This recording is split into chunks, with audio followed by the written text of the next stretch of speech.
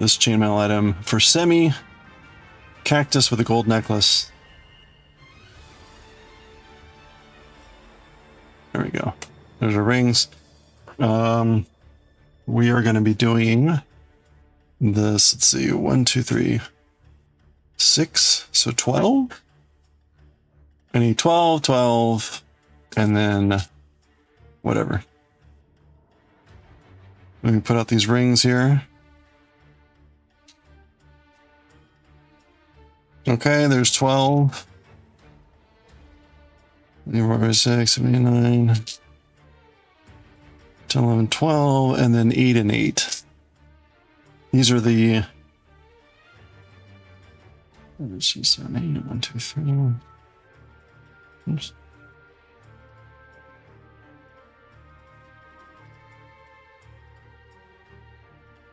Okay, there we go. That should be all the rings that we need to finish off this chainmail. Maybe borrowing one, but we'll see.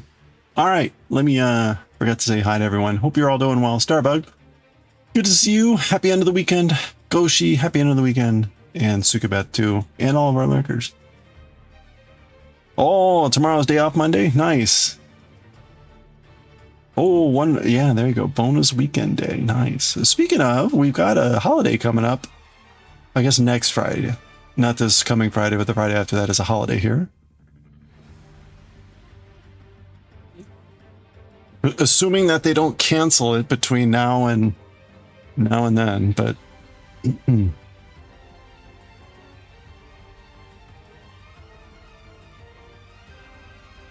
all right, let's do it. Let's finish off this chainmail item. I did kanji or calligraphy today. I put out the calligraphy for the monthly winners, so that is all done. I need to generate the little info card, but that usually doesn't take too long. The kanji that I did for the last month calligraphy winners is water. The kanji for water.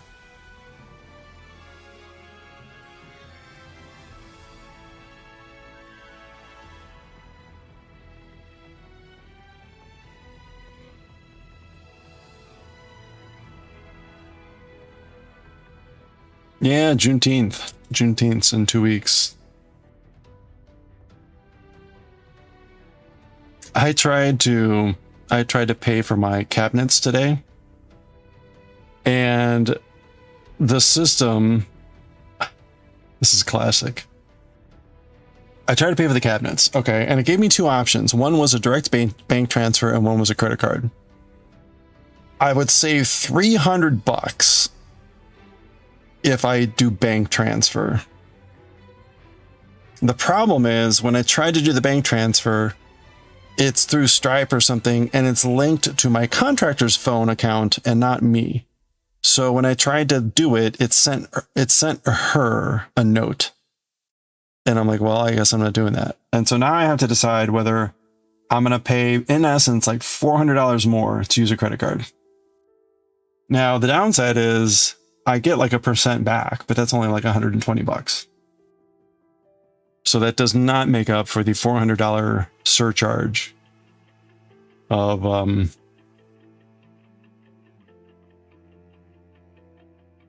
using a credit card. So I guess I'll drop my contractor line tomorrow and ask, like, how do you want to do this? Because that's not a small amount of money.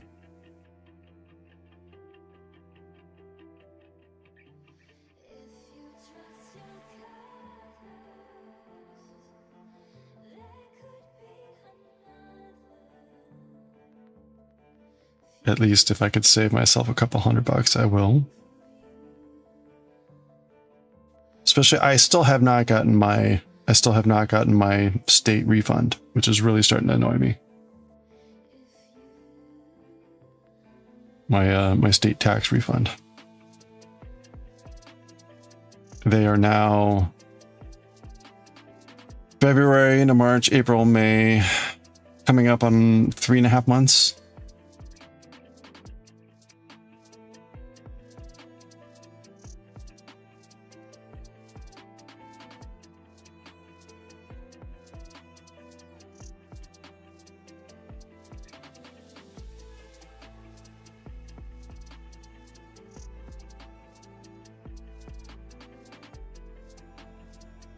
I'll have to look into whether I can electronically file next year or something.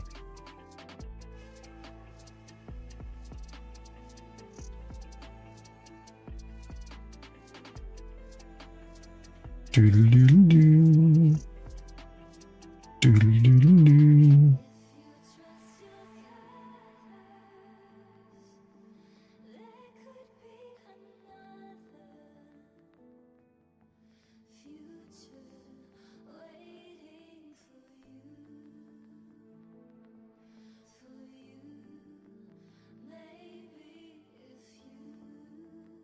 I still file my taxes myself, and I do it on paper, so I'm not doing myself any favors. Typically, it's not too bad. This year was a little bit weird because I tried to do that energy credit thing, and it failed. Tried and failed. Next year might be a little complicated, so we'll see. I may just give up.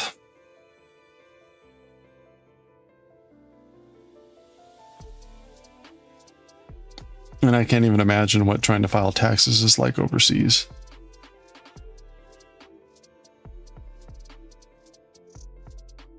There's especially some quirky rule if you're like over there for a majority of the year. I don't know. It's weird.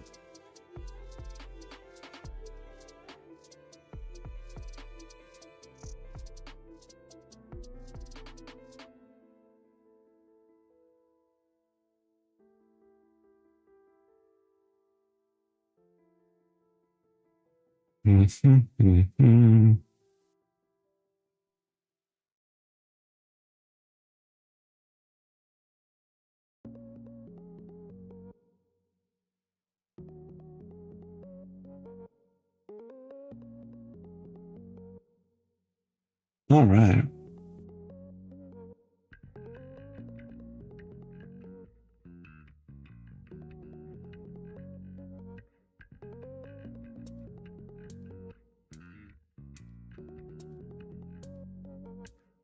I had some salmon in my fridge that I needed to make today. So that means I need to make another pizza tomorrow. I ended up eating that entire pizza yesterday. It was delicious.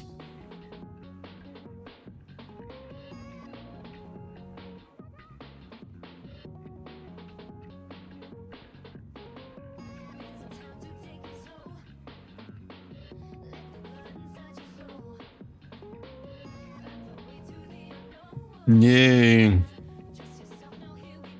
It was probably, so the recipe that I use uses about a pound of flour. So that's like, it's basically like 450 grams of flour, but it makes 2 pizzas. So split that in half. But I put on a pound of mozzarella on the one pizza. So, oh, I may have consumed a pound of cheese yesterday. It's fine.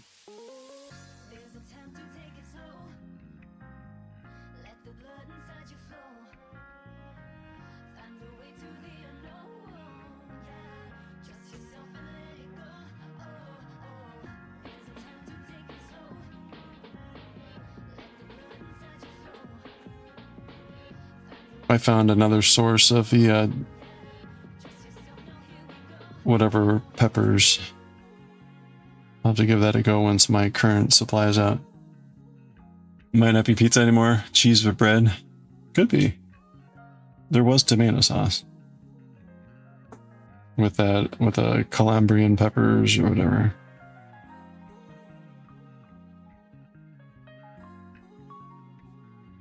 Hey, Steph, thanks for the 3-stream watch streak. Here we go, streakers. Let's go for a 3-stream watch streak celebration with 3 little frogs. Let's go. Whee! All right, there they go with 1 to grow. Thank you so much for the 3-stream watch streak.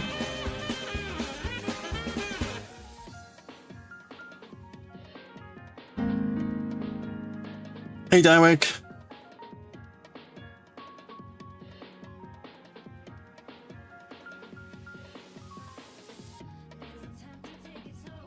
Apparently you didn't like froogies.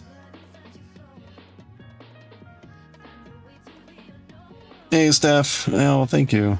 I'm doing well. Hope you're doing well. We're just finishing up this chainmail.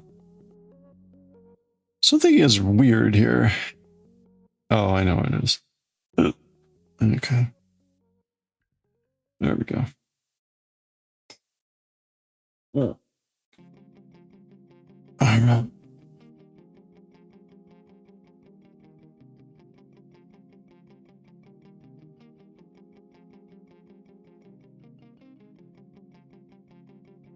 Hmm?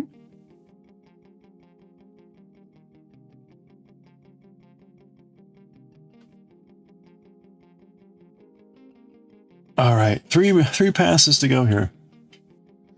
Doing all right. Trying to wake up after night shift. Oh yeah, how'd the night shift go?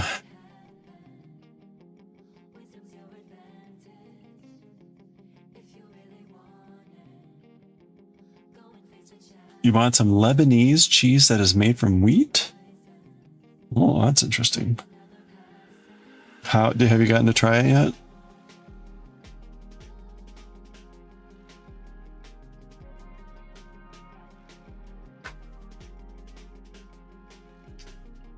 You need to process your eggplants. That sounds like a euphemism, Goshi.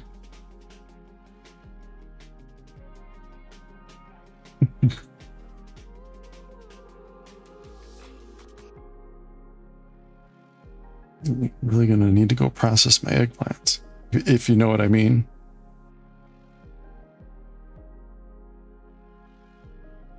Night shift was very busy. Not the best. Oh, I'm sorry. Well, at least it's over. Not yet, but it smelled like cheese. Okay.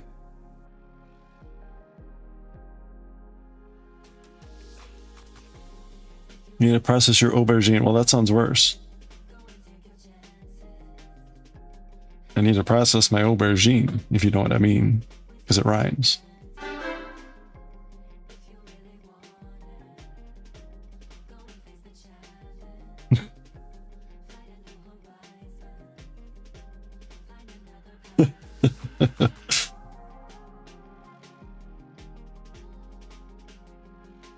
I need to process my chibinasu. See, that sounds even worse.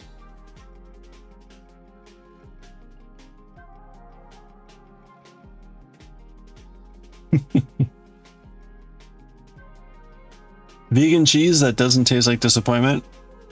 Is that what they claim?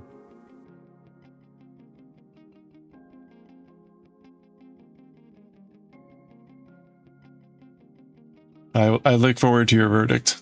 I look forward to your verdict.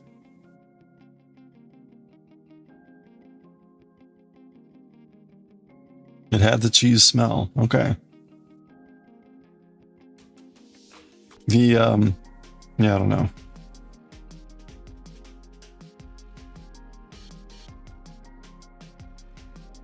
Good luck.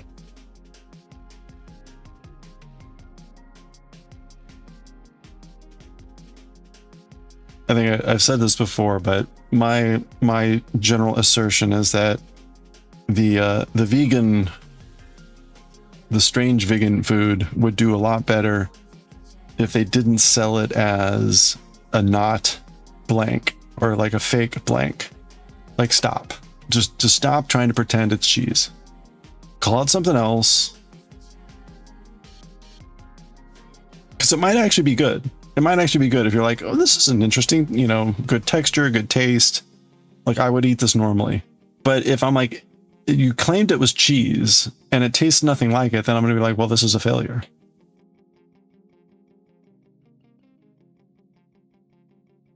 And it will cloud my judgment as to it being a good food product.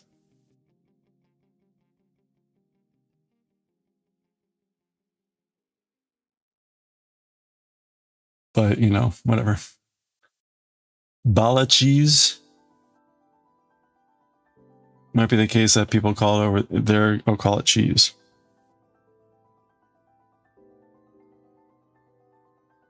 Made when they didn't have enough milk. Okay.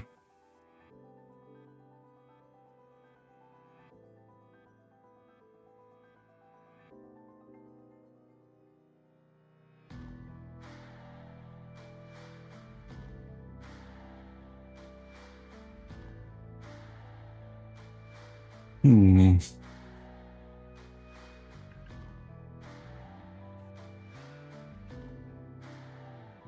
Hmm.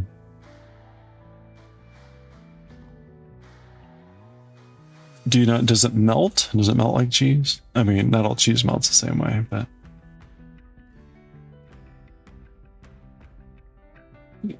Vegan chorizo, yeah, just don't.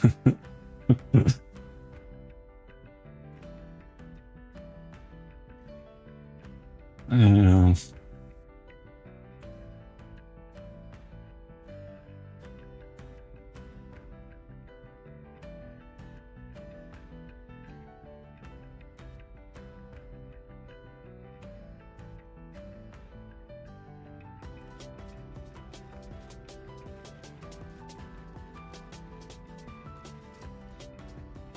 BT, BT.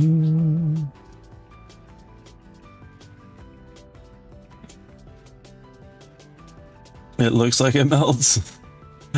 They have recipes. Okay.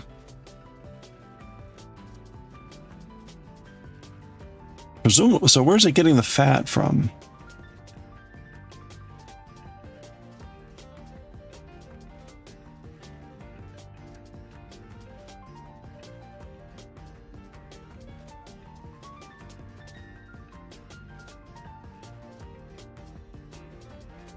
Cooked proteins.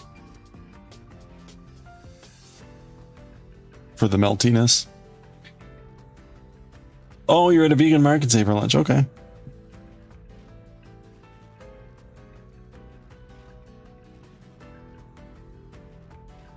But you're now a food chemist? But wait a minute. Aren't you teaching a food chemistry class?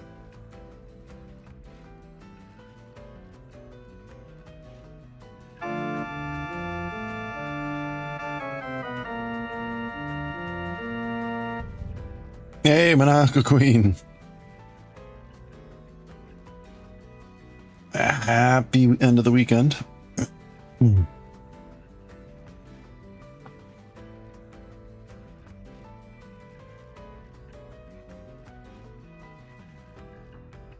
Were you back at it today? How was the rest of your day off yesterday?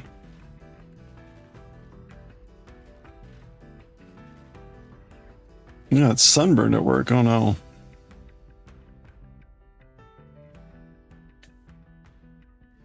Don't want to go there? You're not having to go. Oh, okay. All right. I'm sorry to hear that.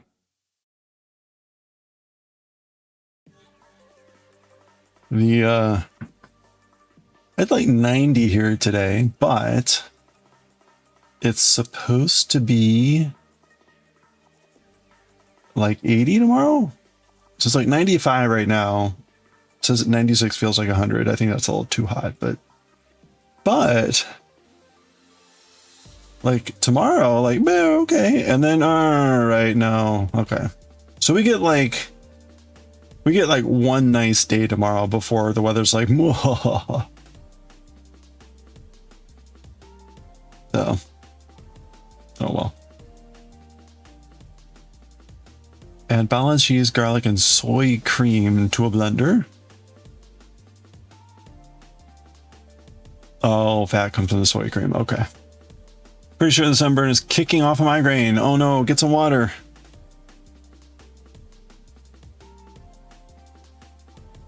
Woo, 9H. You're home for a few days, weekend time. Oh, hey, nice. Any fun plans for your weekend?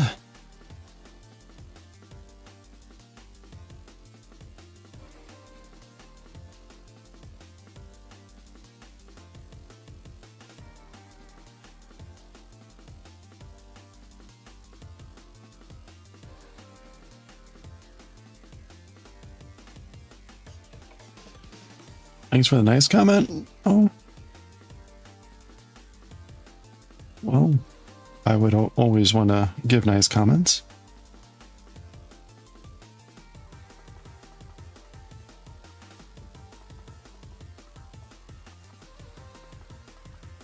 Oh. All right. We're almost done with this. Cleaning and general chores. That sounds like what I should have done this weekend instead of play Mina the Howler. Oh, that was a good weekend though. I did a little bit of cleaning today.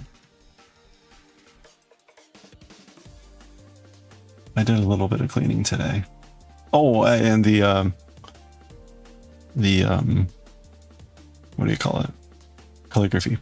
The sort of like less ideal thing. I mean, I enjoy doing it, but the less ideal thing about when I have music, a full music day on Sunday, is that I really get about 2 hours. I really get about maybe 3 hours of like downtime on Sunday. So it makes Sunday a little bit compressed. I've been thinking about cutting back a day or two on streaming, and it's hard though to figure out what day, because Sunday would be nice to just reclaim some time, but the Sunday tends to be quiet streaming, so it's actually kind of nice. It's a nice day to stream. But Friday and Saturday are prime targets, especially this last Friday. So we'll see. I'll keep thinking about it.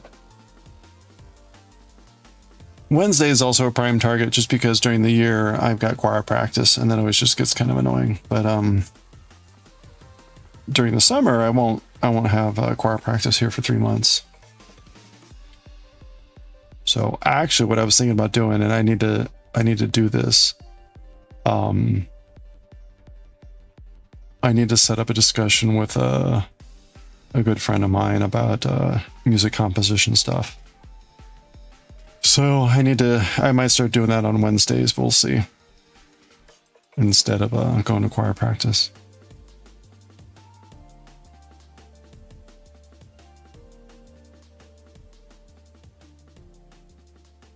It was funny. So we've got in our choir, in our bass section, we've got 4 basses really right now. So me, another guy who's a very solid bass 2, nice little voice, he can hit the notes really well. And then 2 other guys that are okay, but as I've mentioned, right, one of them has pitch and rhythm problems, and the other ones can also be kind of questionable. But I finally got they both, this is a weird thing. They both have no sense of pitch in their lower range. And we have this one song that we did today, actually, in particular, where there's just like a pitch where we drop like a 4th or a 5th, and they just can't hit it. They sing a note, but it's not the right pitch. And it's as though they can't even tell that that's not the right pitch. And it's just really weird. It's something in the lower register, like the inability to recognize that what they're singing is not the right pitch. And it's generally better and higher in the register, but like at the bottom, no. And this is really bizarre. And it's both of them. Both of them cannot hit this one pitch in the same song. And it just befuddles me.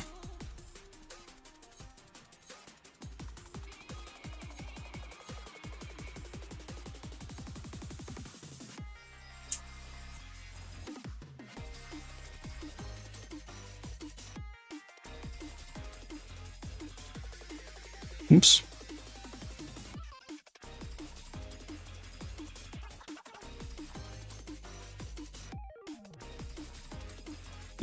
I don't know. They're usually separated by my other compatriot who can sing.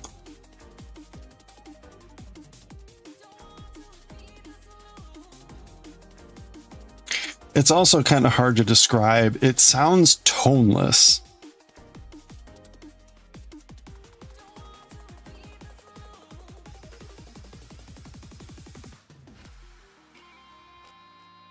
In other words, like it sounds more spoken than anything. As a bad musician, you pity you as you pity your teacher. Are the amateur? No, it's really hard to describe. I would need to like have a recording and like really listen to it. Of course, part of the problem is like I am trying to sing correctly. And so as much as I mean, look at it this way. Imagine trying to sing something when someone is also singing next to you incorrectly. And how much you don't want to pay attention to what they're singing because they're wrong. So it's, and if you've never done this, I mean, just imagine playing in an ensemble where you've got someone where you know we're supposed to be playing or singing the same things at the same time. Imagine what that does for your own confidence when you hear someone continually not doing what you're doing when they should be. It either drives you mad or it makes you better because you have to be focusing on what you're doing, or something in between. And I oscillate between the two on any given day.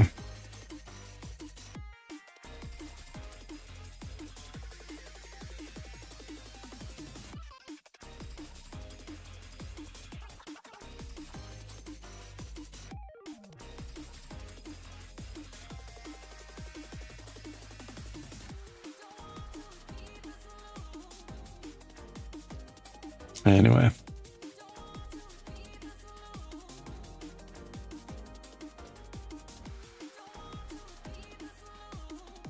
The other thing I can't quite understand, I mean, I get it, but I don't know why it's like focused here, which is this collection of people that seem unable to use you and I properly. So this is just grammar bitching, but, so, right, the most, I guess there's at some point where someone realizes in their life that I am just always going to say you and I, regardless of whatever, regardless of grammar and proper usage. So for example, they will say things like, that's something important to you and I, which is not correct, right? It should be to you and me. Now, there are times when you and I is proper, right? When it's the subject, the nominative or whatever. But in the other cases, when it's the object or the dative, etc., you need to be using you and me. And it's just really weird. I don't. Yeah. Anyway, so anyway, we had that happen today. I was like, why does this happen?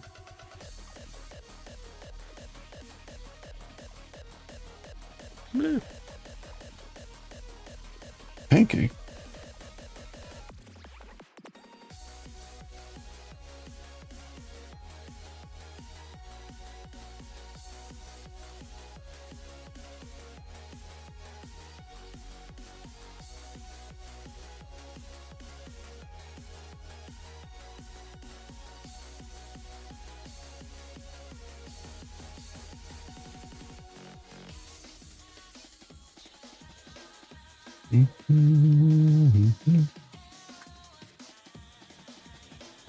First world problems.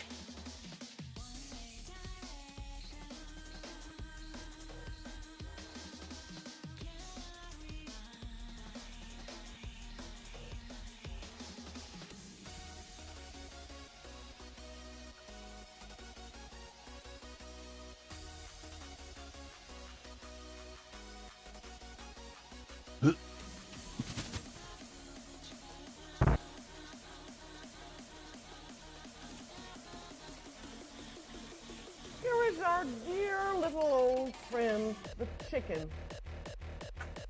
Hey, chicken. Remember thing that always annoys you, people using less instead of fewer. Oh yeah, that one was also pretty pervasive.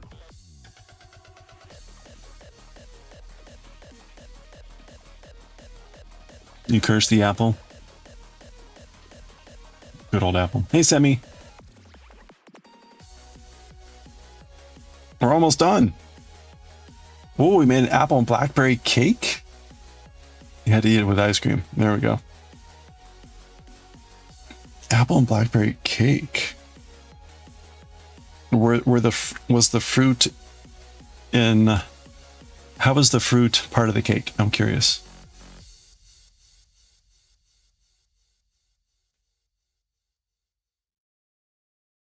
Cursed apple. Somebody said to me, it's coffee. Coffee. Coffee, how are you doing? Let's get this streak here in a second. Gonna take a pic. Okay. Well, I mean, like, was it in the batter? Was it in like a cream frosting? All of the above. Okay. Coffee drinker, thank you so much for the 10 stream watch streak. As Wim completely just steps all over the music here. Let's go, streakers! Well, that was way more than 10. And one to grow. I'm just kidding. How are you doing, Wim? Good to see you. Please take pictures. That sounds delicious. Blackberry and apple? I'll take. Yes, please.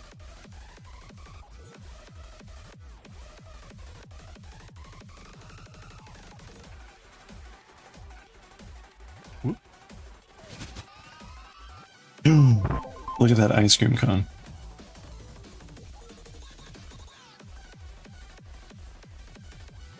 Hello, Arnita. Whoa, and thank you for the check-in. Hope you're doing well. We're making good progress. We're almost done with the cactus. I did another row yesterday while I was watching Chicken. Processing videos. Chicken was playing Metal Gear Solid.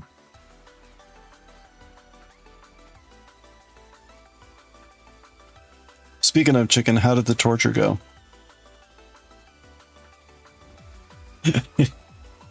I'm just teasing Wim. It was pretty funny. You finished painting. Installed new lights. Did silicone on the borders. Cleaned the room. Now the only thing that remains is filling the room with junk again. All right. Nice. Like that's your room probably right now looks like it does in the really fancy magazines where they're trying to show off the room or the furnishings, and like there's nothing there. Like no one actually lives like that.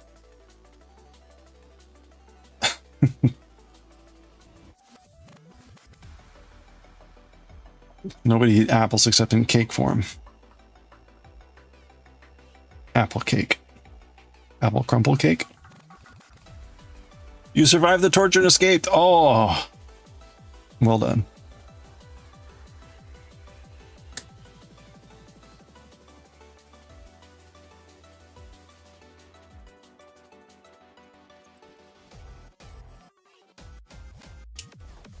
Did anyone watch the Xbox whatever? Oh, you posted pics? Okay. After the last Discord debacle, I'm not sure if they're there. Alright, let's check it out. Discord likes to tease Goshi about whether Goshi is actually posted. I see. Oh, look at this. Okay. Oh, check it out. I think that's a blackberry there. Okay, so it was chunks of fruit in the cake. It looks more like a pound cake or like a denser cake. It looks delicious. Yum, yum, yum. And with ice cream, obviously. Senu, how are you doing? Good to see you. A cake in the shape of a shrimp. It's a technical room with a heating system, so it would be shown in the magazine. I don't know, you could gussy up that heating system and make it look really fancy. Or like, you could steampunk it. You make it look all steampunky. Like, you know, with bronze and machined parts and maybe like glowing blue things. Make it all look all real cool. Persona 4 and 6, yeah, I saw the Persona 6 thing. Although Persona 6 thing was just like really vague, like, what the hell is this? And then P6, like, okay, sure. Hey, Rebecca. Happy weekend. Happy end of the weekend. You watched Game Fest, whatever, yesterday. 1666 Amsterdam. There's a lot of interesting games out there. Not dense? Okay, so not like a pound cake. Oh, you're working on a new diamond art. Nice. What are you working on now? I'm trying to remember from the Xbox One what I was like, oh, that looks kind of interesting. There was one with like a magician thing and the Devil's Deal that looked almost like a spitting image of a BioShock. There were a couple of games that felt like BioShock, actually. Yeah, I've been watching game shows. I saw this randomly. I wasn't expecting, but I had just finished preparing my lunch and sat down, and it was like in the middle of it. The heating system is the most expensive thing. Exactly. We'll bling that thing out.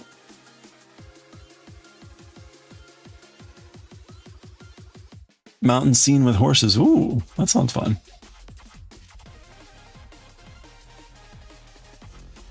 You know, I'm trying. Oh, wait a minute. Hold on. It's going to take a second to find, but it'd be well worth it. So this far removed, this is going to look totally like some sort of 1600s or some sort of like 1800s. Like, what the hell are you talking about? Let's see if I can, is this it? No. Oh, that was the Titanic.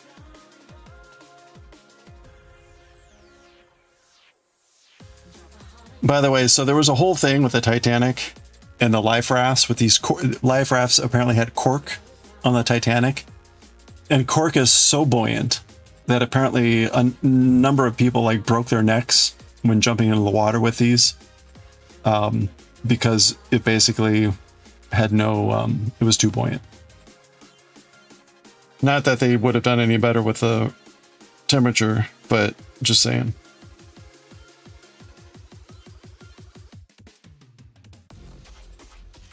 All right, hold on.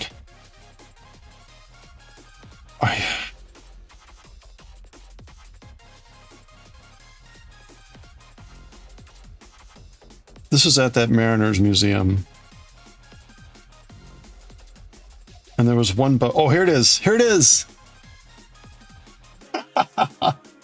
So this was Dollar's ship. And it's... Anyway, the history of the dollar. But anyway, it's just really funny to see that. Like, what the hell? This is like some sort of like sick, early 1900s cartoon. The sack with the big money sign on it.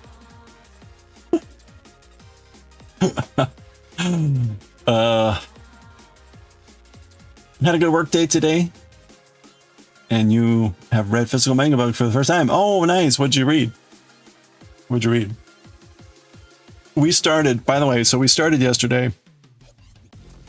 AstroBoy, this chapter, which is the world's greatest robot. This is probably one of the more well-known stories. In fact, if you've seen or read Pluto, this is the story it comes from. So we just started reading this. Unfortunately, the intro was this nightmare. This was some sort of like poetic reflection, and the language in it was just ridiculously dense and obtuse.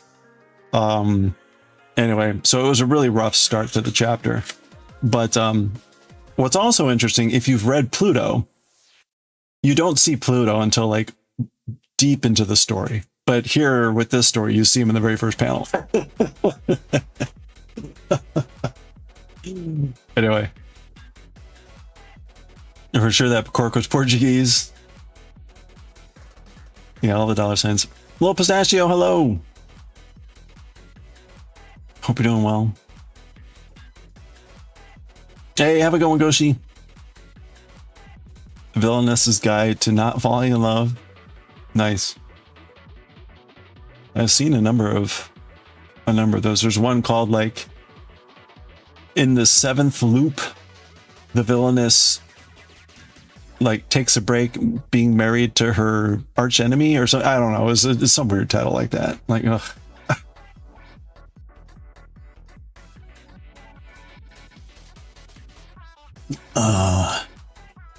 Anyway.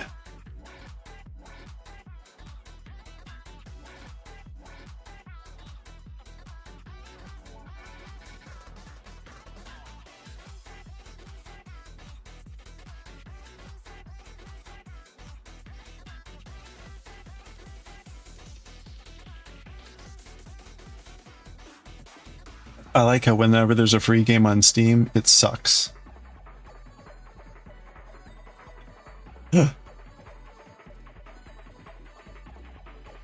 Hold on, let's check this one out. Remothered? Sounds terrible.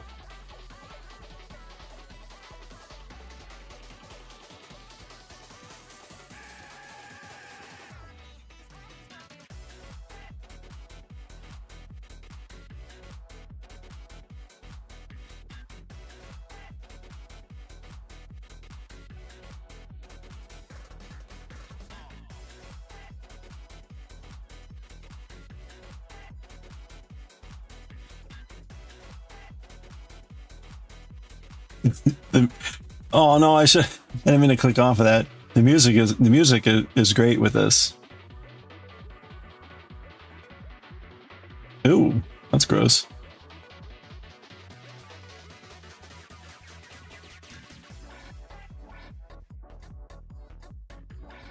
Remothered looks very good. That's the one quote they could pull from there. The clock tower successor you've been waiting for. What the hell's a clock tower? More like this is, are we going to see clock tower? I'm curious what. Escape the back rooms. Apparently it's like Skyrim. Something tells me that's not true.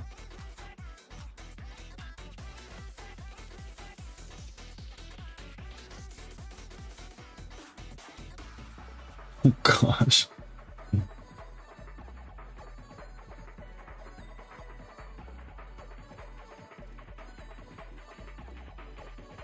Oh, I got Alien Isolation. I should play that sometime.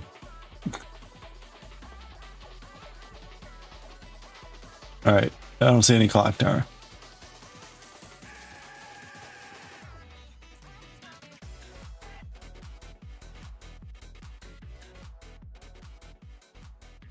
There's times when it looks nice, and then there's times where it's like, that looks awkward.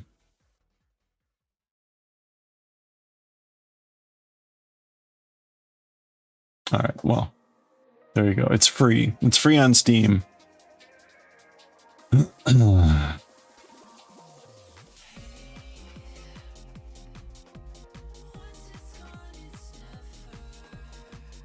I guess I'll go ahead and add it to my account. I'm never going to play this. All right, well, there you go. Free games. There was a free game that popped up a couple months ago, and I grabbed it, and then I went ahead and installed it just to play it, and then I uninstalled it. And I can't figure, how do you actually delete a game from your library? Like, I don't even want it in my library. Like, please go away. I couldn't figure out how to do that. I thought you used to be able to like remove stuff from your library, but you grabbed it, you lended. Oh, at the same time you got the knitting book. Oh, nice. Okay, cool. The Villainous Guide to Not Falling in Love. Beep, beep, beep, beep, beep. Hey.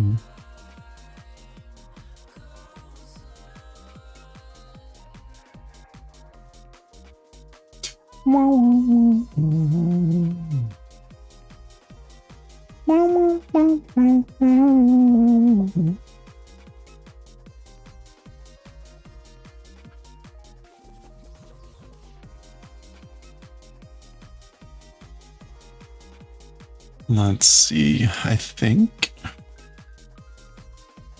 Wow, okay. I want to finish this.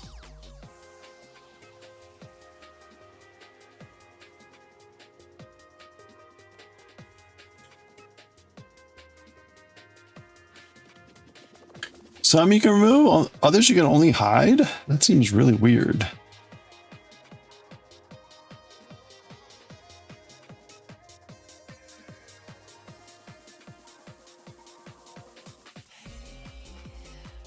The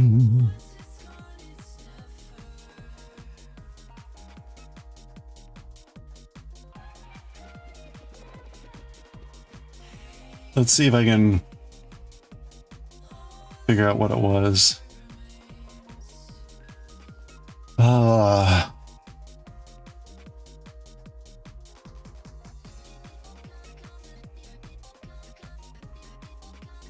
Oh, I think this was it. Kiki.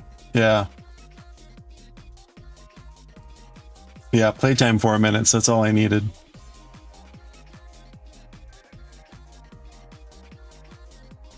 Like, yeah, you can hide it. You can hide it, but you can't, like, remove it. It was really weird.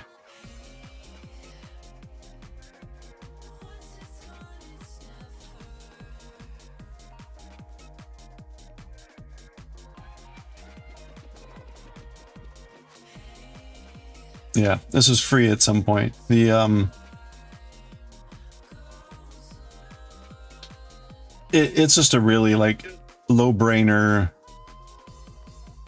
obstacle course type of game, and the collision on it was terrible. So I only needed like 4 minutes to be like, yeah, no, we're done. But then it's like it's stuck.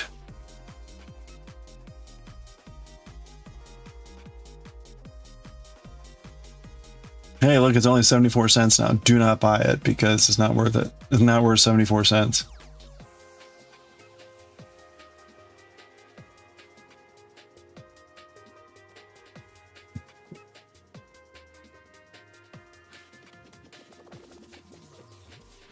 This feels like a student's final project for a college course. Not worth your time, even for free. I concur. Ooh, Knight's Night.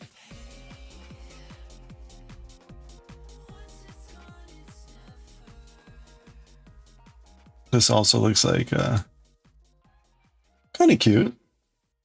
I'm a sucker for retro platformers.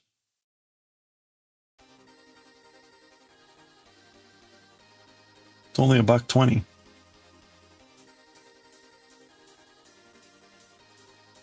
I like how they call it 1 bit.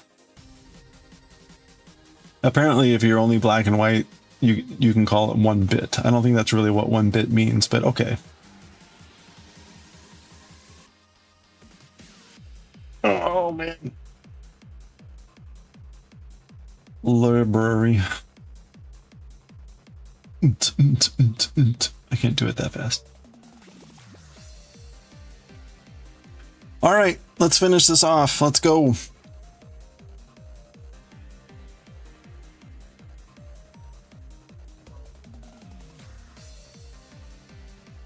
Oops, wait a minute. Wait a minute. Gah! I'm okay.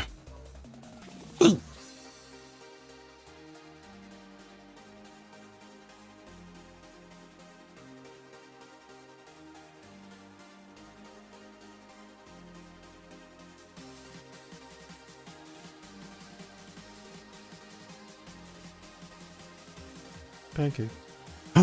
Pancake. My wings.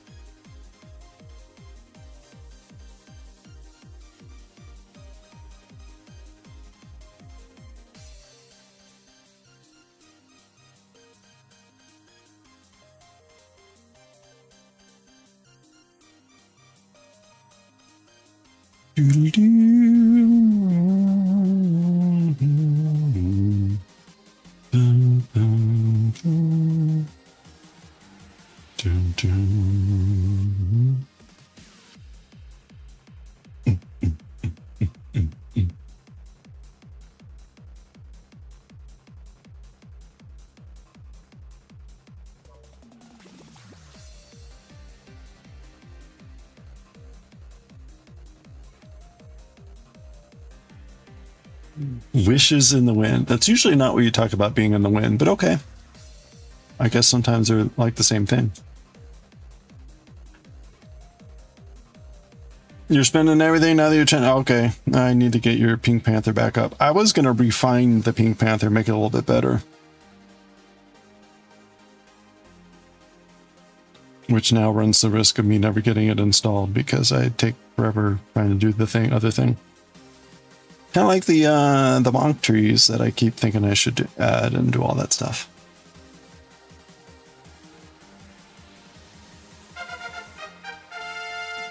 And I haven't updated that in like, well, since January. I have updated it. I just haven't uploaded the graphic. So at some point, all the little things add up with time and like, ugh, can't do them all. I should just get rid of that update stuff though. I think I can turn it off.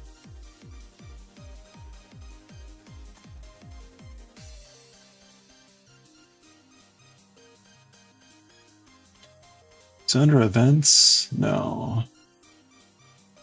Timers. Yeah, okay. Let me mute these.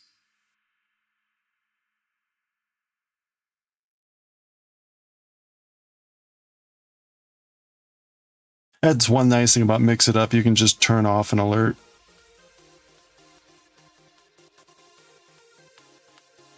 Okay, we got an ad break. Almost done.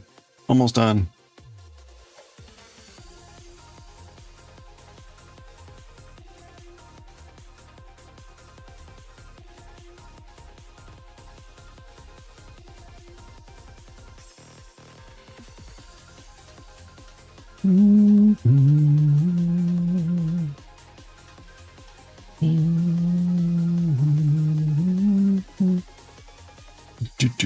Do.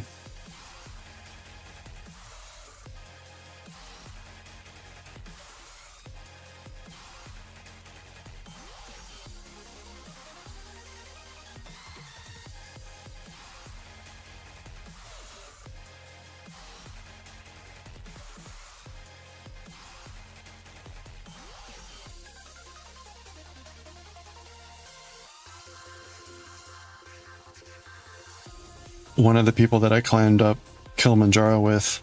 Oh. Alright, there's the outbreak.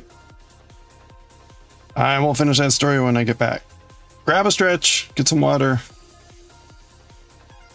We'll talk about Kilimanjaro stuff when I get back. Only 5 rings left, so close. Hold on.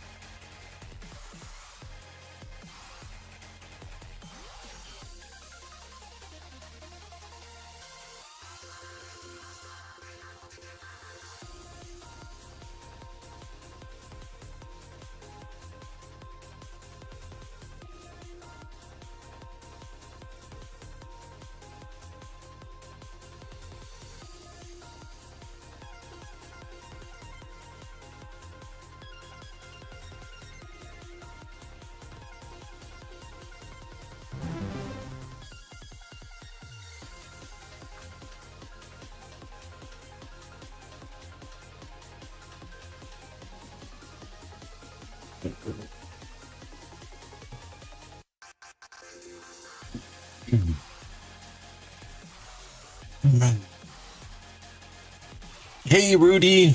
Happy weekend. Hope you're having a good one. All right. We're almost done. Look at this.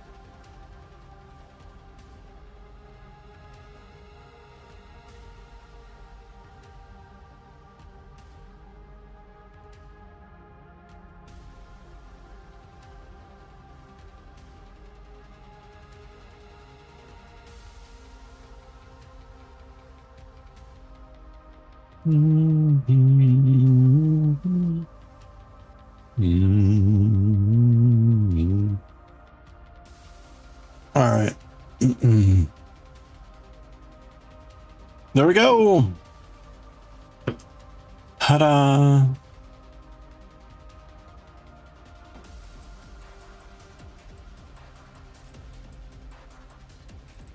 All right. So I always start these with 2 extra rings up here, just because it, wow, it's right on my nose. Achoo.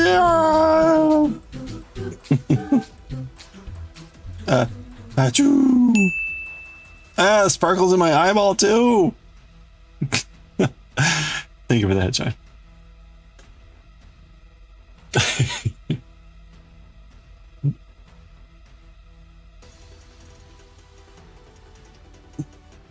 So I always start with 2 extra rings when I do that first ribbon,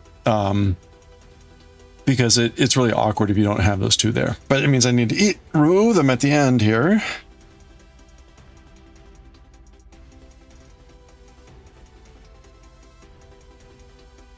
Which is not really trivial. That's like that takes some serious strength there to rip those apart.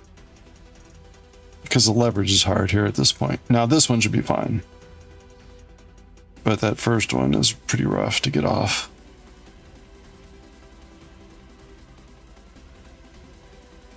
And the piece of resistance, as they say.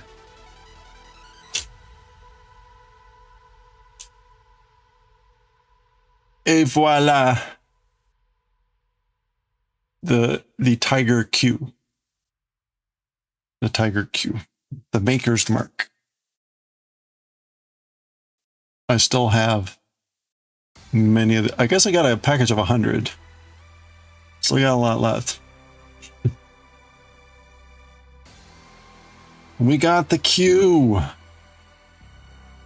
All right, let's see. So we'll put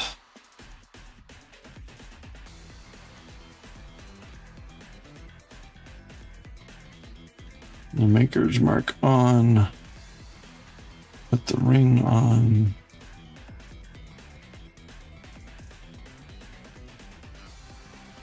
There we go. And we're done.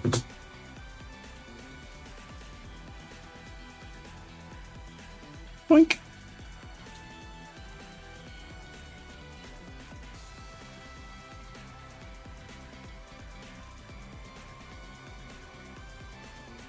Yay. Okay, Semi. Either we need to meet up at a Fiber Festival or something, or I will mail it to you. Whichever you prefer. And then you keep seeing about like what an average person does in lifetime, framed as you'll have 1.4 children. and what have you. And it goes, you'll make a mean grilled cheese. It's supposed to be an upbeat thing, but like, no. It's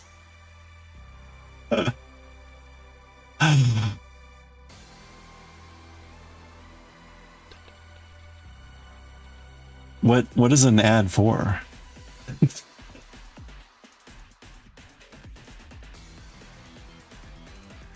The Fiverr Festival is just for vendors. Oh, the one that's coming up.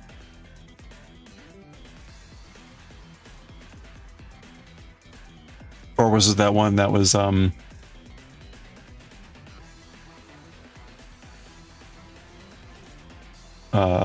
what was it? I can't remember. Oh, in Sterling, okay.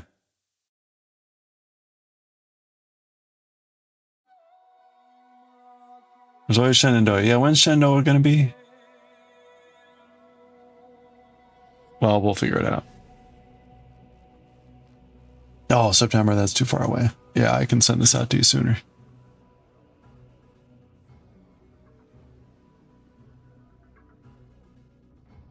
Of course. There we go. But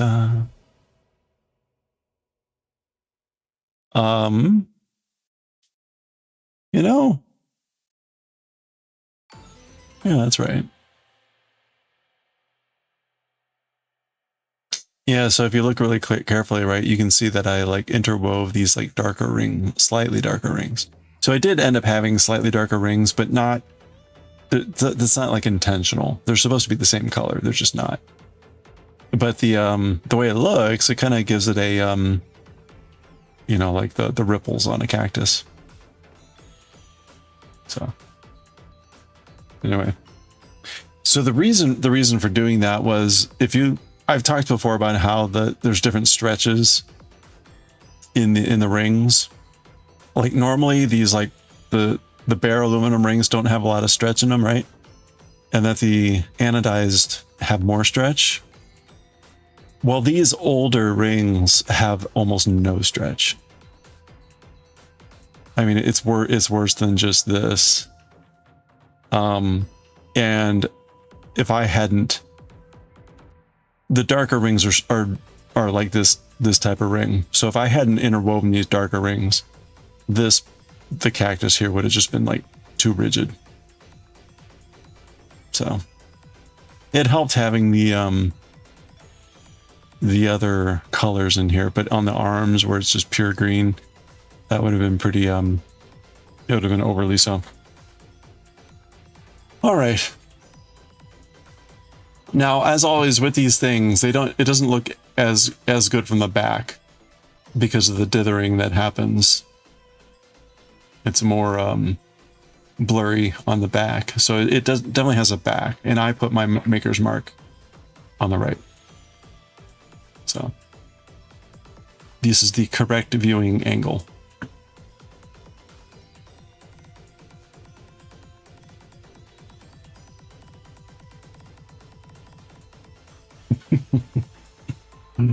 Okay. All right. You know what? We're kind of done. These are done, right? I finished off the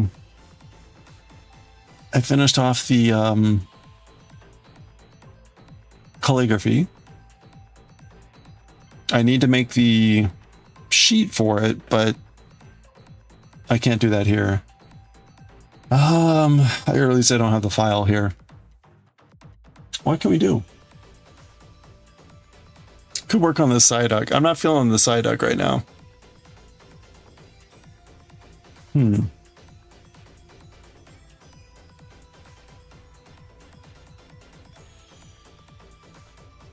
know what? I needed to email Seslin, or I wanted to get Seslin about making a new one of these. So we gave this away in the Moko giveaways last month, but I kind of want to keep this one and offer to make Seslin, who won it, the ability to make any color combo that they want.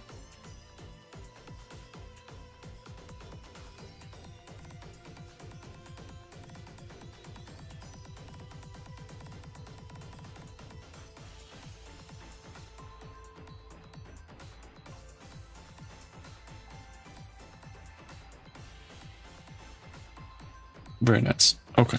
Well, what to do? What to do?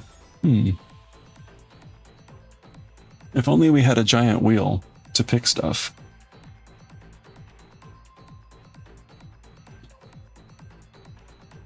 I'm looking at my shelf.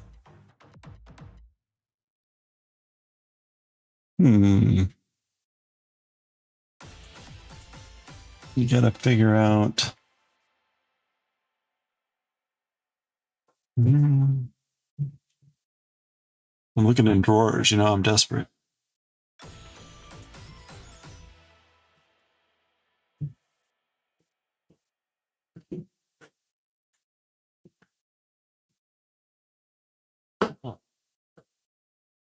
No.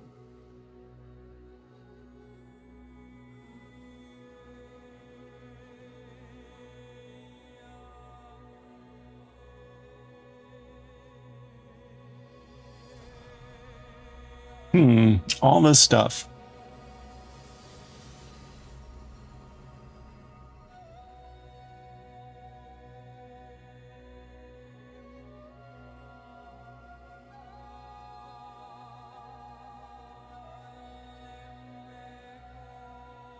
Oh.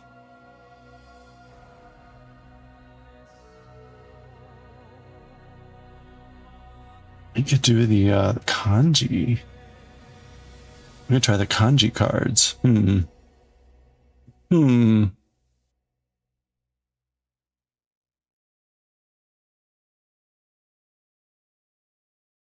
What to do?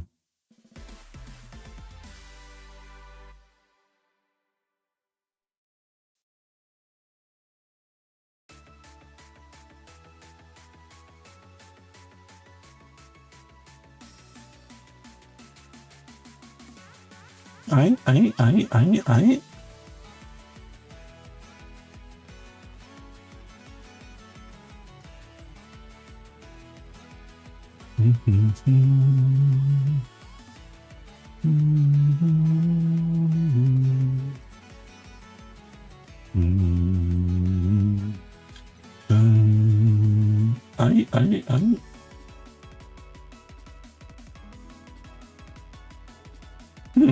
Yeah, I don't know.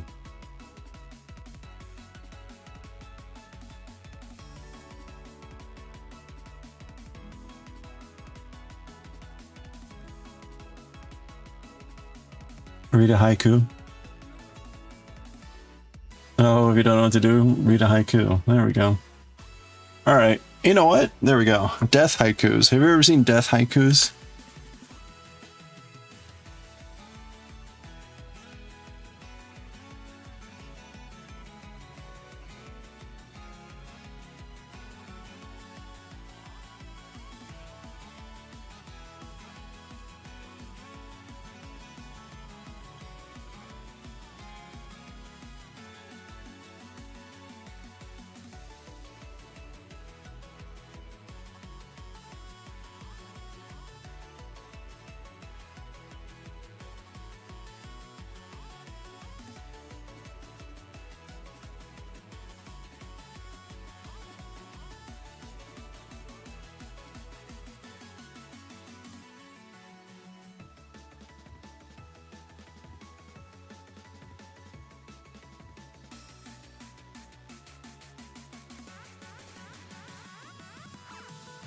There we go.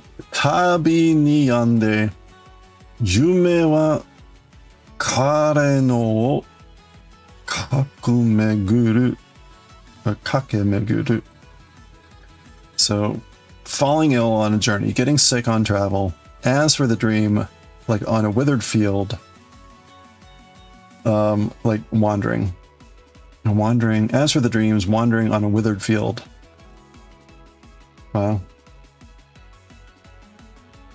Kakemeguru. To run about. Dreams rushing about on a withered field. Dried up field.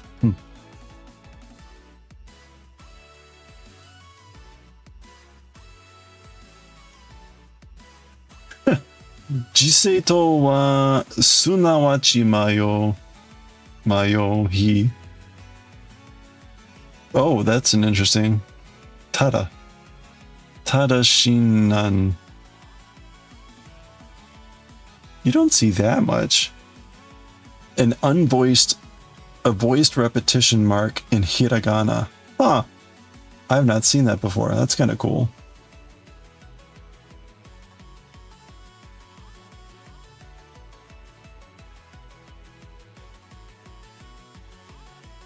So this is to repeat the previous sound, but add the daiten or whatever they're called, dakuten. So tada.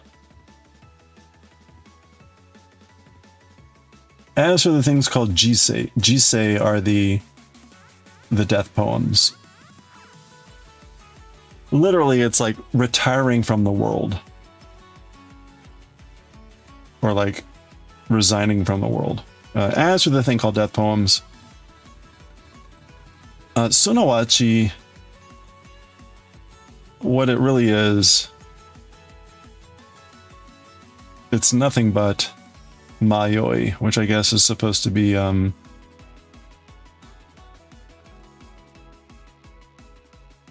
not mayonnaise. It's just death.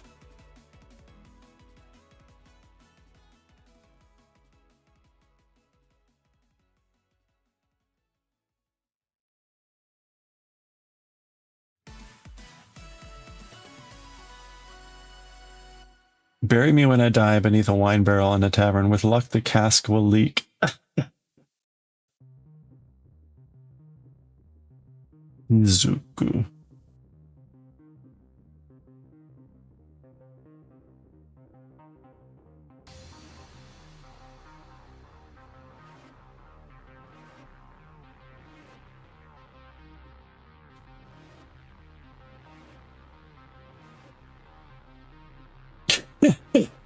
Oh, young folk, if you fear death, die now. Having died once, you won't die again.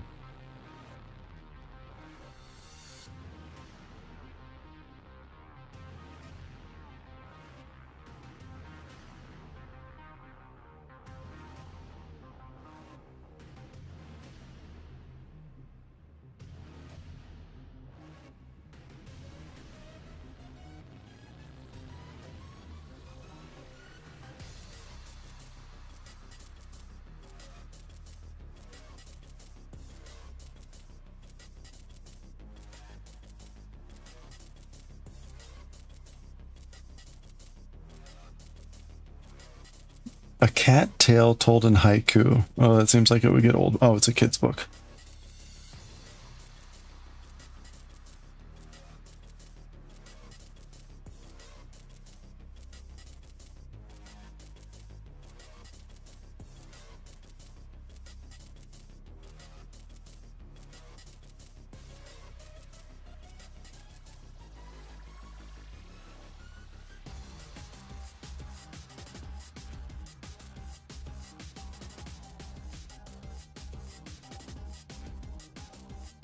There's the poem.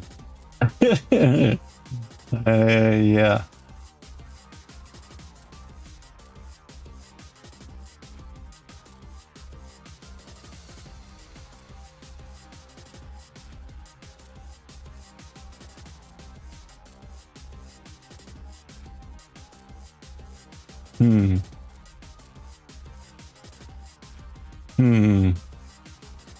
I think that's Yama.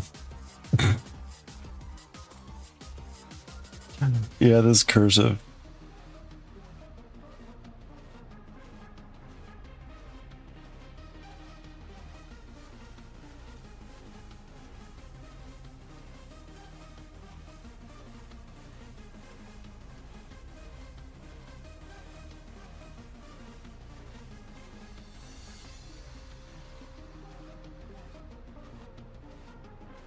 Uruike ya kawazu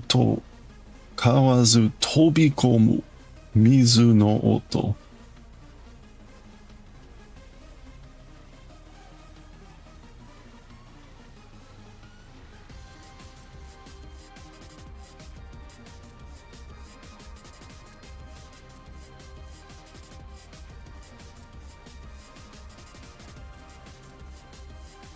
How are you supposed to be able to read it? Yeah, I don't know. Hey, cursive in English is generally pretty normal. The problem with like Japanese and Chinese is like there's so many characters, like so many scribbles look the same. Like, good luck.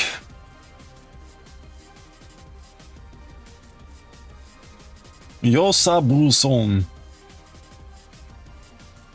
So many of these characters look like this. Like, oh yeah, that one.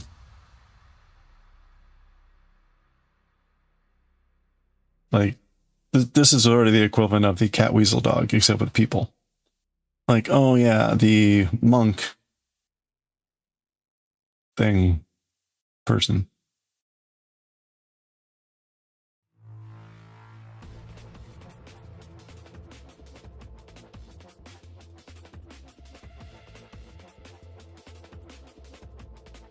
Ah, look at the horse. Huh?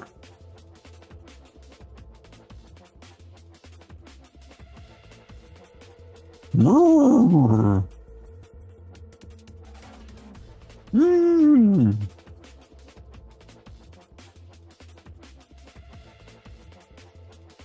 Oops. Ooh. Crows. And a falcon. Looks like a pretty scribble.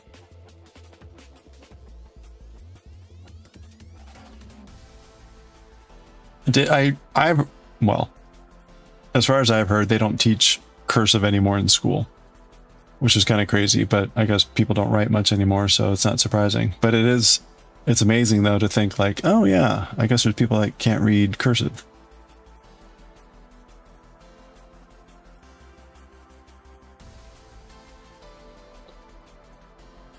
Which is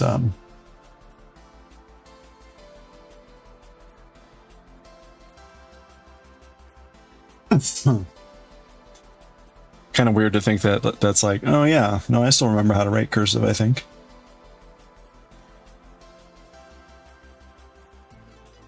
There's only, honestly, right, there's only a few letters that are like really weird. And it's all from the tyranny of being able to continue writing without lifting your pen.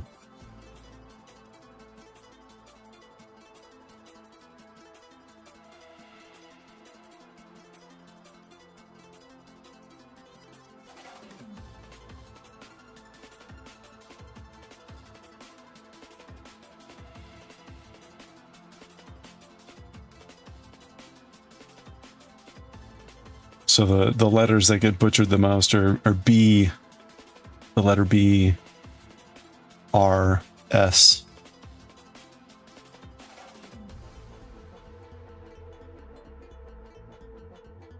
What else? K is pretty wild. F is also kind of weird.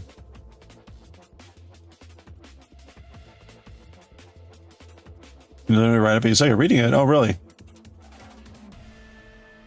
Oh, okay.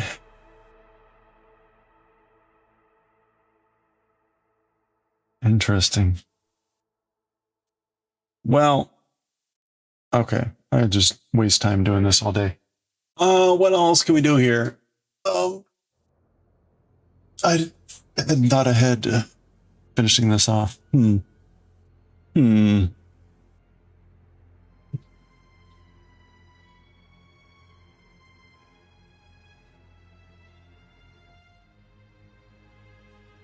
Is there like a short Tunisian something I could do? Let's look in Ravelry.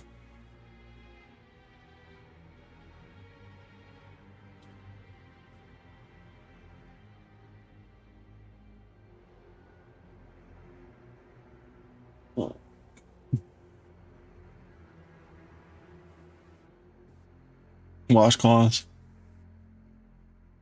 Cursive, what you learned in school as a kid? Yeah, same here.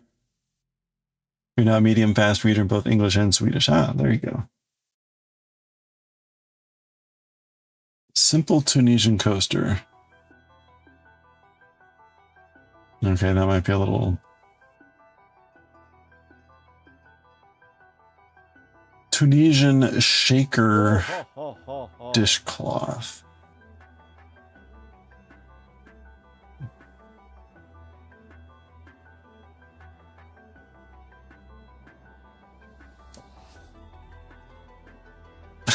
with the photo.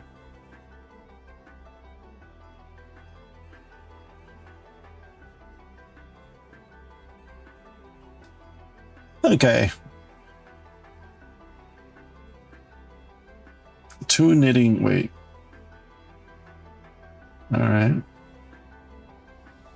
Comfy worsted. Any worsted. You can use a Tunisian crochet hook or a straight regular crochet hook without a thick grip on it. There are few enough stitches. Oh, I see. So because this is a smaller project, you don't need technically a Tunisian crochet hook because you're going to just use this as your whatever.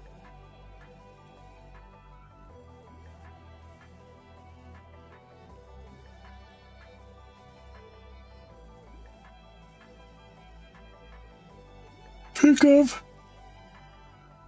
Okay. Oh, damn it. See, why is it? This annoys me.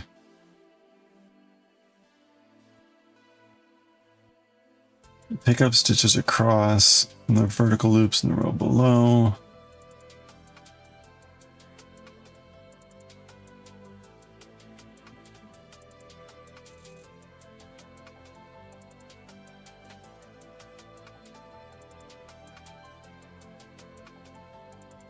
Okay, each row means working right to left and left to right to complete 1 Tunisian crochet row.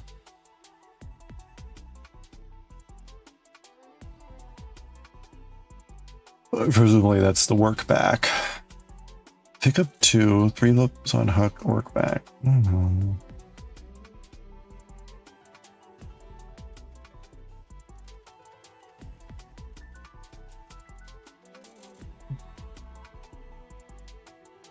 Oh look, Kitchener stitch.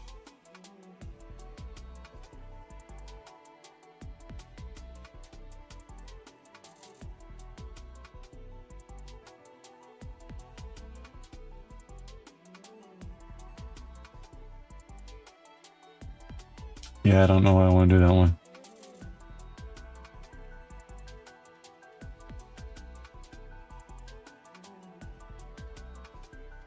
Oh, thanks, Sammy.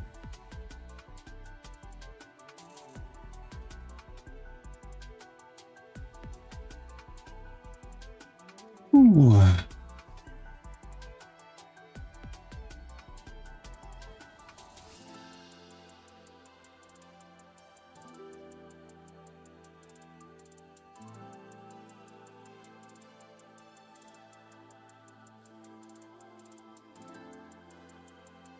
Got a lot of free patterns.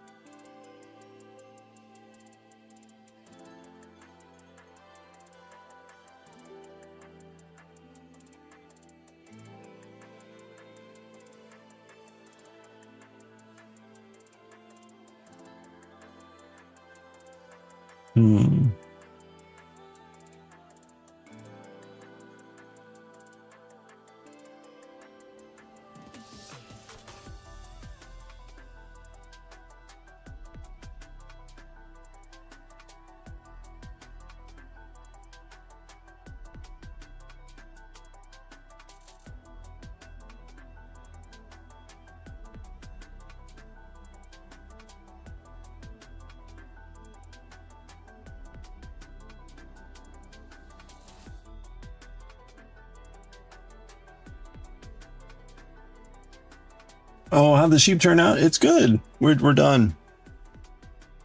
Sheep came out pretty well. I still haven't taken any photos, but yeah, I think turned out pretty well. A lot of cursing at the end, putting on the feet, and these took a long time to make. These were very time intensive.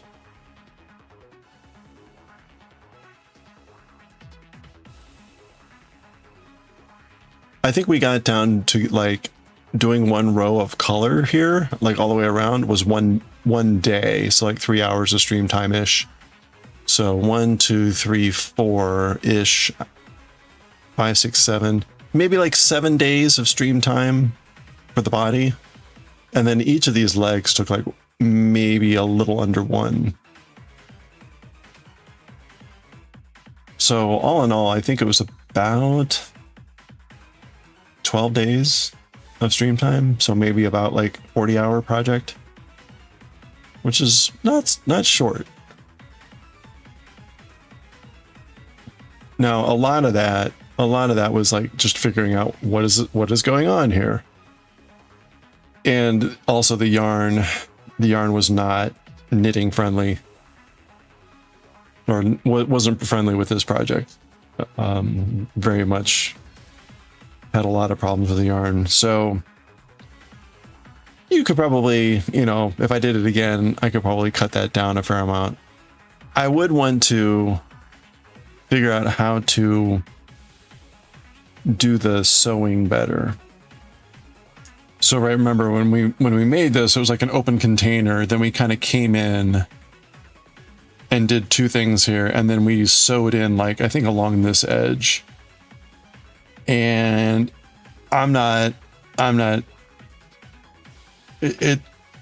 it's done, but it doesn't look great.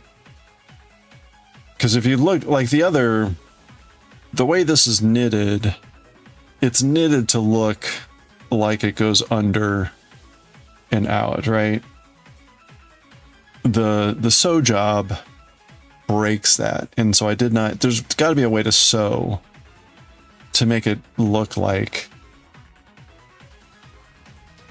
the rest of this, but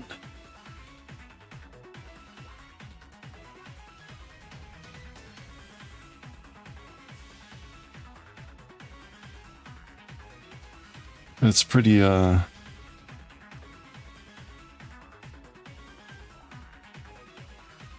I'd want to fix that. I'd want to find a better way to sew things together.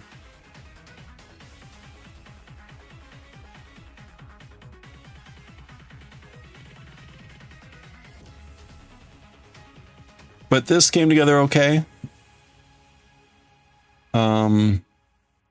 Also, if I were going to be really nitpicky, I would make the ears in a way that they were more mirror images of each other. That's supposed to be symmetric, but the way you end up making the ear, it's slightly biased to one side. So it would be better to make the mirror image of that so that you get more symmetrical looking ears. But that's a really minor thing. Also, my sheep has a little bit of an inherent twist in it. So I would probably like block it, like, and twist it to get that twist out of it. But we're talking really minor details at this point. But all in all, I think it came together pretty well. For my first entrelac, certainly, like, that was pretty good. Now, you will recall also, what was it? Very early on, I switched how this one stitch worked. So you see here and here how the purple kind of goes into there. I switched it in a way that it would be easier to show than explain, but in a way that it doesn't go over the white stitch, it goes under. You still get a little blip, but it's less intrusive visually.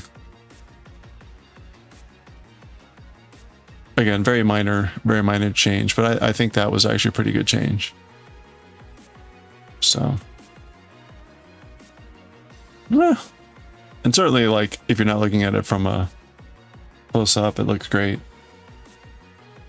Very happy with the way it turned out.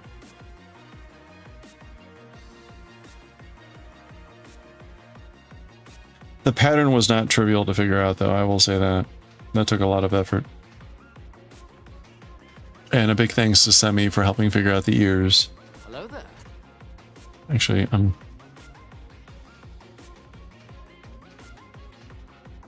yeah, our little baked potato. Our baked potato. pretty good.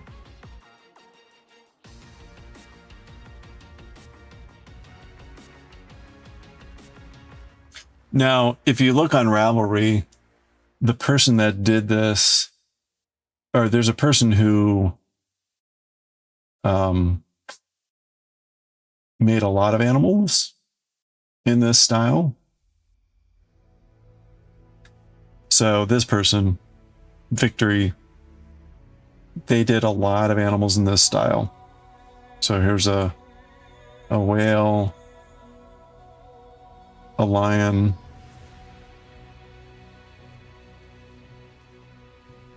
so you can see, right, they took the basic style and then they've added a bunch of stuff to make different types of animals.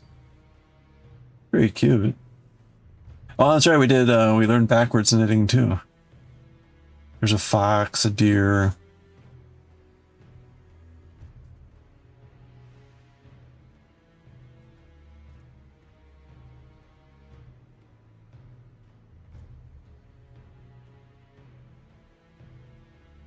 Which deer was more pointed? Yeah, we could probably make it more pointed. What else did they do? A buffalo. What is this supposed to be? Like a dragon?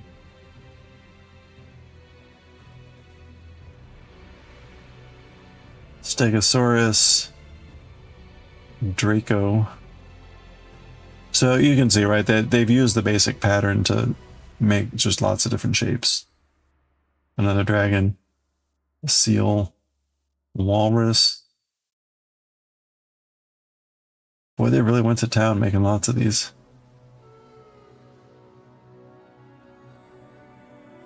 It's not trivial. You can see, right, they've had to make a lot of edits. So this is very impressive. Cute whales.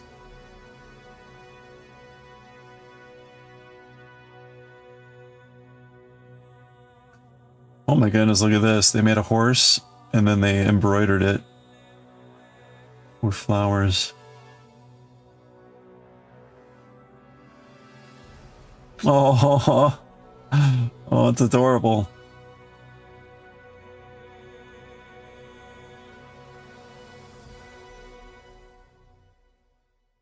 Ooh, look at the horns on this one.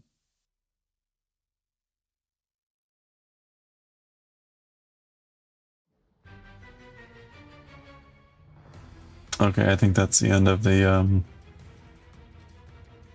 Oh, there's a piggy!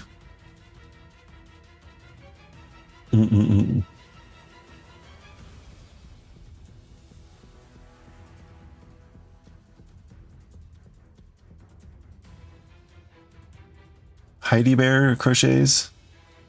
That sounds familiar. Oh, look at the giraffe. Very cute.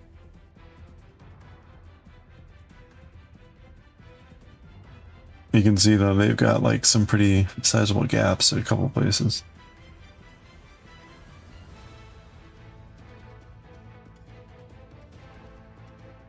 That's interesting. It must be the yarn.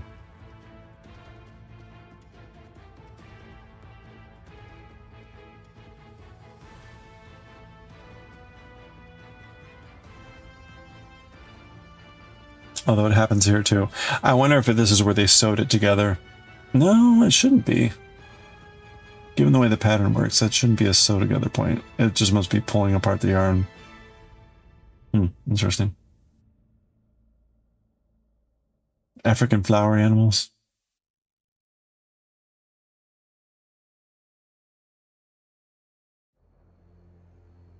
Missing is the eyes. Yeah, you know, the original does not have any eyes.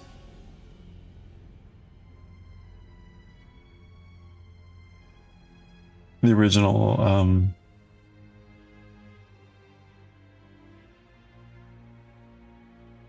is blank. So this is the original pattern. This people have added things. This looks more like a dachshund. I don't know why.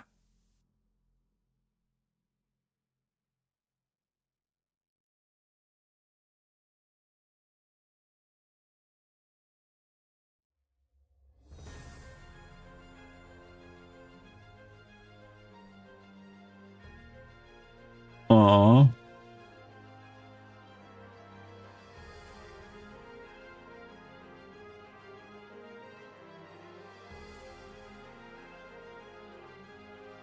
Hey, there you go.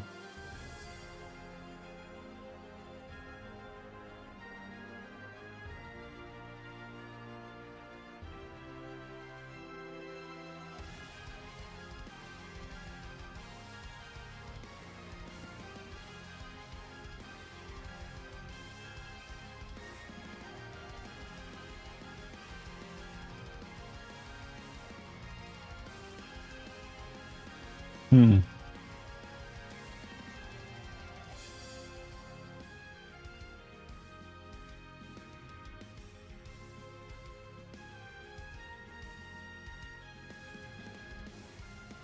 Hey, this is close to ours.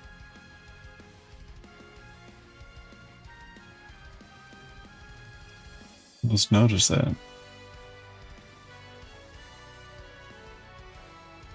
Hey Tess, how are you doing? Just looking at some of the other patterns here. Yarn ideas. Fellow potato. Oh, you made it home. Welcome home. Log posts.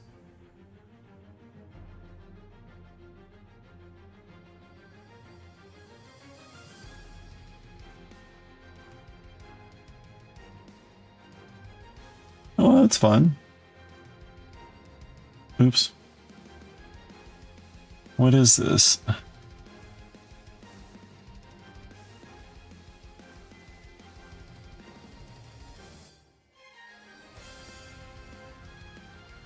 Oh, it's a corner to corner? Wow, that's really tiny corner to corner. Yeah, you see it with the diagonal here. Yeah, it's really small knit or crochet.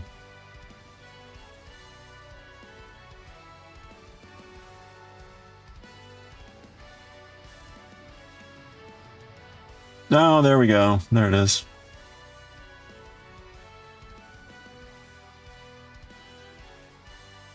Oh yeah, the corner to corner. I've still been meaning to do that. Haven't gotten around to it.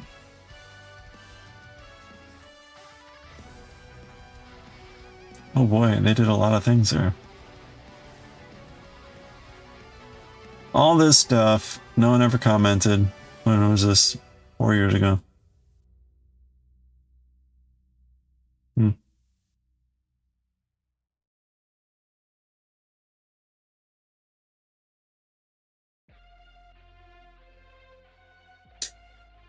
You'd love to do corner to corner? Never found a good tutorial. Yeah, you know, I need to dig that up again. We ran through the basics. The corner to corner itself is not difficult. It's learning how to manage the color changes depending on what's going on in the pattern. Because you have to make decisions about when you're going to try to float the yarn and when you're just going to start a new spindle or a new thread. And so you have to, there's definite like yarn management issues with corner to corner, depending on what you're doing. If you're trying to make like an image.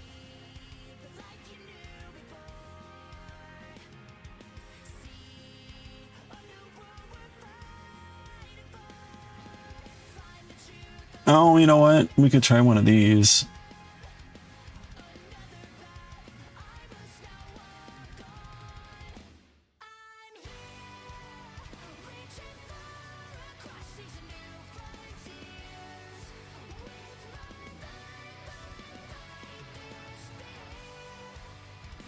No, videos, really?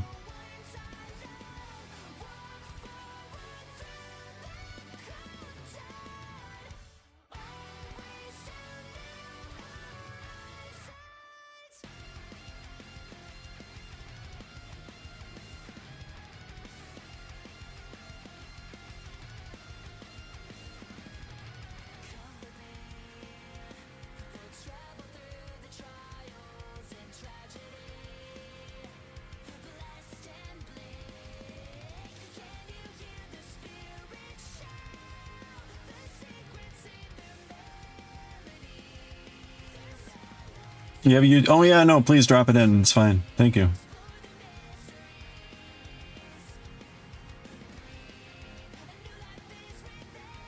That's a shame. Neither of these patterns is easily gettable. Oh well. All right, let's check out the. From the purple poncho. I'm going to counter stitch.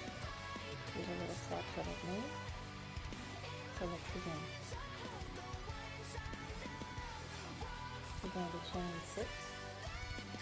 1, 2, 3, 4, 5, 6. Now you're going to count back to the 4th chain. 1, 2, 3, 4. And we're going to place a double crochet there. And in the next 2 stitches. And now we've made one cluster, which consists of a chain 3 loop on the end and 3 double crochets. And that's row 1. Now for row 2, we're going to chain 6. 1, 2, 3, 4, 5, 6. Going into the 4th chain. 1, 2, 3, 4, or you can count up 3. 1, 2, 3. Whatever is more comfortable. And we're going to do 1 double crochet, and then another double crochet in the next stitch, and another double crochet in the next stitch, and that's another cluster. So now you're wondering, where do I go now? And what you do is you turn your work, or flip it, or twist it, however you want to comprehend that. And then your hook will just automatically fall right into that chain 3 space, and you're going to do a slip stitch. And then chain 3, 1, 2, 3, and do 3 more double crochets in the same space. It's 2 and 3, and that's row 2. Let's go to row 3. We're going to chain 6. 1, 2, 3, 4, 5, 6. So when you're starting a new row, you have to go 6 because you got to create the side border. Go into that 4th chain, put a double crochet, another double crochet in the next stitch, and again in the last stitch, double crochet. And that's basically, I feel like you're increasing, like doing a new row. Turn your work and slip stitch into that chain 3. And we're going to do 3 double crochet. We're going to chain 3 first, and now do 3 double crochet in the same space. 1, 2, 3. Slip stitch into the next chain 3 space. Chain 3, 1, 2, 3. 3 double crochets in the same space. 2 and 3.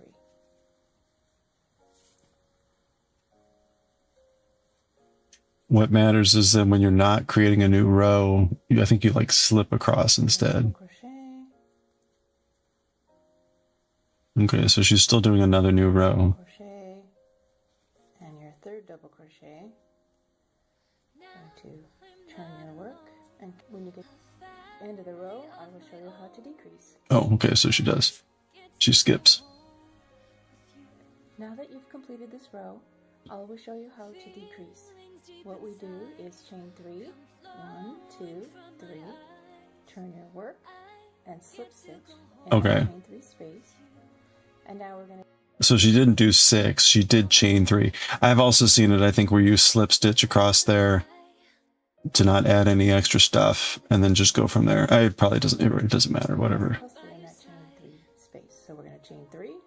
So she didn't do 6 because she's not adding a new row. She's now gonna like finish the big square. 3 double crochets. 1, 2, 3. And then we're going to slip stitch in that chain 3 space. do another cluster. We're going to chain 3, 3 double crochets in the same space. So you got to do one more. 2, 3. So her max row was 4 squares. Now she's doing 3 squares. Now we're going to chain 3, 1, 2, 3, 3 double crochets. 2, 3. So you can see what the problem here is. She's going to join here, which is fine. But when she starts, she wants to start over here and go that way. But her needle and her hook are over here. So you've got to come up with a way to get your needle to start over here. And so the option then is to chain 3 and link it and go, or slip stitch across this border to get to that point and go. And now we're going to slip stitch in that next chain 3 space. And then we're going to chain 3. 1, 2, Yeah, so she chains 3 to get over there. and a turn But you could slip stitch across there. into that chain 3 space on your left. And you're starting to decrease. So let's do the next row. We're going to chain 3. 1, 2, 3. 3 double crochets.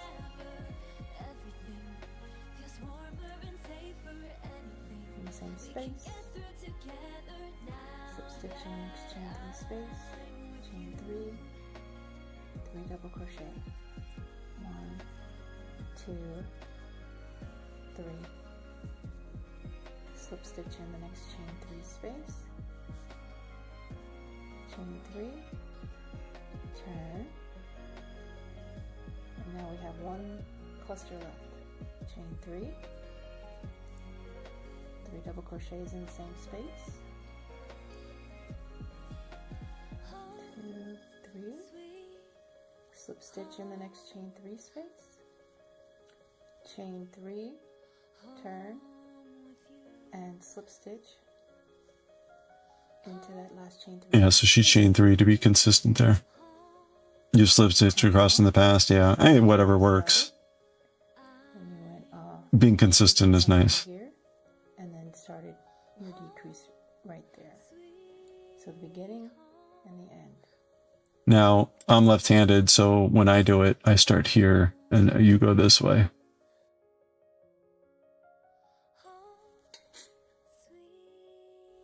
Oops.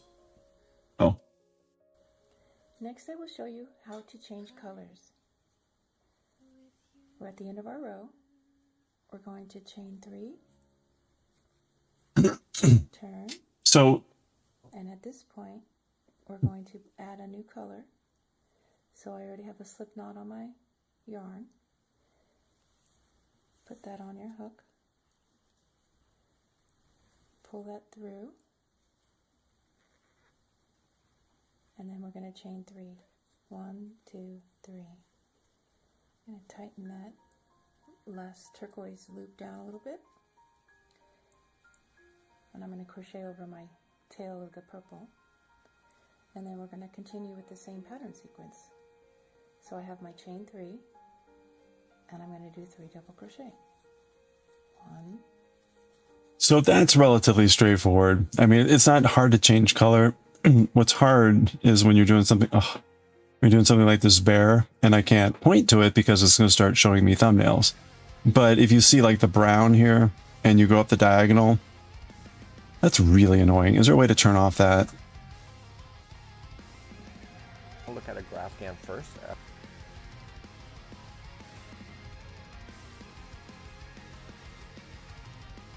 Mistake.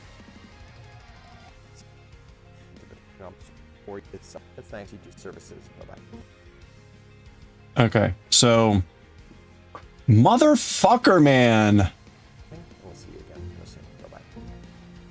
Okay. Like if you were along this diagonal, or even say here, and you got the brown, and you have to go to the light brown, and you got the dark brown again. There's ways that you could try to snake along the dark brown in this color. Now that may not be a good choice. If it's a darker color, it might show through, whatever. So your options are typically, if it's maybe one square, you can get away with sneaking the color through. But then you got to be careful because when you're coming back, you may or may not need to do that going anyway. So one thing that happens is you may have a separate skein just for this little area here. And when you get over here, you would start a new skein. And so that's a little bit, that's where it really gets tricky with corner to corner, is managing all the color changes across a bigger image like this. Doing one color change for whatever, that's fine. But in something that's a bit more complex like this, that's where it gets a lot crazier. Like this down here, that type of, yeah, that's easy. Something that's more like this is a bit more challenging. Or say like that. Oh, this is a graph can with Intarsha. So never mind, that's something different. Anyway, okay. I like how they intersperse my own videos with the recommended videos. Like, hey, here's this guy.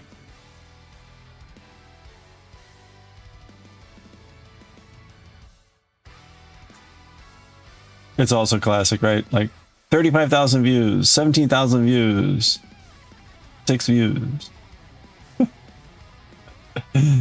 Pretty classic.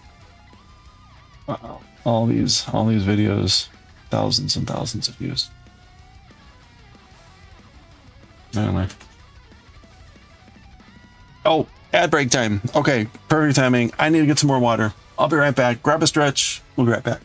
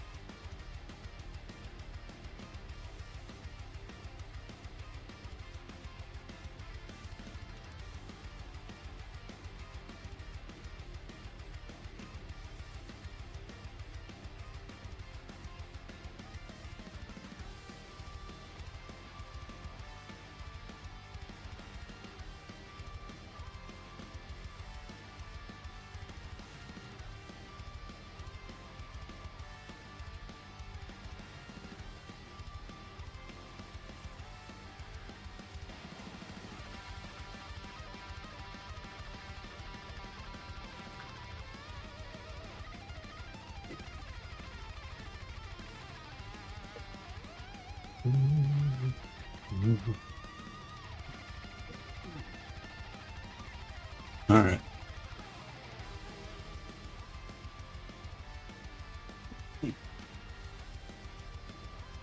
All right. I found one thing I could do. Not going to take too long, but be kind of fun.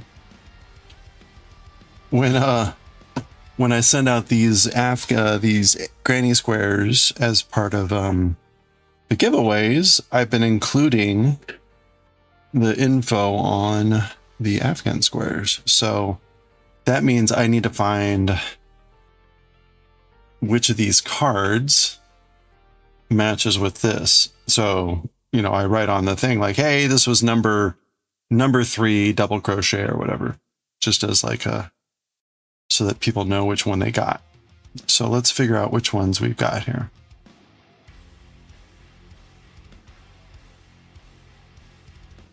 Okay, maybe. These are harder to figure out. I think this is it.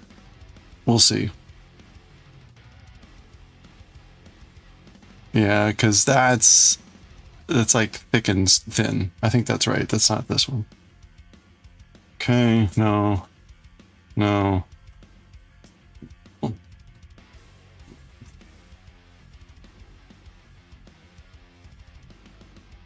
right, this is this one.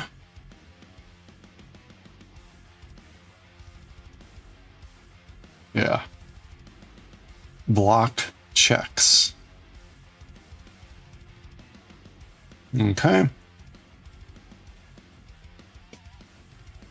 No, that is this one. I think that's this one. Yeah.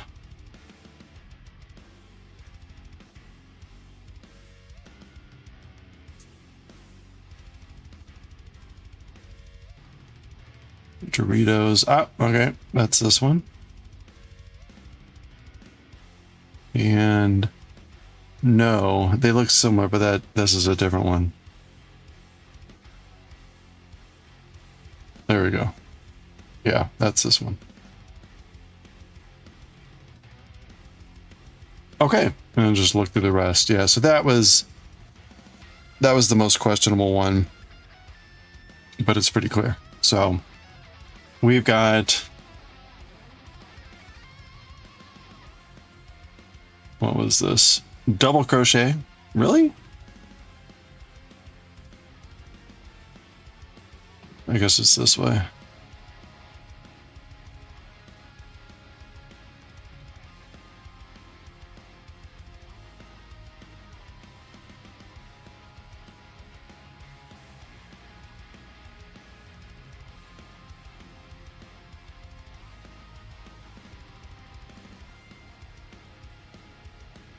It's definitely not this one. What? This is single crochet?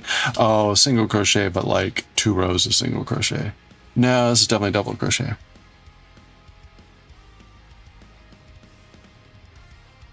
Oh, and a row of single crochet. So yeah, got it. That's fine. Okay, so that is definitely that. We had this one, which was cluster blocks. These were like kind of hard to tell. Cluster blocks. There was this one. This was huge. This is mini check. Okay. And again, this was block check.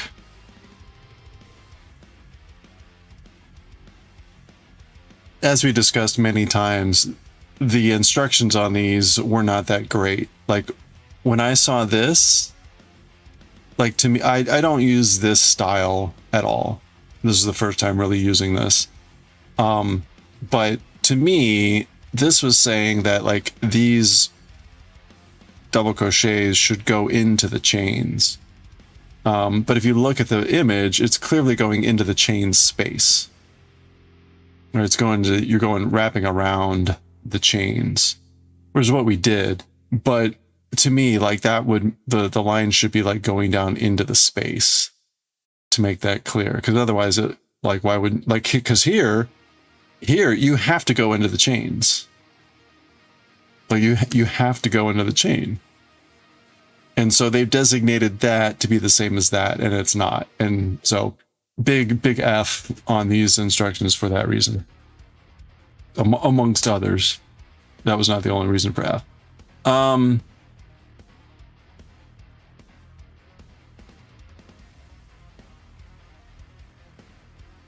Yeah, this is right. I think I just decided not to change color at the end. I was tired of changing colors. Spiked wave. Spiked wave. So there we go. These will go out. I do not send the cards. I keep the cards, but I use these as a reference to write up. These will be going out in our giveaways for May. And I think, did I post the winners there?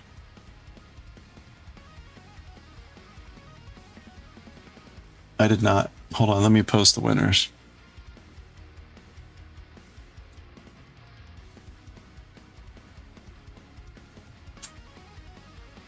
If you hadn't seen our winners for May, so Semi got the chainmail. We finished the chainmail already.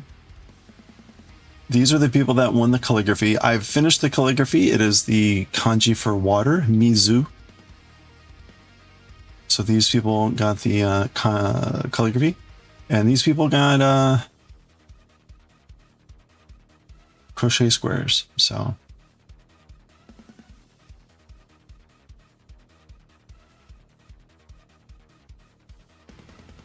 all right. Anyway, so I need to actually, let me here post this. And we hit level 25, which was awesome. Okay, overhead.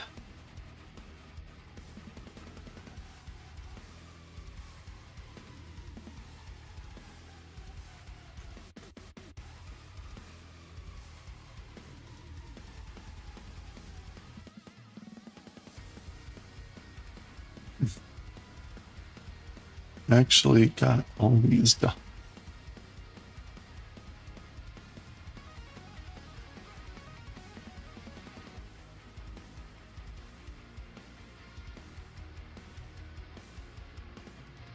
Okay, so there we go.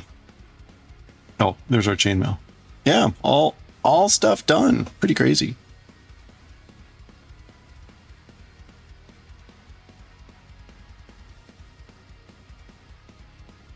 All right. Take a look at my Ravelry account and see what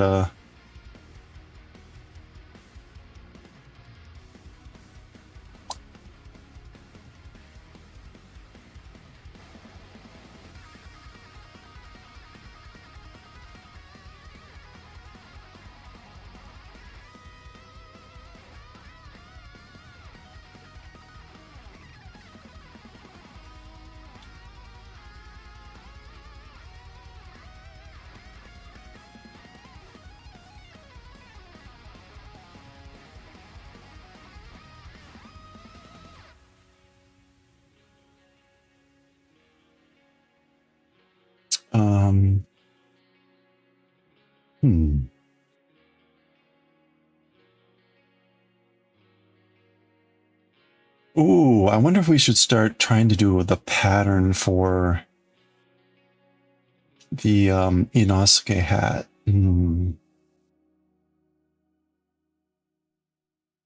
I've had a few people ask about that recently, and it's been on my list to do. It's the hat that I wear on stream. It's writing up the pattern for that.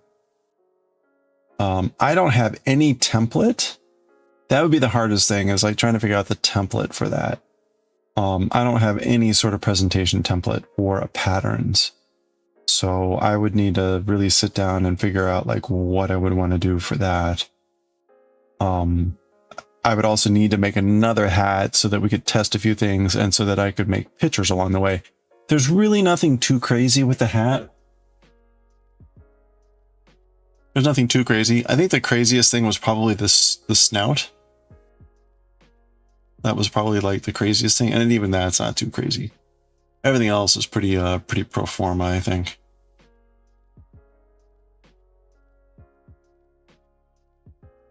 I made up some of this stuff, right? We pieced together like stuff from the internets.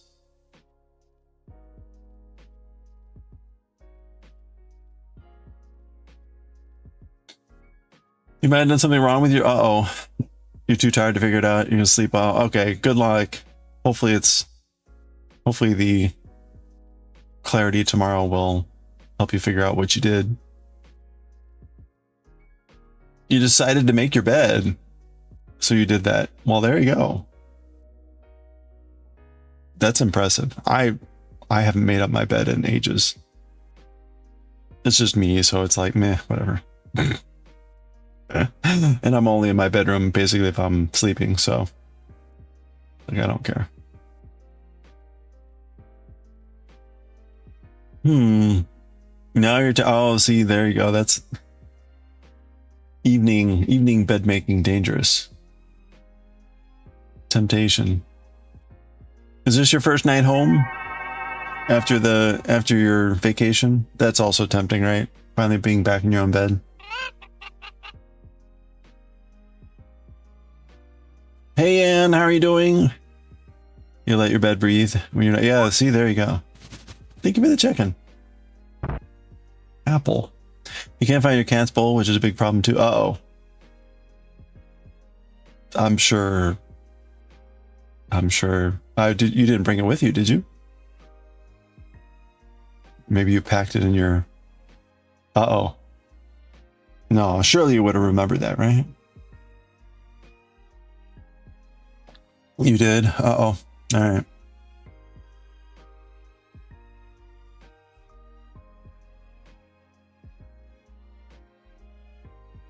You think you've just sewn it wrong? It's hard to find the correct stitches. You might have counted wrong on how many row the border should be. No. Oh, all right. Good luck. And that's your cutting. Is it steeking? Oh, you just can't find what bag it's in. Okay. That's like, oh man. It's been a while since I've had like a formal move, but sometimes, you know, you might have like 100 boxes or something, and it's like, where did we put the salt and pepper shaker? Like you think it would be in the box with like kitchen stuff, but when you just need some salt and pepper, it's like, where is the salt and pepper? Good luck. Good luck finding 2 little tiny glass bottles or whatever you use for your salt and pepper shaker. In 100 boxes of stuff.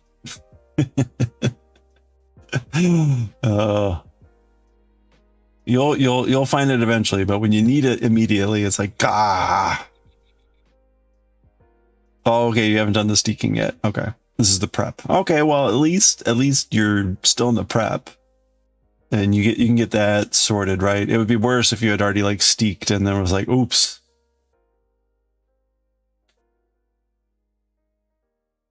You don't want to take it all upstairs. You want to wash the bowls. Oh, okay. Yeah. Yeah, 4 years later, still can't find it. Yeah, I just bought a new pair or something, right? The horror. Good night, Rebecca. I'm sure it'll all make sense tomorrow. Right? It'll all make sense. Oh, no.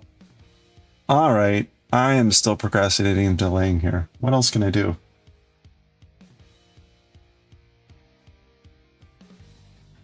Oh, you know what? Oh, man. It's going to be October before you know it.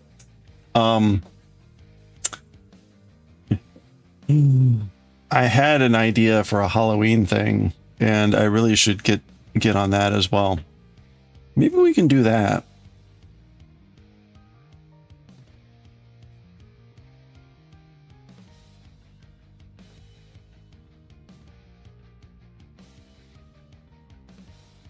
That's how you end up with so many crochet. Oh no, right? Yeah, you're like, where are my crochet hooks? Well, I'll get a new one. You keep on with the project, you can't find the project, you need a hook. Yeah. I ran across that recently where I'm like, I found an old project. I'm like, oh, there's a hook here. Wait a minute, but I already have. Uh-oh. So now I have like, I don't know, 3 G hooks two H hook, whatever. It's fine. It's fine. Part of the joy. Hmm.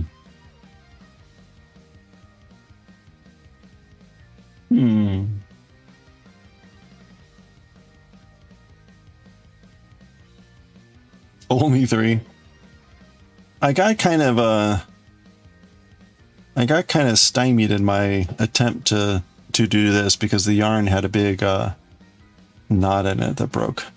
I was trying to figure out what you think this pattern is, and from what I can tell, it's 14 double crochets in a magic ring, and then 28. So it's the typical increase pattern, right? So 2 and 1, then 1, and then 2 and 1, and then 1 or 2 and 1, 3 2 and 1. The thing I'm trying to figure out then is to do the cat ears. You can see this is where the increase is, right? So this is the increase, or the new rose scar. It kind of looks like maybe there's like a half double crochet, and then it's like a bunch of double crochets, and maybe these 2 are triple crochets, and then a bunch of single crochets, and then whatever, and then you end over here. At least that's my guess.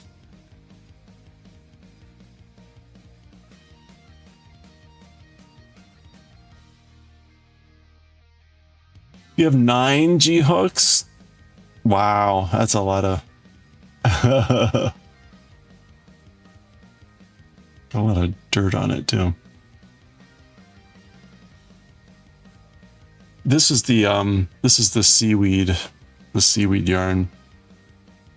They're kind of interesting. It's actually really quite stretchy.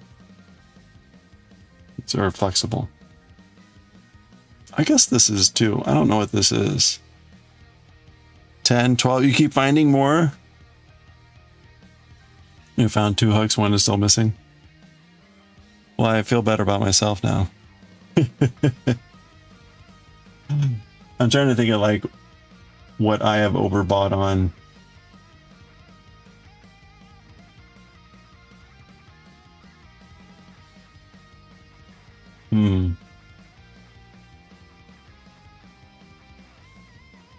I definitely overbought on like pickles a while back, but I actually ate all the pickles, so that was fine.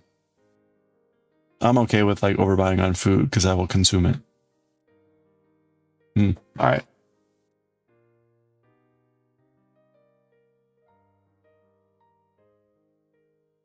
All right, you know what? I keep saying it. Let me do it right now. I'm going to message Seslin.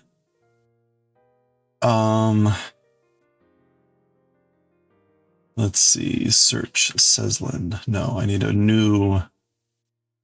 Actually, you know what? I'm just going to find them on Moko.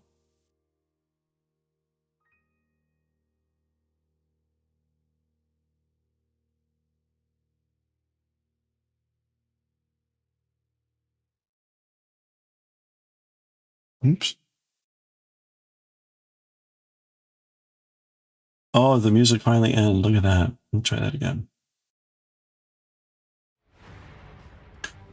Accumulated 40 years while moving every... Yeah, well, that'll do it. The move, I'm sure, is like the big... One of the big drivers there.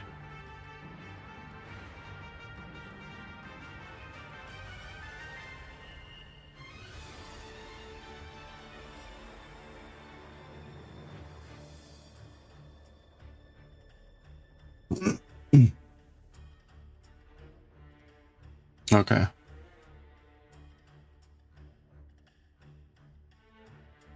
Move, instigating the purchasing of new with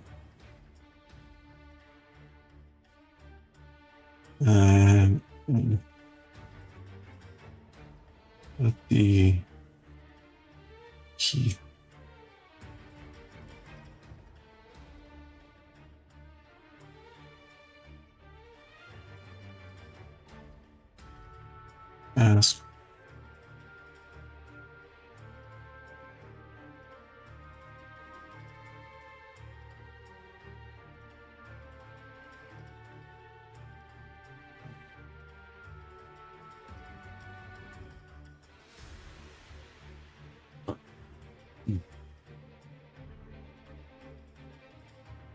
Let's see, main body color, body tentacle color.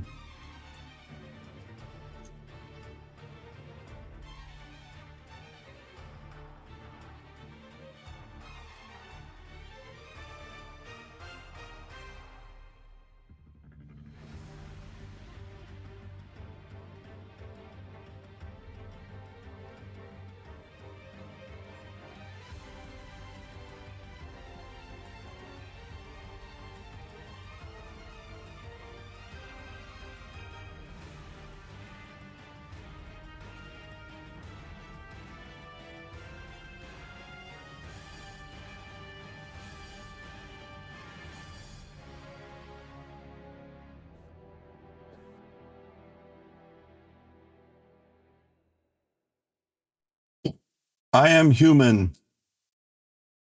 Ugh. Click 3 matching shapes. This is weird.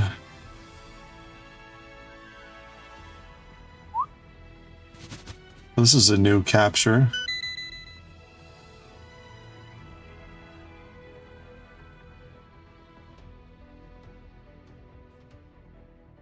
Hey, nice. The Orc King. Well done.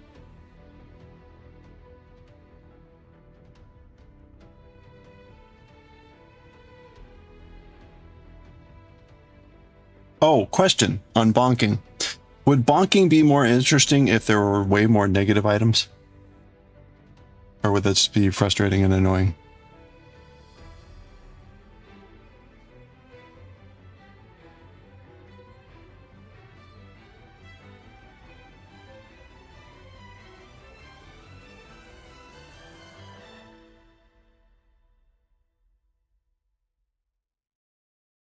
Is this the green that I used?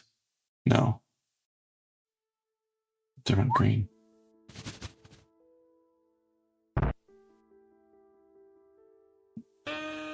Wincing, thank you so much for the 7 stream streak. Perfect weather. Yes, indeed. Let's go, streakers. There we go. 7 naked frogs for 7 stream watch streak. Thank you so much with 1 to grow. Oh, look at that. You got a Gojo for your extra. Thank you so much, Wincing, for the 7 stream watch streak. RNG gods hated us yesterday, gave us mostly negative. You bang your head against all the negative in life you don't need in a game. That's true.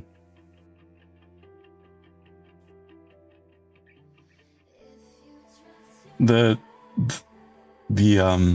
I don't know what the exact ratio is, but the ratio of negative to positive, it's like maybe 90% positive stuff.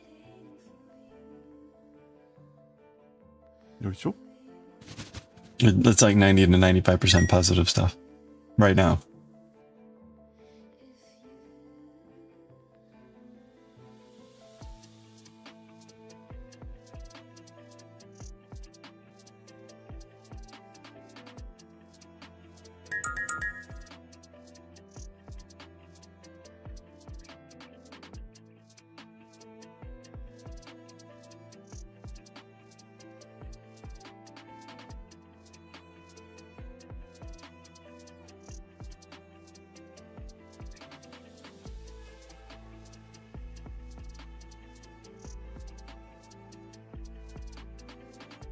Every day, here every day with the 7 stream streak. Oh yeah, Twitch.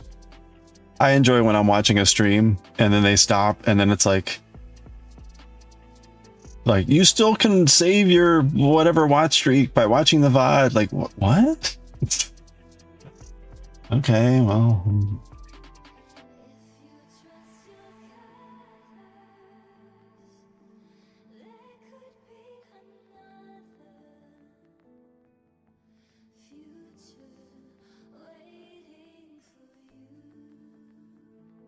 All right.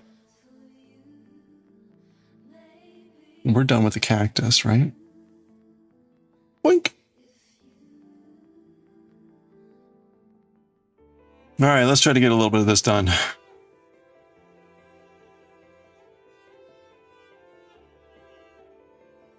This is going to be like just do a couple stitches every day.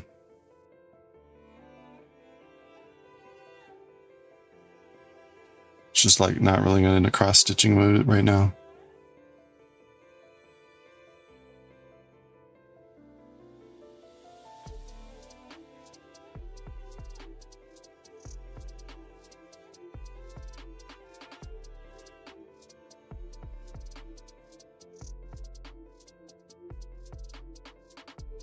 Okay.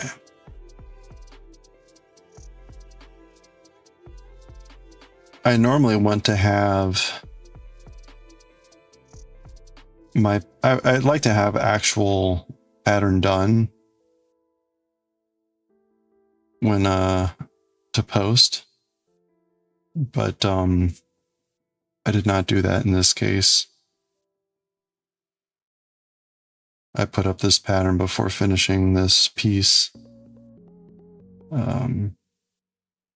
Which I'm kind of glad that I did, because honestly, this has like been the only pattern that people have like downloaded, really. Not completely accurate, but whatever.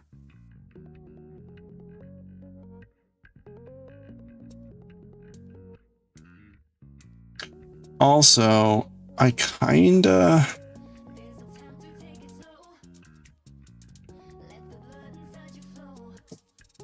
I really should, a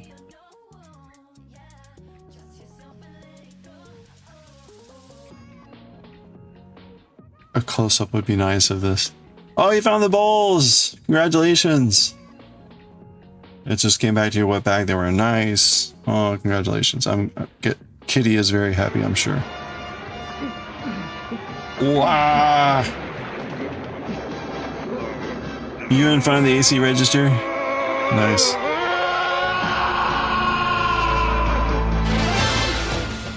Wait, where'd the alert go? Strut counter strut counter strut counter strut counter Oh, strut counter strut counter strut counter strut counter strut counter strut. It was behind the counter strut counter strut counter strut counter strut counter strut counter strut counter. Come on, Brian. You can do it. Counter strut counter. Hang in there, Brian.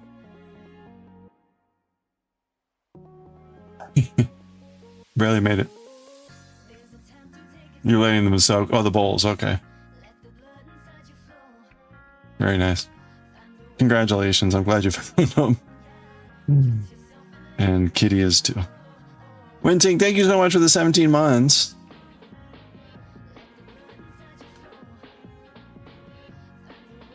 That may take us to level 3. So thank you.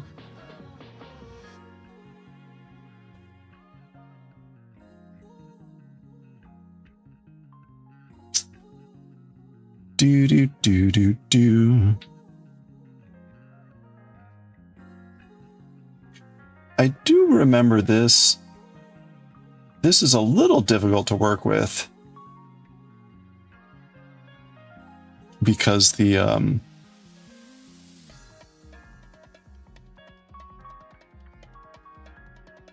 this material is a little loose.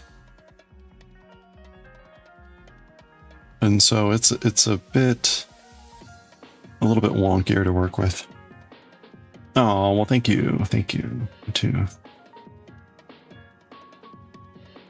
1, 2, 3, 4, 5, 6. Wait. 1. Wait.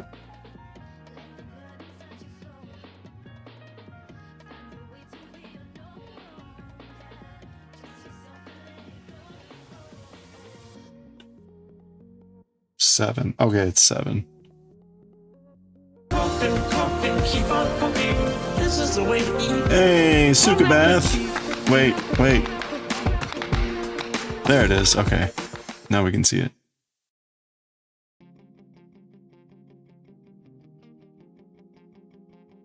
I need to move this.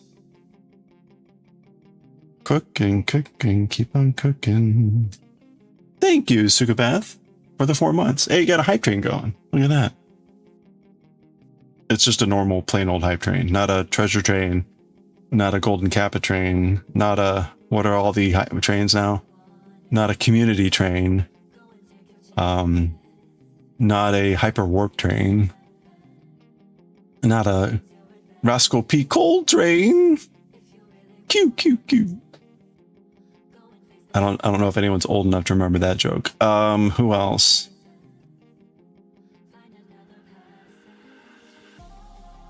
Anyway, thank you. Thank you so much. Anyone? Roscoe P. Coltrane.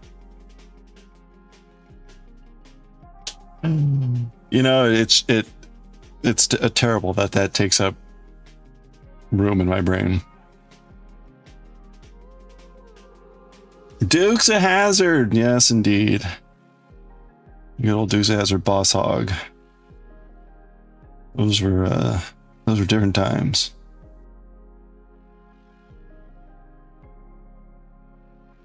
Differenter times.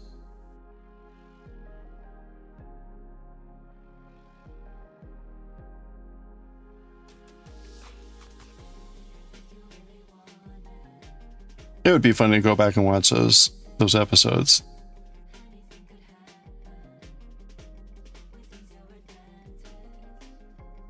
I was very little when those were on reruns and whatever, and so I don't really remember much. But I do remember one episode where he's got some sort of speed limit sign that he can hit a button and it flips the number to like a different number. And so he's just completely trying to set up this trap where like it shows one number, then he hits it to like a lower number as they pass by, and he pulls them over for speeding. I mean, it's just like oh, the shenanigans of. I'm a baby that can dance like a man. I can shake on my fanny, I can shake on my can. I'm a tough tootin' baby, I can punch in your buns. Punch in your buns, I can punch all your buns. If you're an evil witch, I will punch you for fun. Let's go. Oh, thank you so much for the 100 bits. Let's go. Did it say let's go? Let's go.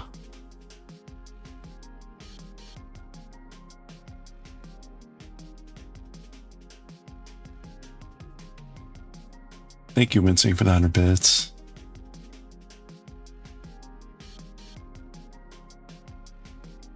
And for the buff tootin' baby.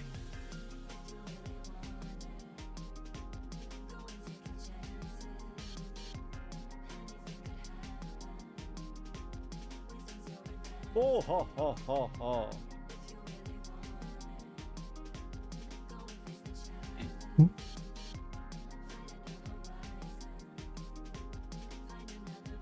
I'm a buff tootin' baby, I can shake 'em, I can.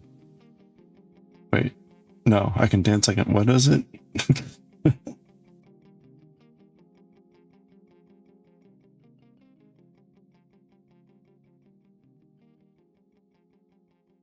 I can dance like a man? Wait. I can shake 'em my fanny, I can shake 'em my can. I think that's it.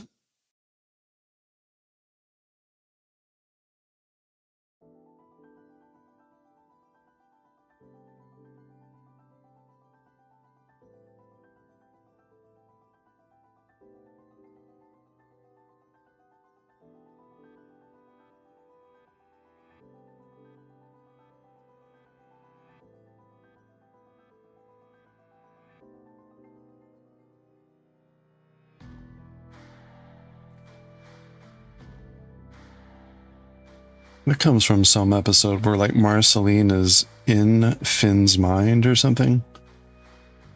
I don't remember what the point of the episode was, but she's like crawling around in the hallway, like a tiny hallway, opening doors, and she opens the door and that's happening in one of the rooms. Care for jelly, baby? Oh. Would you like a jelly, baby? Would you like a jelly, baby? Anyone for jelly, baby? Oh, Have a jelly, baby? Wincing. Would you like a jelly, Jelly baby. I'll kill him with this deadly jelly, baby.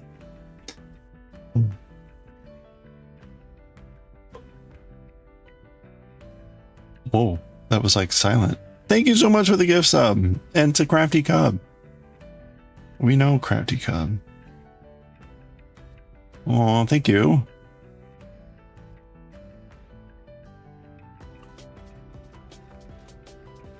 Thank you for all the bits and subs. As I totally pretend that I can see what I'm doing here and don't need glasses. Definitely don't need glasses.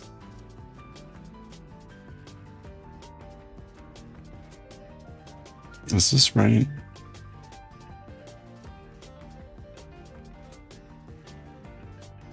I think this is right.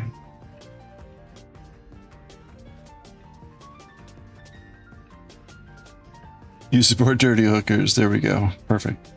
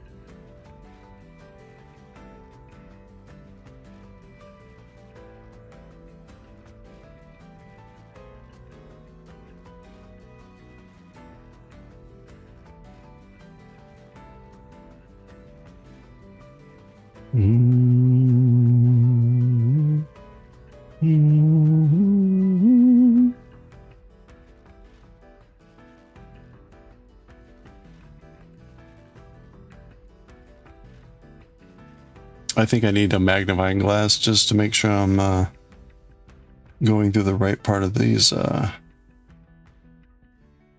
holes. Oh, it says and get back with me? Was that what that beeping was? Purple person. Okay.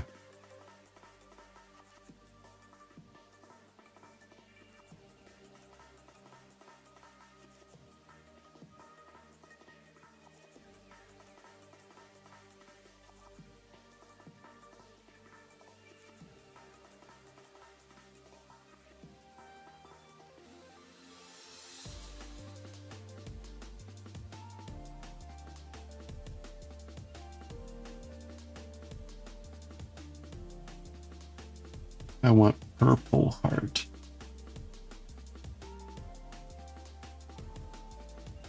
All right, cool. Well, thank you. All right, so Seslin says purple person. So I think that's what we're going to do starting tomorrow. We're going to make another one of these and we're going to do a purple scheme.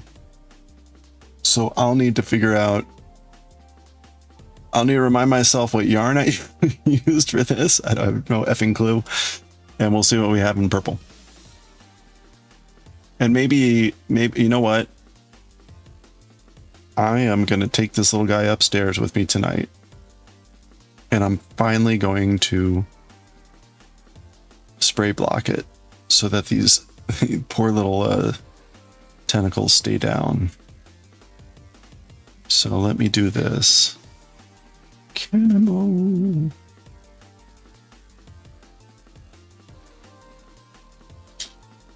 Don't worry. It looks painful. They mostly don't feel a thing.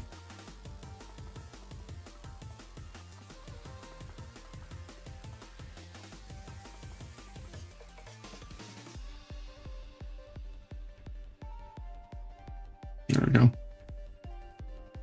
So I will give that a little spritz.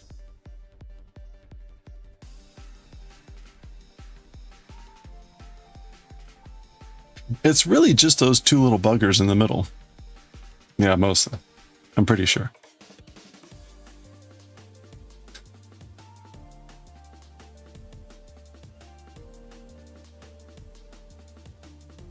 I think a purple one is going to look really cute.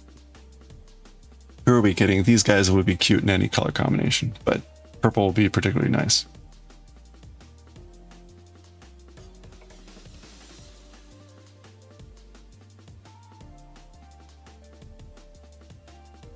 Just trying to think. I don't think there was anything that I was like, oh, I should really do this differently with this. I think it was all pretty straightforward.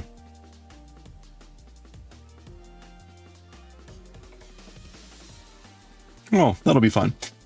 We do have, so the yarn for the the yarn for the Luminaria should be here Wednesday, I think. So I will be working. We're going to start this. We're going to start this shawl sometime this week, I think. So we'll be starting that. I'm not sure what else we'll be doing. Oh, we'll make a purple one of these guys starting tomorrow. So just if you don't have anything else to do tonight, but relax. You know, you found bowls, you put them in your room. Hey, well, there you go. That's like, you know, free market to do whatever you want.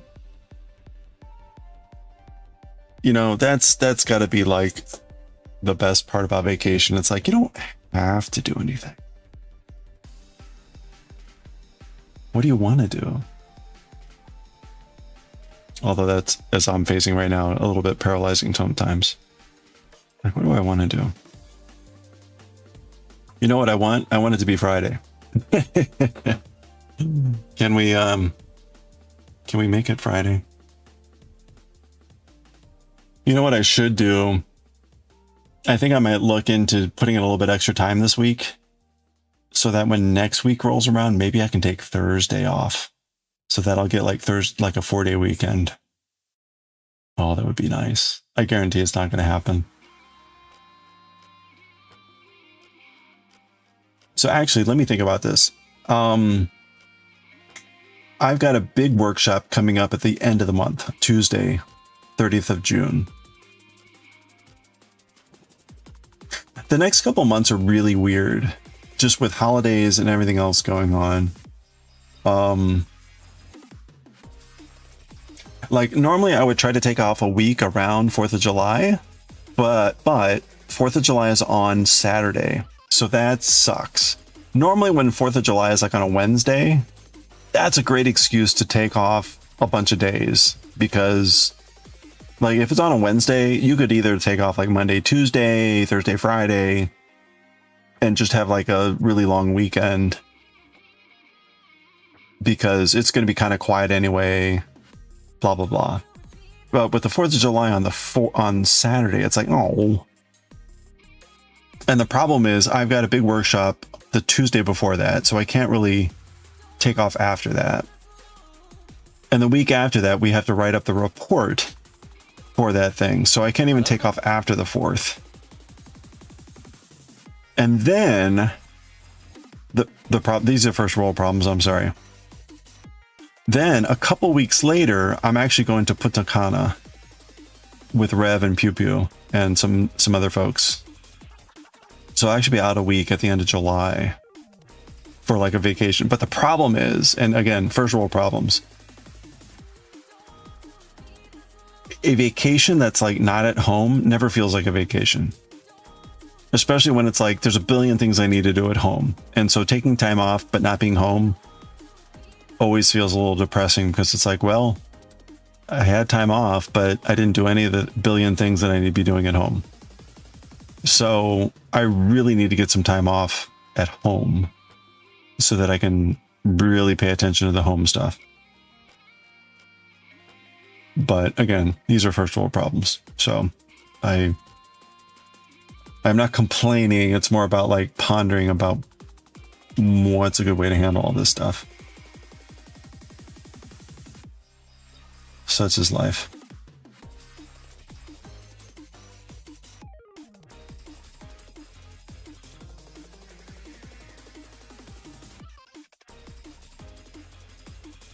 All right. Let's at least finish this row. Oh, it's only 7. Oh, we should have another ad break coming up here in like 5-10 minutes. So, okay. I also need to. I used to have a cross stitch. Oh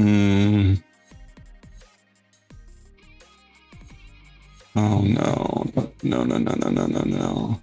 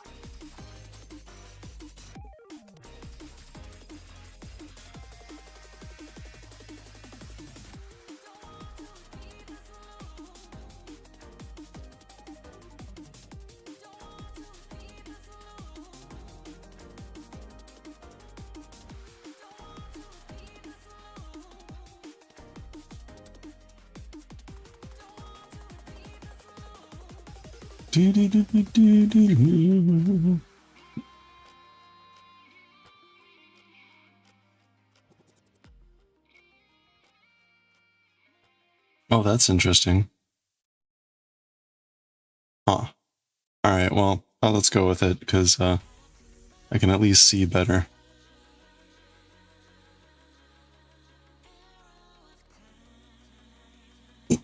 Oops.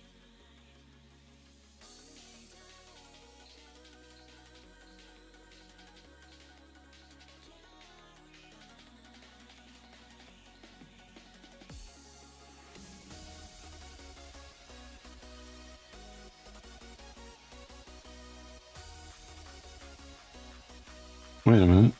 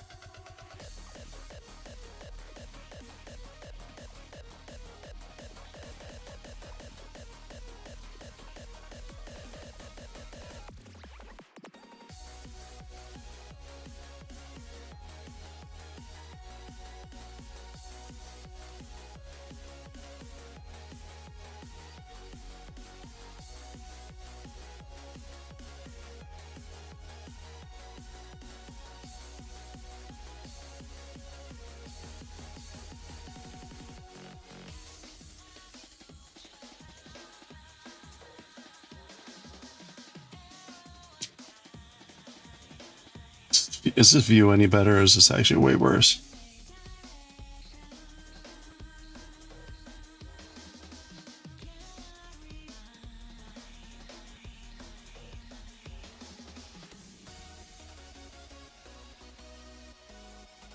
Oh, especially if we go right back, work after vacation is the worst. Yeah, that's... When we went to Kilimanjaro, when we did the Kilimanjaro climb, just realizing that this is on this. I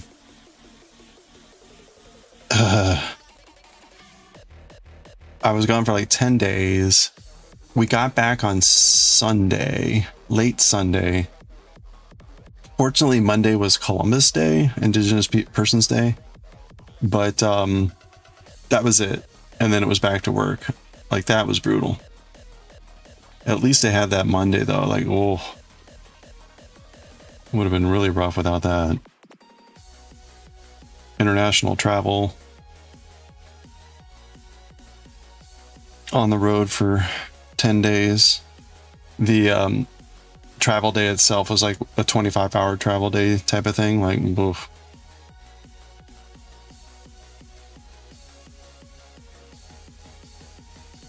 We are already over halfway to October again.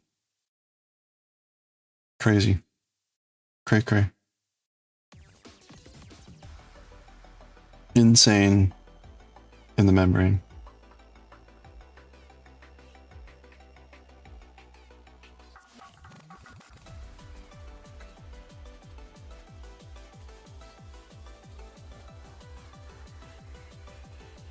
Okay, people with like beautiful hands, any recommendation on like lotion or things? If I'm going to be like doing stuff with the close-ups of my fingers, I really want my fingers to look nicer.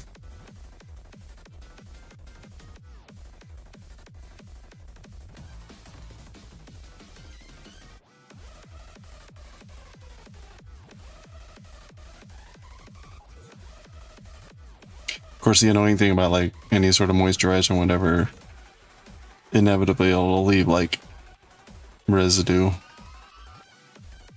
which is annoying when working with stuff like this.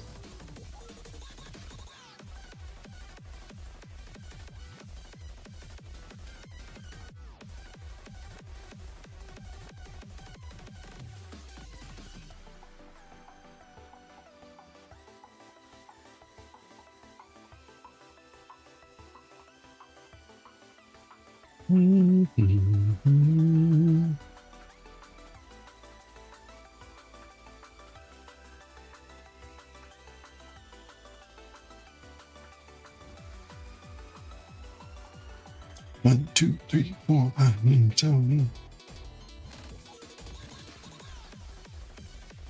Oh, speaking of Kilimanjaro, one of the guys that was on that climb, there were like 4 friends from work, or 4 of us total, 3 other friends of mine.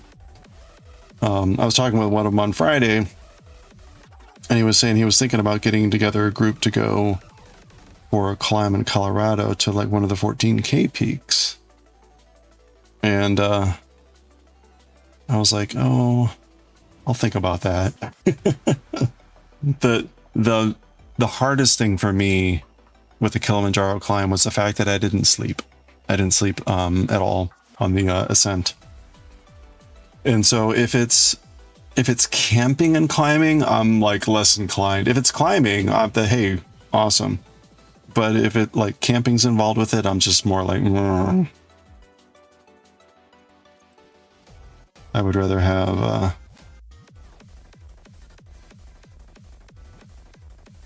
fewer nights of deprived sleep. Moisturizer and gloves. That sounds very mice and men. But I can take a look.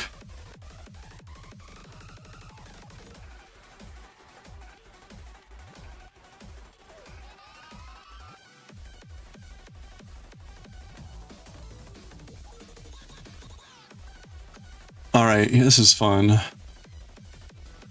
I guess we'll go and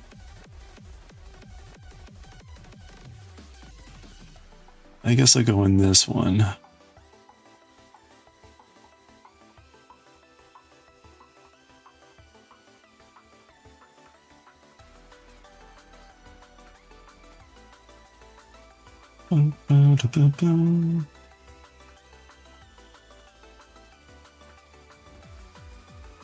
One, two, three, four.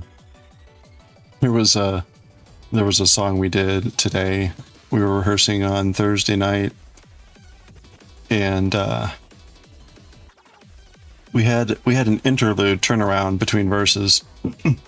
I wasn't getting what was going on, and we finished the song and whatever, and we were talking about something in the intro, whatever, and I forget exactly how we stumbled into it, but I was like, it's 124. The tempo was marked on my thing like 120, 112, whatever it was, 112, 120 in 4/4. So I was like, that's like 1 2 3 4, 1 2 3 4.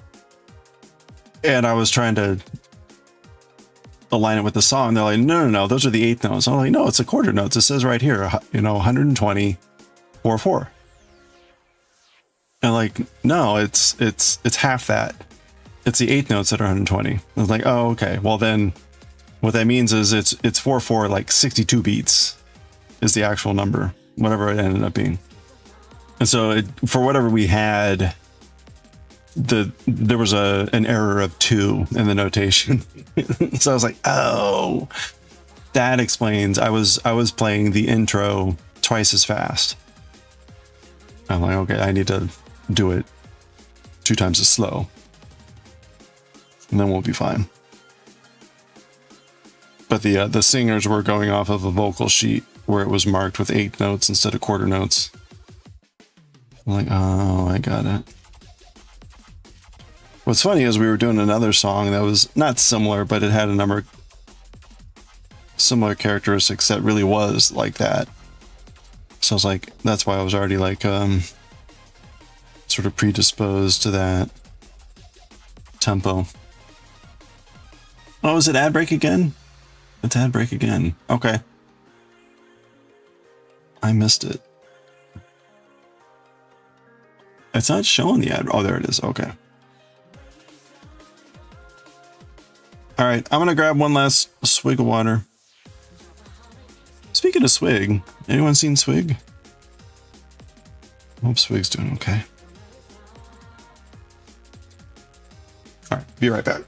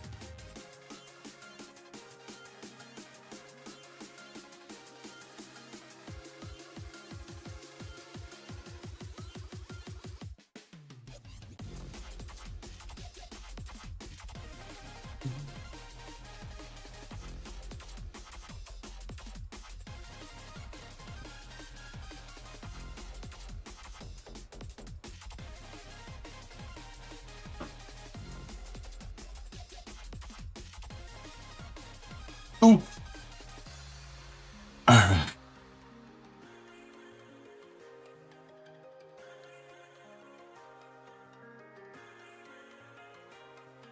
I can tell that I haven't cross-stitched in a while. I'm so much slower.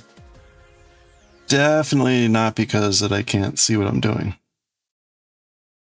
That's definitely not the reason.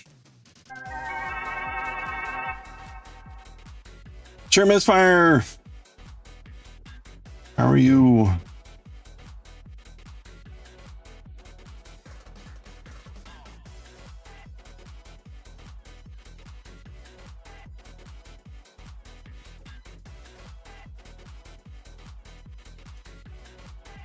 We finished our chainmail. Oops.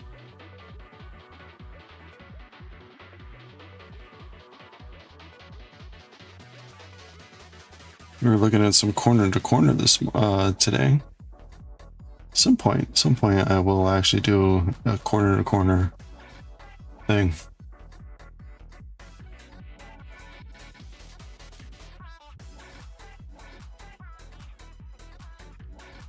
Doing good, excellent. Ida on this is high. You know, I don't remember. Well, it's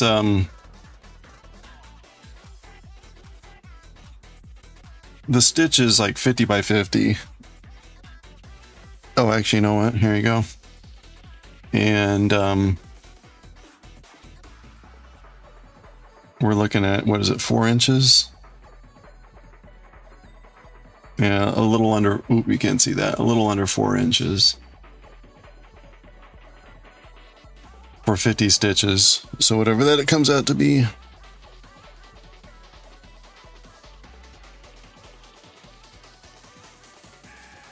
Isn't Ida just stitches per inch? So it's like 12 or 13. I'm zoomed in really close on it because my eyesight is going and I'm pretending that I can actually see without having it blown up like this. I can see in areas that are unobstructed. It's like when I getting into areas like there, you know, where I've already got threads going in that like, ugh. It's a lot harder to see like what's going on. You don't know what that is? Oh, like the Ida number is just the number of squares per inch. So like if this is 1, then it's the number of things per inch. So like 28 would mean there would be 28 of these in 1 inch, which would be a lot smaller. This is more like 12 or 14.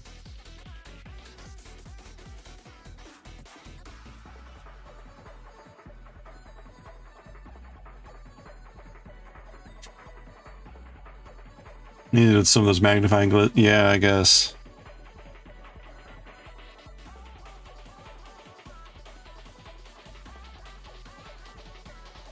I think that's what the Ida count number is. I think it's not like one of those things that's a common.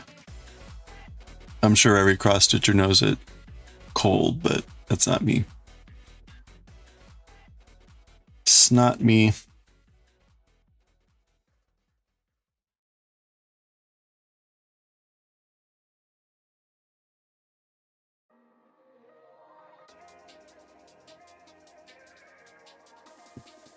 Oh yeah, it just looks like a high count, yeah.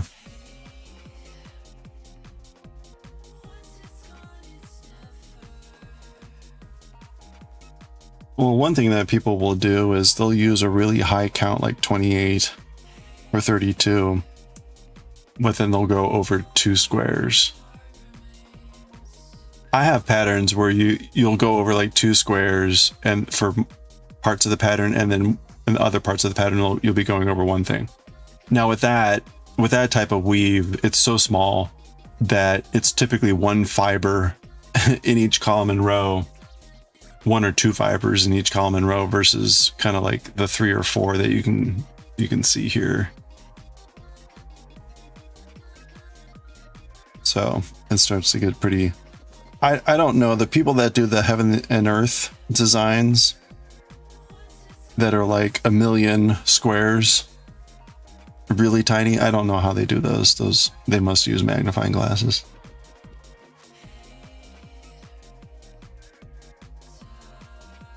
I'm also freehanding this, right? I've got it just in a, not in a frame, not in a hoop. One of the things that I tried to do with this series of patterns is make them small. So these were very purposefully, the video game art series, very purposefully, I tried to keep them down to like 150 by 50.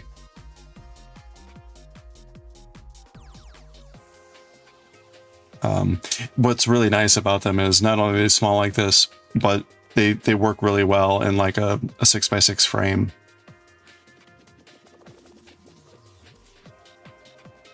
Gutsy without a hoop.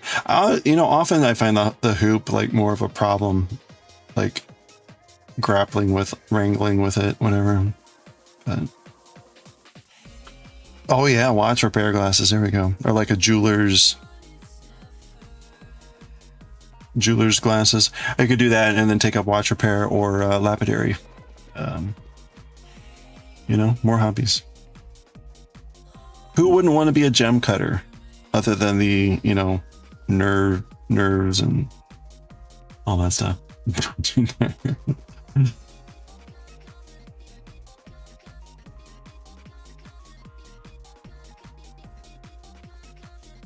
If I got like a 3D printer, that's exactly what I would be doing. I would be printing out like gears and making like little plastic clocks.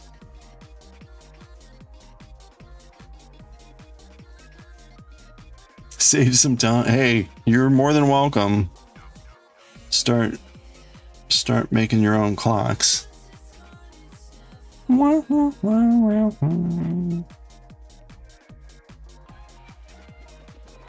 Okay, I think, see, like, sometimes I probably should have gone in that hole. Yeah, you know what, let's go ahead and back it out. And not critical. I'm not in a rush on this.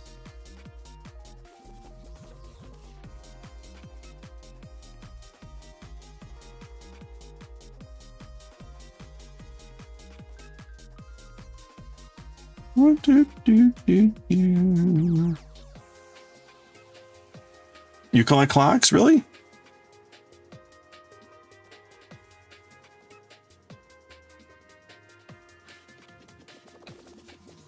I'm a sucker for like visible mechanics on clocks. In fact, is this watch? Yeah, like this watch. Like, oh, so cool. This is a weighted mechanism.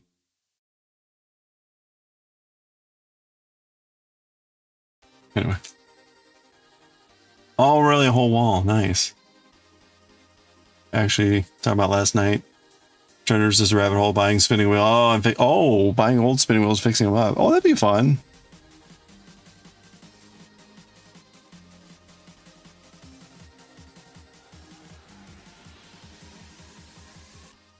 Husband has a watch like that. Weighted mechanism. Yeah. Yeah, you know, I never really realized, like, I guess like mechanisms like this have gotten, what do you call it? Mass produced or whatever. So you can buy the mechanism to run the watch, and then you can, you know, design your watch face however you want. This was a Kickstarter, you know, small brand, micro brand that I bought like many, many years ago.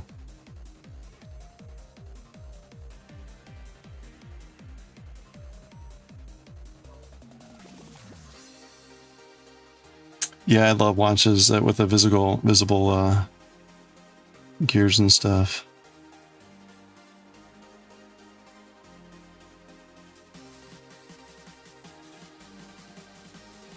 I was never. I always would. I would occasionally look for it. I could never find anything that was like build your own. Like you buy the pieces or whatever, and like build your own like clock out of like brass parts or something like that. I don't think that would be a lot of fun. But most stuff like that is like really, I don't know, simplified, whatever. Oh, your grandpa gave you, okay. In the Navy. Oh, nice. Yeah. The ones where they built to withstand the sway of the ship. Nice. That's awesome. It's very cool. Yeah. The history of maritime life and time is very critical. It's one of those things that if you don't understand how GPS works and even just how time works, it's not obvious at first. But in a nutshell, for those that don't know,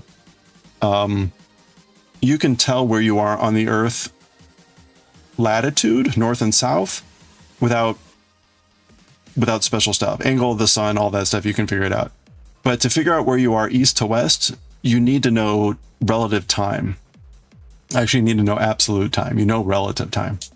And for the longest time, that wasn't possible because of timekeeping problems at sea.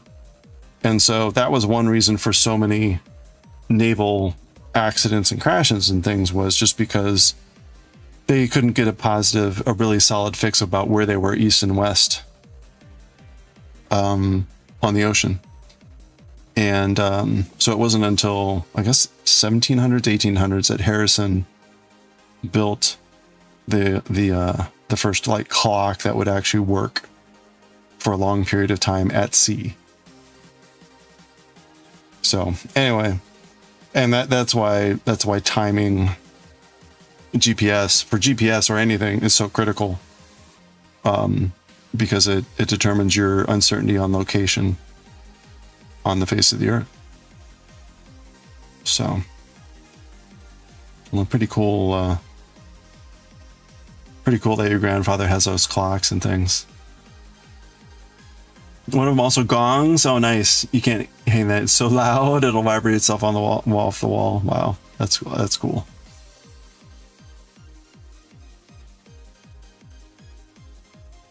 Yeah, there's a lot of neat history books that talk about the because Harrison, if I recall correctly, it's been a while.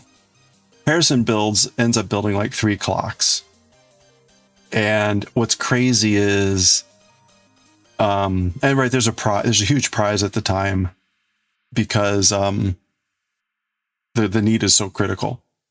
And he ends up building 3 clocks. But what's crazy is his 3rd clock ends up being like a really reduced, he just goes insane. And this thing ends up being almost like a pocket watch of size. It's not that small, but he makes some sort of massive leap of ability and just creates something that's really quite condensed. It's really like an incredible feat of everything.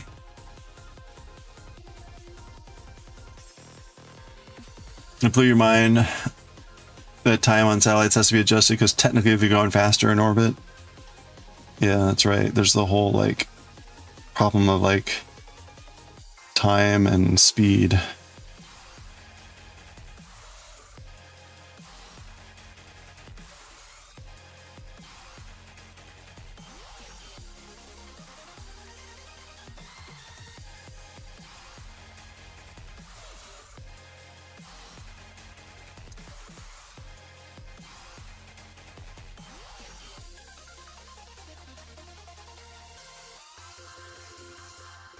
A good example of this stuff that's like just really mind-blowingly weird and really hard to understand because it's not intuitive. All right, where are we here? We're coming along. 3, 2. All right, so this is going to be its own section because I can't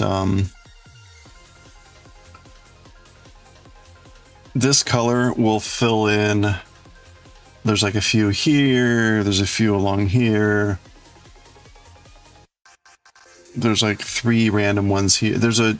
It starts to get confettied But I'm not going to connect this, I think, to any of those. I'm just going to create this as its own little standalone.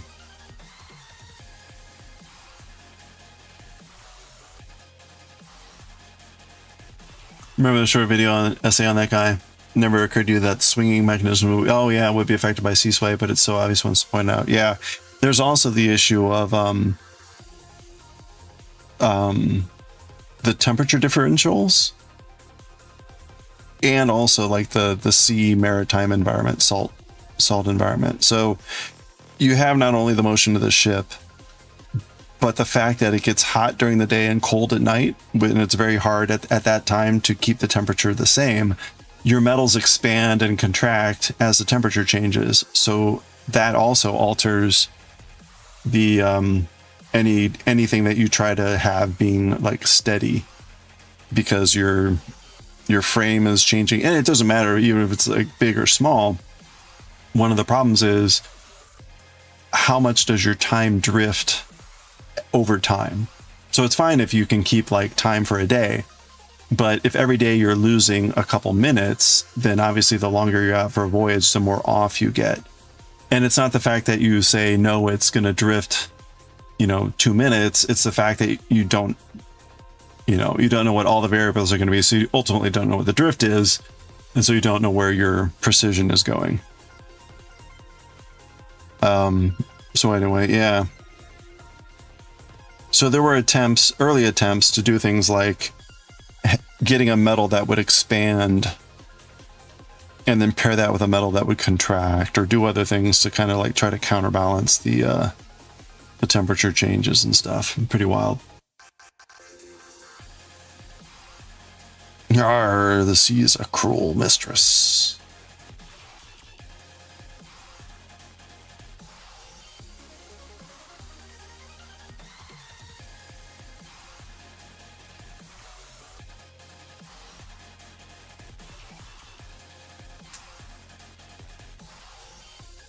All right.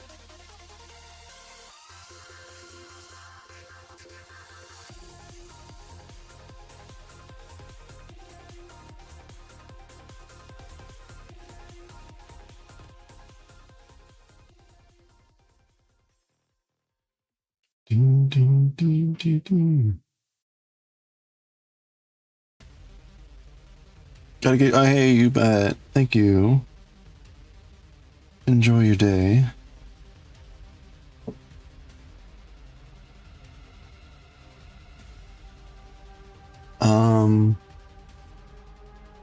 Should have just 1, 2, 3. Boy, sometimes counting is hard.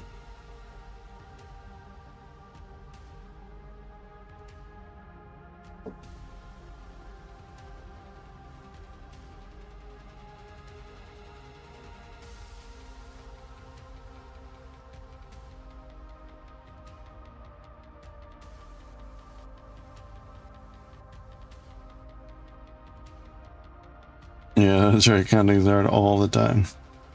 I was just looking at this patch and I'm like, it's 3, right? 3 things left. And it just took like 5 times counting it to be like, yes, it is 3. Sometimes you look at a space and it's like, that's 2. I'm like, no, it's 3. No, it's 2. No, it's 3. Gah!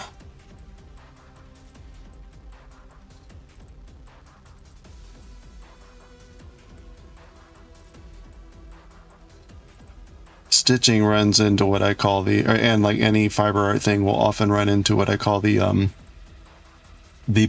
know, I call it like the fence post problem, which is, if you look at a fence post, you'll have 3 posts, but 2 segments of fence. And so depending on how you're counting or what you're counting, you may be looking at the posts or you may be looking at the fence segments, but they're not the same number. And so you have to be very careful in cases like that. Because the number that you think you may be counting may be a different number.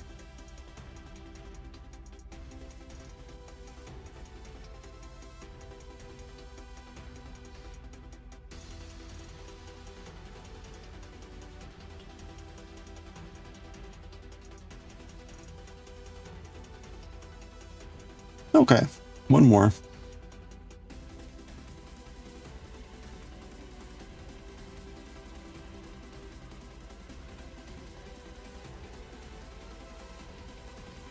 Fire in the hole.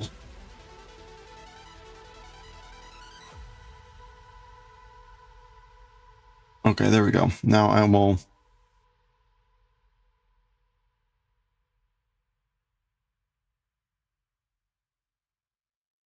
thread that through.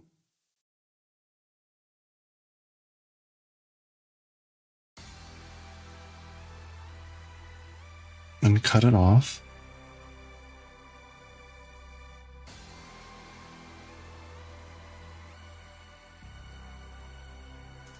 There we go.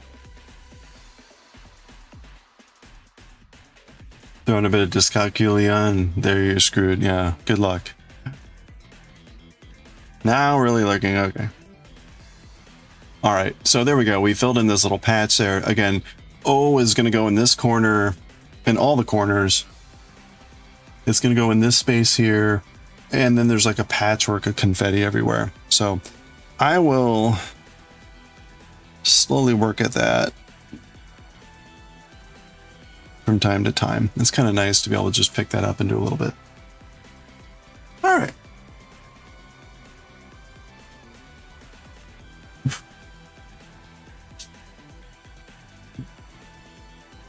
Let's get our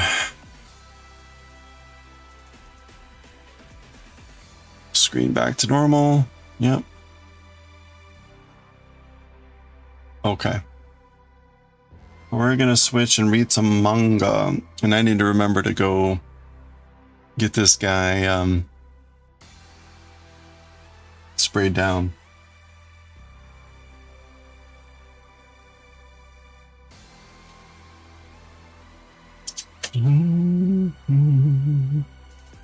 We're reading, I think, Bleach today?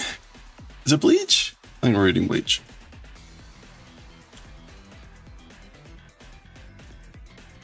Yeah, we read the boob chapter yesterday with Chainsaw Man. Of course, the boobs were yesterday. How could I have forgotten? Indeed, if you missed it, yesterday we read the Chainsaw Man boob chapter. If you don't know what I'm talking about, consider yourself fortunate.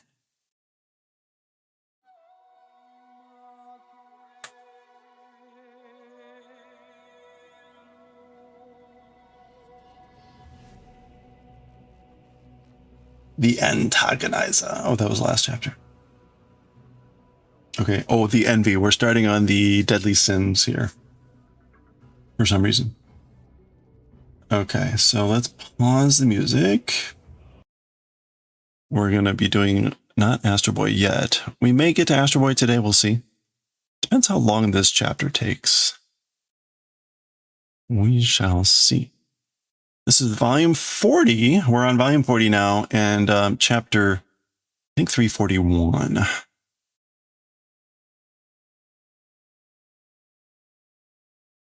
Yeah. So Bleach, volume 40, chapter 341. Okay. Oh, crap. I have the wrong volume here, don't I? Yeah, it's still 39. Okay, I'm going to need to redo that. That's fine. It just takes a few minutes. Oops, wrong thing. Frozen image. There we go. Alrighty.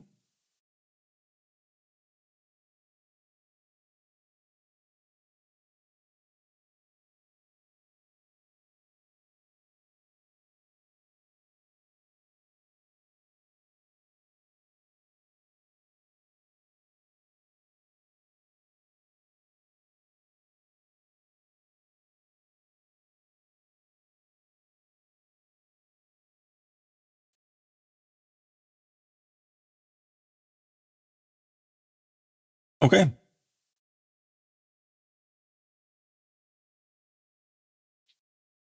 Let's see. 341. That's all correct. I think we're good.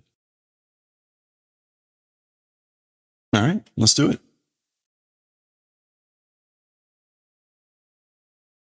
Okay, here we go. Oh, barely. Gotta wait for that to clear. Come on, scarf. All right, here we go. All right, let's read chapter 341 of Bleach. We're starting volume 40. Volume 40, it looks like all the chapters are going to be deadly sins. So we're starting here, 341, the envy. Ka. Okay, ka, ka, ka. Footsteps. Zuzun. Para, para. Okay, so this is like inside somewhere. This looks like it's going to be Inoue or something. The ka are footsteps on the steps. Zuzun is presumably some loud boom or thud in the distance, probably from battles going on outside. Pada pada then being things falling down, presumably from the big shaking. Chotto. Hayaku kinasai yo. So wait, or a little bit, quickly come. So like hurry up, come quickly. Okay, so it looks like there's maybe two people here. Anosa yappari yoso yo. As thought, I guess like let's stop. Yoso yo, let's stop, okay? Atashi mo ano ko ni kakawaritaku nai yo. Me already or no longer to that kid don't want to be related. So I don't want to have anything to do with that kid anymore. Me. And whoever is saying this, Atashi, is female, presumably. Okay, footsteps. So not clear who this is. Ga. Okay. Gu. Okay, so ga is like something getting hit. We see blood flying, presumably.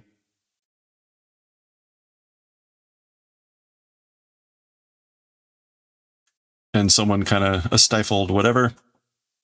Anta mo skoshi wa kikoeta desho? You also, as for a little bit, able to hear, right? So you could hear that too, right? Saki no Aizen-sama no kotoba. The words of Lord Aizen from previously. Okay, so they're not talking about this.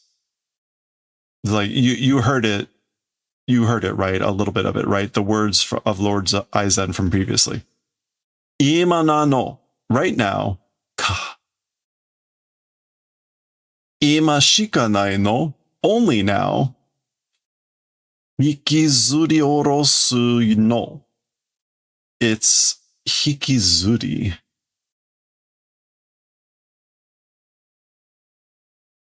Hikizuri orosu. So, hikizuri is to drag in, to pull down, those sorts of meanings. And orosu is to make fall, to drop. Yeah, to take down. So this is like, it's only now the dragging down, the dragging, pulling along and taking down. Footsteps again. Okay, so they're talking about someone. Maybe they're talking about Inoue. Not clear. Okay, we're going into the splash page for this page. Aitsu no ano basho kara. That person from that place. Hikizuri orosu no yo. And then repeating that, which is dragging and pulling down, pulling and dragging down. So dragging, pulling down that person from that place. And so that is Inoue, presumably, that they're talking about, because that's her, right? Okay, so apparently Aizen has said, like, it's only now that they can do this. Or that's like the implication. It's vague on purpose. Gun. Okay, so the sword at the end of the previous page was going back to the fight between Urukiura and Ichigo, which is where we had last left. Go. Okay, so there's Inoue watching this. Gi again. Clashing blades. Zun. All right, so they're going at it. Inoue looking on with worry or something. They've already talked about her in front of her face. Done. All right. Oh.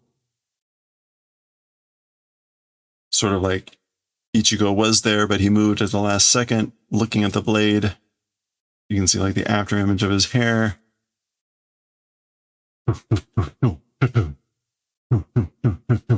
So presumably this is Urukiota stabbing or doing whatever he's doing multiple times, and this is Ichigo dodging those stabs. We're getting a do each time. As I always say, the infrastructure takes more damage than the people. Daijoubu da. It's fine, or I'm okay. It's not clear at this point.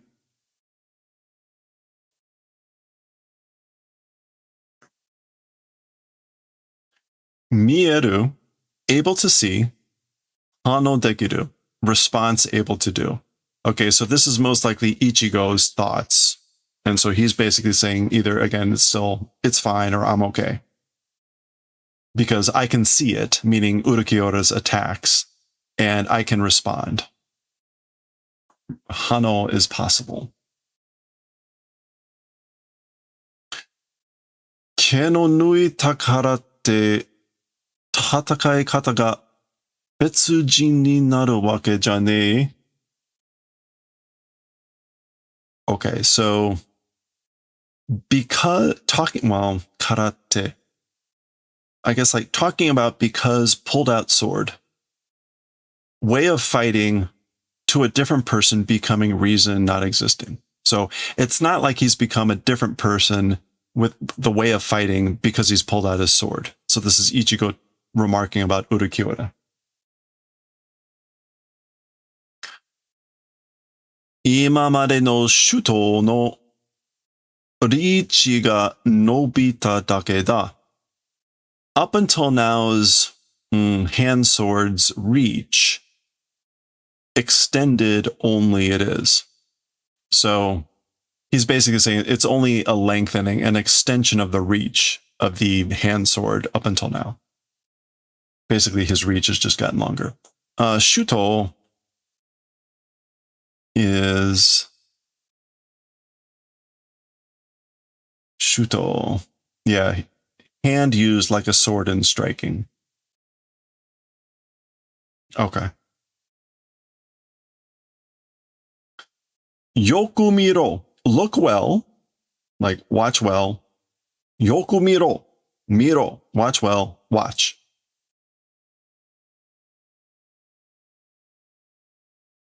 Oh, okay. Grab. So this is now Ichigo having grabbed Urukiota's wrist.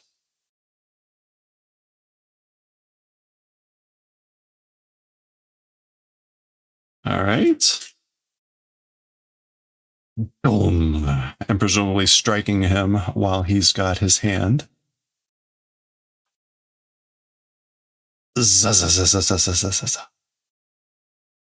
And I guess that's Urukiota sliding back.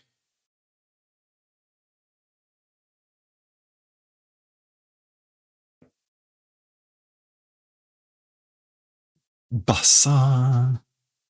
Okay, basa in this case, I'm not quite sure what that sound is supposed to be. Basa might normally be a flapping sound. It looks like he cut his robe, his shirt. Yeah, so now we're seeing the number.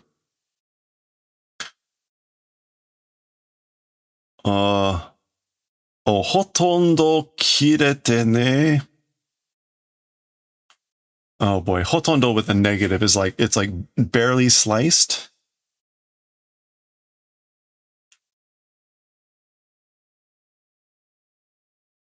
Or I guess it's more like nearly didn't slice, but We'll go with that. So it's like, I nearly wasn't able to slice you. Or I nearly didn't slice you.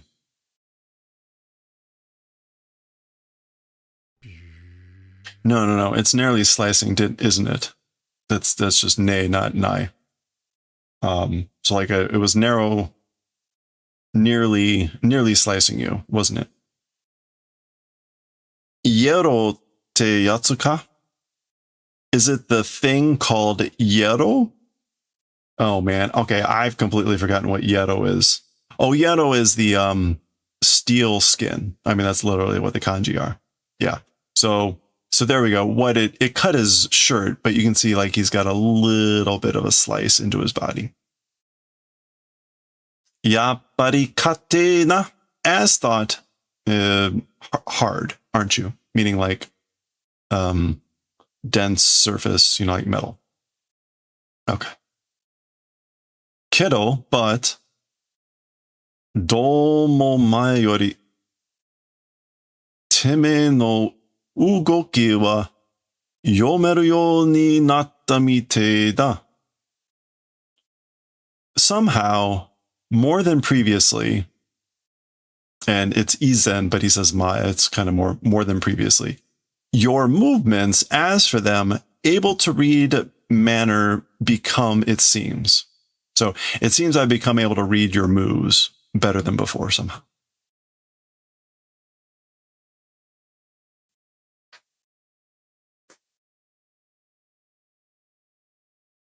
Nandato.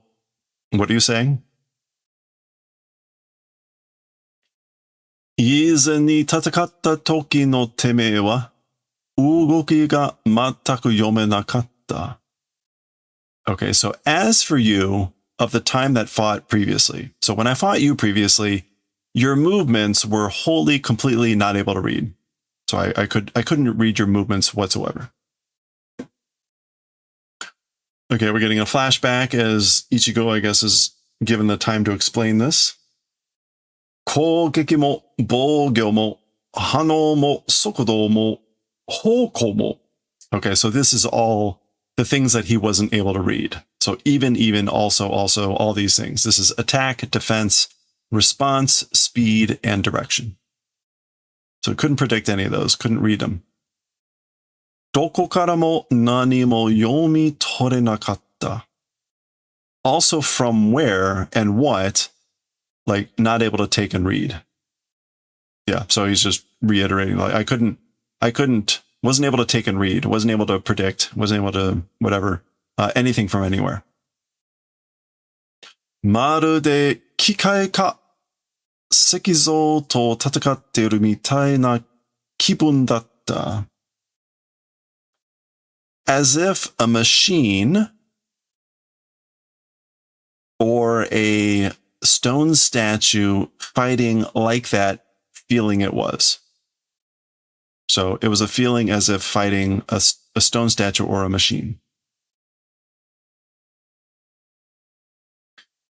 それが読み取れるようになったのは、俺がホロに近づいたのか? So Ichigo says that, in the manner of being able to read, as for becoming that, so as for me being able to read or predict those things, me to hollow approaching.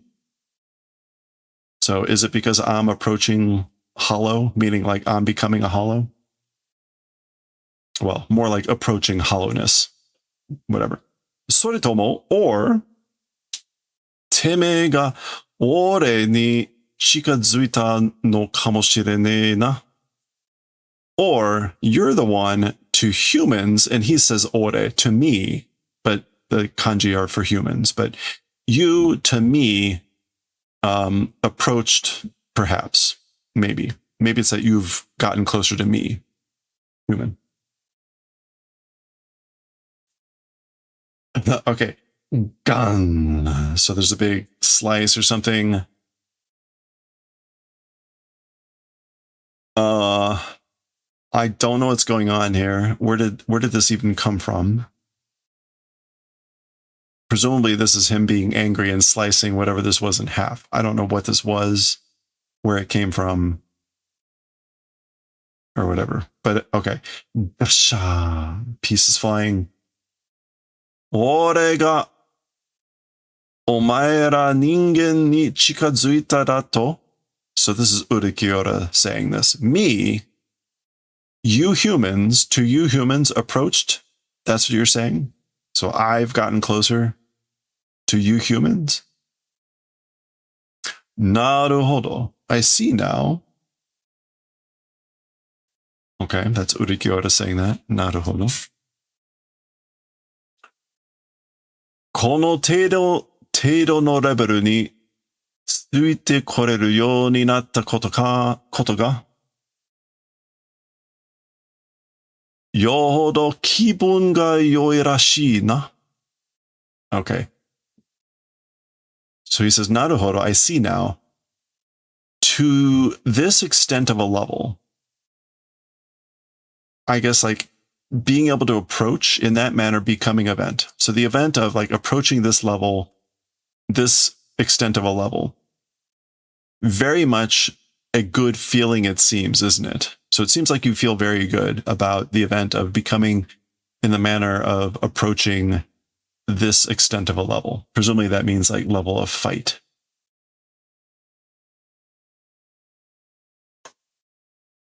Yeah, to come along, to accompany. Suitekuru. Or being able to do that. Zu. Ka. Okay, so something happens here. That's his foot leaping. Ka. All right, so he's coming in on Ichigo. We get a nice freeze frame. Presumably this is him swinging his arm.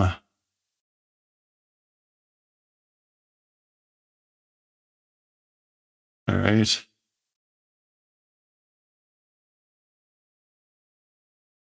And we just get a dome. All right. Oh, done. Okay, Ichigo flipping back away. Boom. That's Urakiota moving really fast. All right, another classic shot of look on behind you. Frantic looks. Done. All right, someone strikes. Presumably that's Urakiota, but we'll see.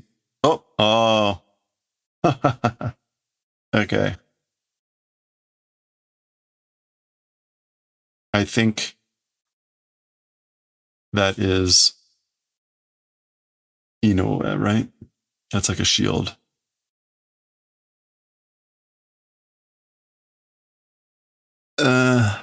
Bakin. That's like a shattering sound. Yeah, there she is. Gasha. Pieces falling, shattering.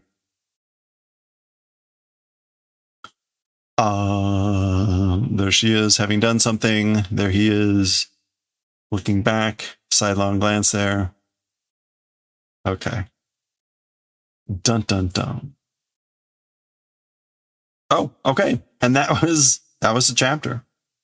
That was a lot faster than I thought it was going to be. The Envy.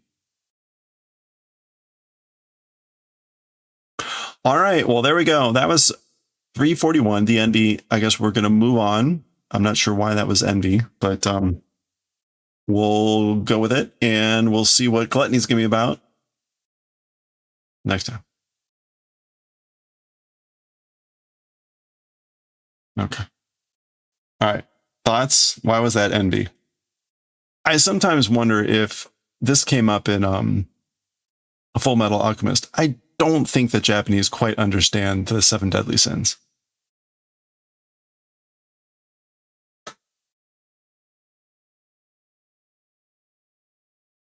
I think the concepts are just culturally different. But that's my take from having read now 2 manga where this have come up, and it doesn't quite align. Like, okay, I get it, gluttony. That one should be obvious. But the other ones...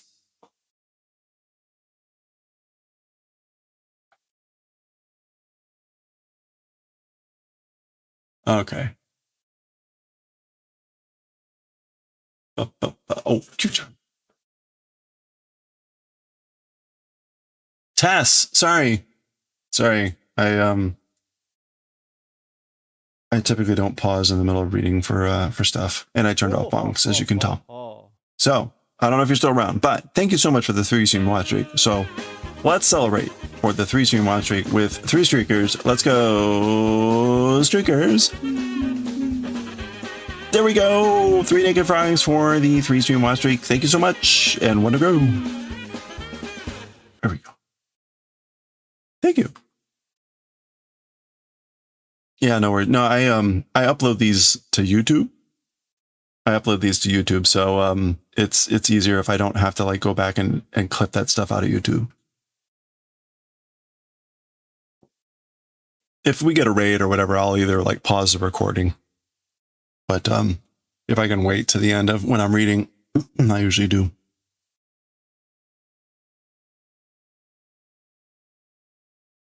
Yeah, I'm glad you saw. I'm glad you got to see him.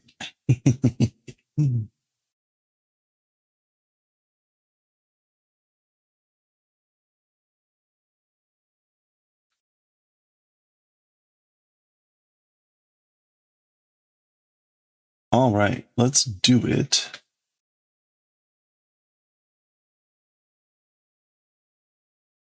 We are doing. Yeah, okay. We are on Kyuu-chan. Oops. Oh, man. Do that every time with this stupid thing. Okay. There we go. All right, this is part 7, and we're going to read 39 through 40 something. Okay. 39, 40, 41, 42, 43, 44. Maybe we won't get someone turning up trying to tell me how to read things without telling me actually what they mean this time.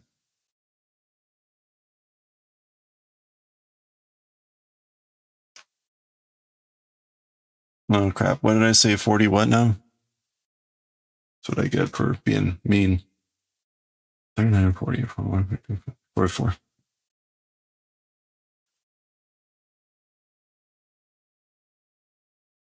Alrighty, and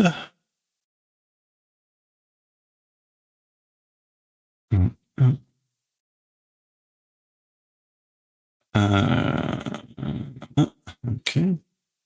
Volume 6, 39 to 44, part 7. All right, here we go.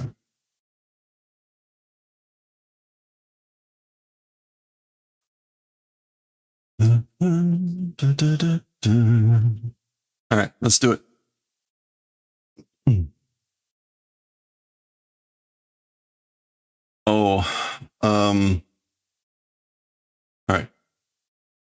All right, let's continue with our 7th session of Fushigi Neko no Kyuu-chan in volume 6 here. Had some harder sections previously. Let's see how this one goes. Gohan machi. This is like waiting for dinner waiting. So you can see there's Kyuu-chan doing just that. These sound like cooking sounds, like sizzling, chopping, that sort of thing. Kind of staring, waiting. Gohan dekita yo. And imagining Hinata coming out. Dinner or meal is finished. Gohan dekita yo. The rice, the meal is done. Staring. Again, the sound of sizzling. Go piku? Okay, so he starts to say the go, or starts to say ego, and so Kyuu-chan perks up. Piku? Like shock. Oh, gobo. Kai wasureta kara chigau recipe kangaenakya. Okay, so instead of saying Gohan dekita yo, he says gobo, which is burdock root, which is what this is. So gobo, forgot to buy. So because I forgot to buy gobo, a different recipe must think about. I got to think about a different recipe. Implied double negative. What's on? Clunk. There we go. Very cute. Got him. Got him with the gobo. Okay. Kyori-kan. Kyori, distance, and then like kan meaning like feeling. So like the feeling of distance or... All right. Ton ton. That's Hinata chopping. And pion pion. Hop hop. Guru guru. Running around. Mo sugu dekiru yo. Soon we'll be done. It'll be done soon. Abunai kara hanarete matete ne. Because it's dangerous, like separate and wait. Like wait over there. Wait at a distance. Hanarete. Su. Because it's Kyuu-chan backing up. Pion pion. Guru guru. Ton ton. Okay, so it's like the sensation of distance. All right. Good stuff. Futa, lid, I guess. We'll see. Kui. All right, that's Kyuu-chan tugging. Tetsudatte koreru no? Gonna do the favor of helping? So you're gonna help? Ja mirin totte koreru? Well then, the meeting, will you do the favor of taking? So basically, will you get the meeting with mirin? It's a cooking ingredient. There's meeting. Akai futa ne? It's a red lid, you know? So akai futa, so lid. There we go. That is indeed an akai futa. Got him. All right, that's a good one. Futa no omoide. So memory of lid. Omoide is a memory, so memory of lid. All right, finally the meal is done. Kyuu-chan no tetsudatte kureta shi hariki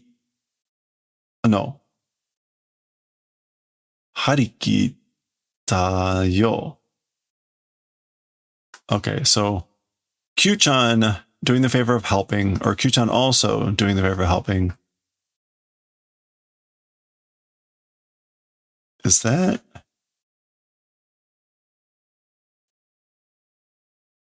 Yeah, harikiru, to be in high spirits, to be enthusiastic.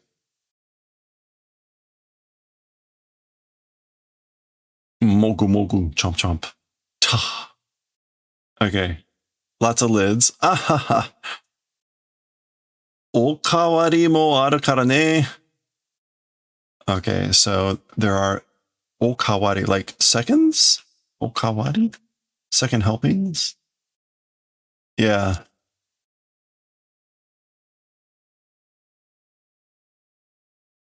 Oops, oh, I'm putting these in the wrong one. This should go in Kyuu-chan.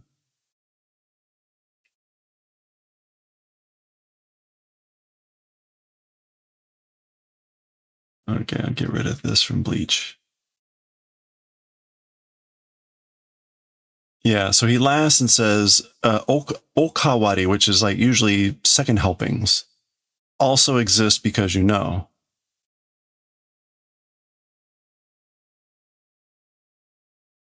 All right, what else can harikiru mean? What was it? To stretch, be eager, enthusiastic. Or you were enthusiastic, maybe. Like you were really eager to help. So then he laughs. Okawari.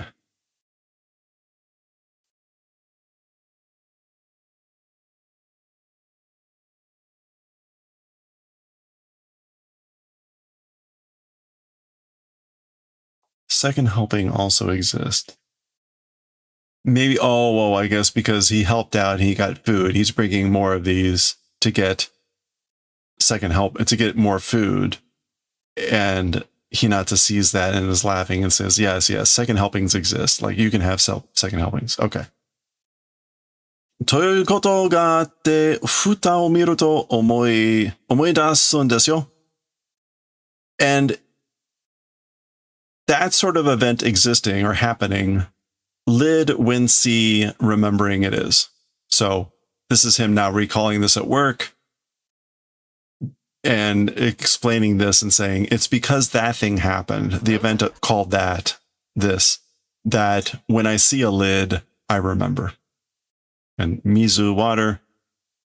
Ina, that's nice, you know, because his memory, as we saw in the previous session, is of his pee-pee-chan kicking stuff under the lid, but also his phone under the couch or chair.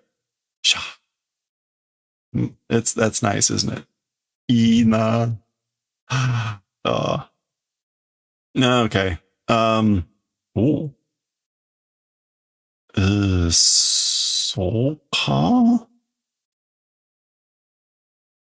Oh no, not Araso.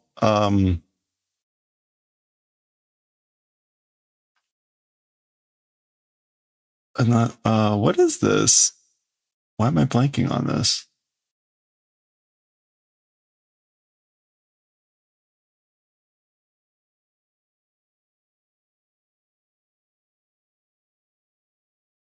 Oh, Kiyoi. Okay, so Joka. Purification, cleanup. Kiyoi. Or Kiyomeru. Okay. Ka poka. Okay, so there's Kyuu-chan being warm on the roof. Jime. So meanwhile, while Kyuu-chan is being poka poka, poor Hinata is at work. Notice he's growing mushrooms because he's hasn't moved. And Jime. Yeah, damp and humid, wet and clammy. Pyun hop tadaima amho. Oh, I guess that's tadaima and then waf as Kyuu-chan lands on his face. Kapoka. Oh, okay. So immediately with Kyuu-chan in his arms, the mushrooms fall off and he gets poka poka. Ohisama no nioi. It's the smell of the sun.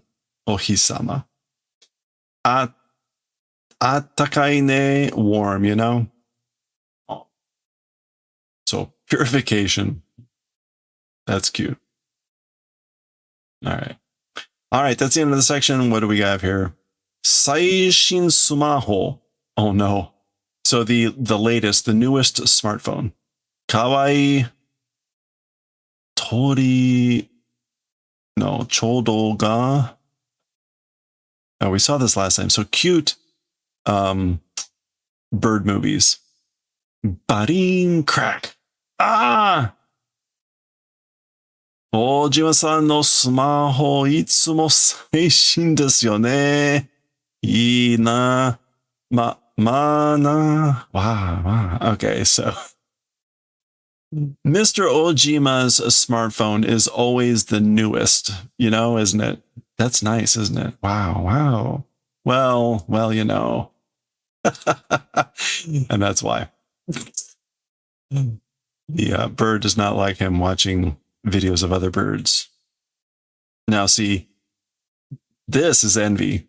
We were just reading Bleach, the envy, and I didn't quite get the envy. Unless I guess maybe it was between Urakiora and Orihime, but that's envy.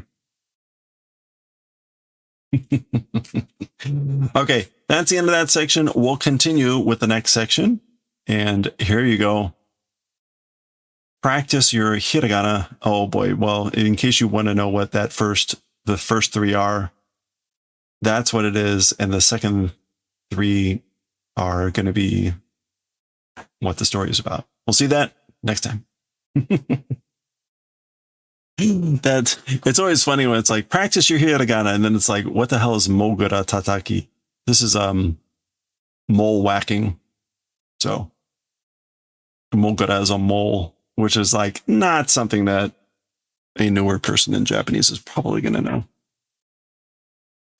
Probably mogura. All right, let's see. It is it's only 8:13. Man. Boy, with Bleach actually being like short, it's amazing. usually like it was Jujutsu Kaisen would take an hour and it would be 9 o'clock now. And I'd be like, we don't have time to read anymore. We're just ripping through things. Okay, let's read some Astro Boy then.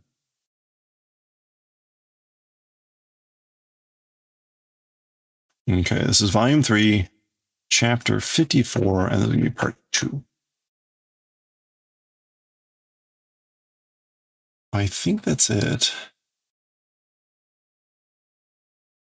Astro Boy. Astro Boy. Astro Boy. Yeah, maybe 7 June. Okay. All right. Always good to verify. All right, let's get to it. Oh,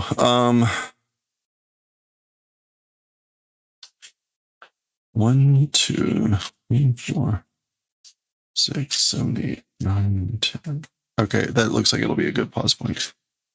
If I only do 10 pages every day, though, this is going to be like, what, 18, 17 sessions? All right. Well, that's where we are. All right, here we go. Okay, let's continue our second session with chapter 54 of volume 3 of Astro Boy. This is Chijo Saidai no Roboto, the world's greatest robot. World's greatest robot. This is the classic story with Pluto. We got introduced to Pluto in the previous first session, and he's already taken out Monbran, the Swiss robot. Pretty brutal. And next he was saying he was going after Atomu in Japan. That's where we paused. So let's go. All right. スイスの名物山案内ロボットのモンブランが突然コッパみじんに壊れました。Okay, so this is okay. There's Atom. There's Ochanamizu. This is his parents, Atom's parents. They're at a home or whatever. This is the news reporter talking, and apparently Atom is getting refueled or something. I guess we'll see maybe more about that in the next panel.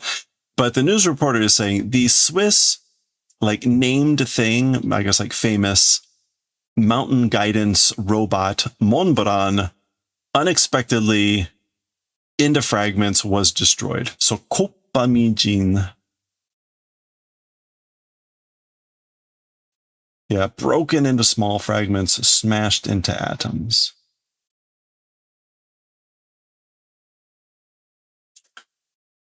Okay.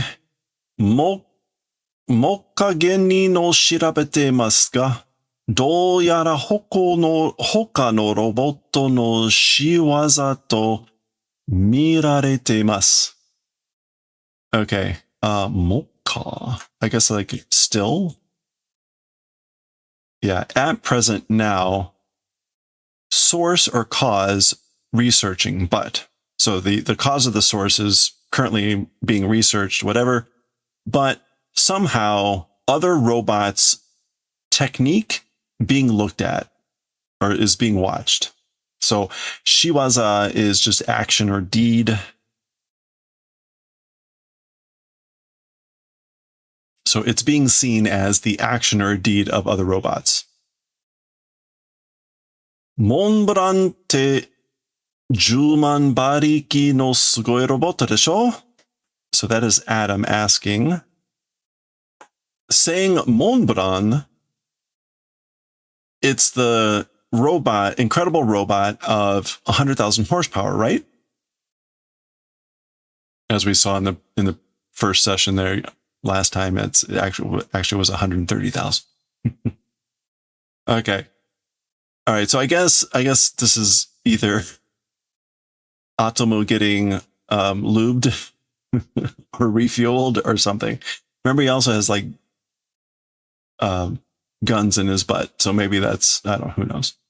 Toyo hanashi ja ga 他のロボットに壊されたとすると. Okay, so I guess Ocha no Mizu is saying it's that sort of a story, like that's what they say, but by other robots being broken, if doing that, so if Monbran implied was destroyed by other robots, ... 相手は10万馬力以上でしょうね. As for the opponent, as for the adversary, more than 100,000 horsepower, probably, right? おや、急にテレビの画面が乱れたぞ. Oh my, suddenly the television screen has become disordered. It's gone crazy. 何か外にいます. なんだろう? Okay.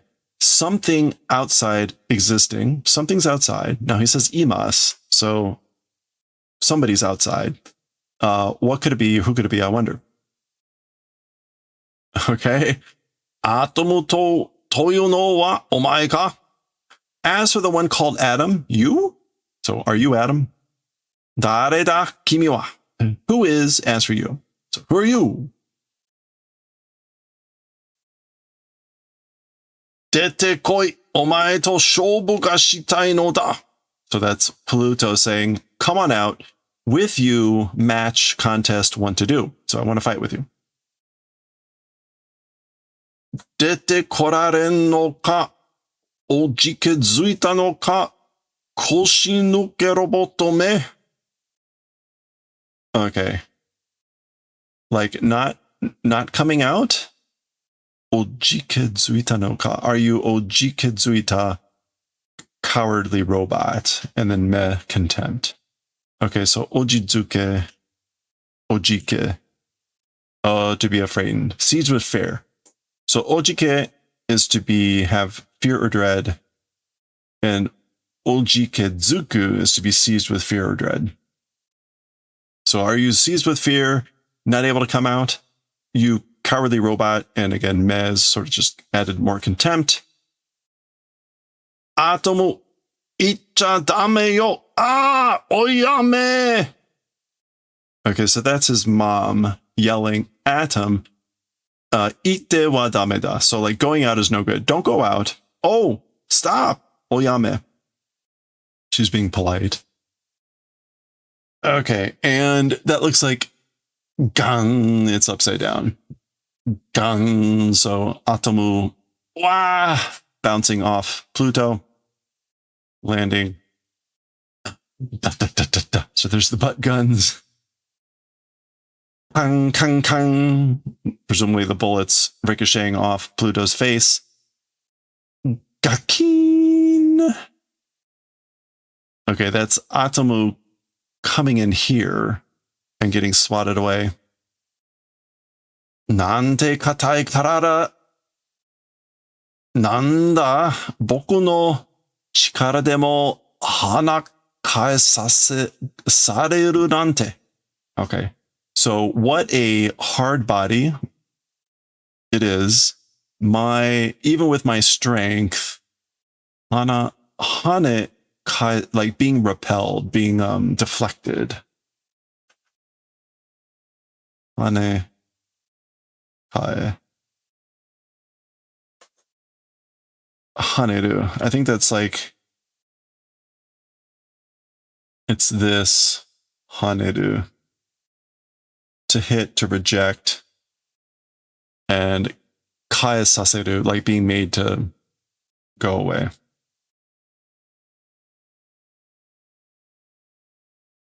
Yeah, being sent back. Kai saseru. So basically being repelled. How could that be? Even with my power. Yosh. Maue kara tataki tsubushite yaru zo. All right then, or good. From, I guess, Maue, from like directly above, strike and crush will do the favor of. So I'll strike and crush you directly from above. Tataki tsubushite. Uh-oh. Well, we saw what happened last time with the, All right, let me zoom out a little bit more. You don't see these thin, tall, Senshafida style patterns, panels too often in this. Yokumo boku wo baka ni shita na, kore demo ukero. Okay, so this is Adam coming in saying, how dare you, me, towards stupid didn't you? So you made a fool of me, didn't you? Even with this, receive. So like, take this. Shoo. Okay. Pluto looks quite happy with that. But Ochanomizu comes out, and we can see he's going to try to give a warning. Atomo yamenasai, kore yameru toyu ni. Okay, so Adam, stop this thing, toyu ni, like the thing called stop. Yamero toyu ni. Washi no yu koto ga kikenai no ka? Not able to hear the things that I'm saying, like things that I'm saying, not able to hear. Can't you hear what I'm saying? Tonikaku yamete washi ni makase nasai. In any case, stop. To me, leave it. Entrust it to me. Makase nasai. Yeah. Leave it to me. Hi. Oh, okay. So you very reluctantly. Mireba gaikokusei no roboto rashii ga. So if look, foreign made robot, it seems. So when he says mireba, he's like, when I look closer, or when I take a look, or if I take a look, it seems like it's a foreign made robot. So he's talking about Pluto. Now remember, when we didn't see a specific country mentioned, but when we saw the birth of Pluto here, the guy has a sort of a sultan look, so it's implied it's somewhere in the Middle East. We did not get a specific country yet. Okay. Atomo ni kenka o uro toyo no nara, kono washi ga aite ni naru zo. Okay, so Ochanomizu has a sense of what's going on here. To Adam, quarrel, I guess, like, we'll come back to Uro, that sort of thing, if it is. So if you're doing the thing called picking a fight with Adam, this me toward opponent will become. So you're basically going to make me your opponent. Okay, Uro. Is that just to sell? Like picking a fight? I think that's an expression, right? Kenka o uru? I think that's an expression. It literally means to sell a quarrel. But I think that means like to pick a fight. Kenka o... Yeah, to pick a fight. Kenka o uru. Yeah, so again, if it's the thing called pick a fight with Adam, then me, again, becoming your adversary, your opponent. Otogi nasai, ningen o aite ni suru koto wa watashi ni wa dekinai. Oh, otogi nasai. So move, and he's being generally a little bit polite with this, right? Otogi nasai, move. He's saying that to Ochanomizu. As for the event of doing towards an opponent a human, so having an opponent as a human or having an adversary as a human, as for to me, it's not possible. So I can't have humans as opponents. Watashi wa roboto dake o aite ni tatakao you ni tsukurareta no desu. As for me, only robots to opponents, towards opponents, in the manner of fighting was made it is. So I was made basically only to fight robots as opponents, as adversaries. Atarimae dai, roboto de ningen o osou yatsu wa akuma dai. Okay, Adam's getting worked up with the dais here. It's obvious, atarimae, with robots, I guess like fighting, as for guys that fight humans with robots, they are villains. They are bad people. Devils. Nani o? What? Like, what are you saying? Okay, wait a minute. with robots. As for guys that fight humans, they're bad people. They're devils. Okay, that's interesting. He's basically confirming what Pluto just said. So guys that use, or again, like attack humans with robots, they're bad people. They're devils. So I'm not quite sure why he's angry. But anyway, Yamero Tada! So stop! And Tada is just exasperation. Omae o tsukutta no wa dare ka ne? So as for the one that made you, who is it, I wonder? So I wonder who made you. Soshite naze koko e yatte kita? And in addition, why to this place, I guess, came to fight? Yaru kita. So why'd you come here to fight? Watashi wa Pluto to iimashite. Okay, so as for me, called Pluto. So I'm called Pluto. Sekai juu no roboto to tatakatte katsu you ni itsukerareta no desu. Oh boy. Robots throughout the world, with them fighting and winning in that manner, itsukerareta.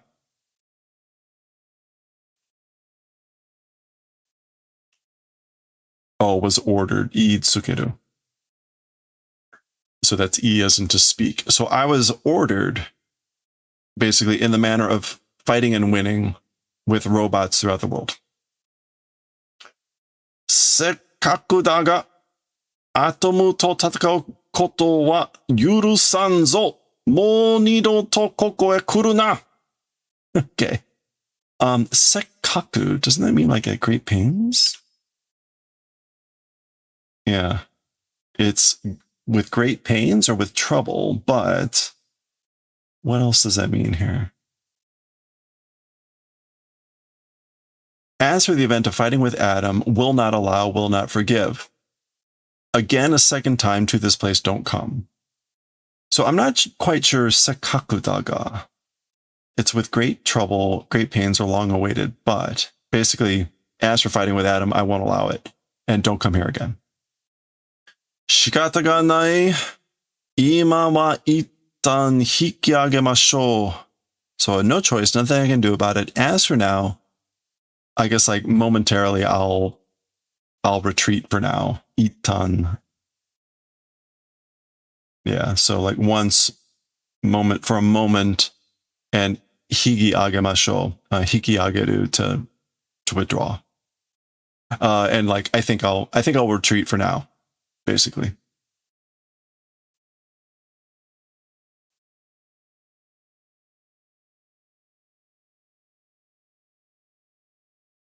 Yeah, withdraw. Okay. Daga, however, atomu. Chikaiuchi ni kakugo shitoke. So, however, atom, like, chikaiuchi ni, while close, do preparations in advance. So, like, prepare yourself, I guess, like, for like, a time soon. For, like, a chikaiuchi. Yeah, before long. So do preparations on purpose before long. Meaning I'll be back. Soon. All right. Okay, so I did not miss a page. This is go. I guess Pluto spinning around really fast. And maybe like going up in the air.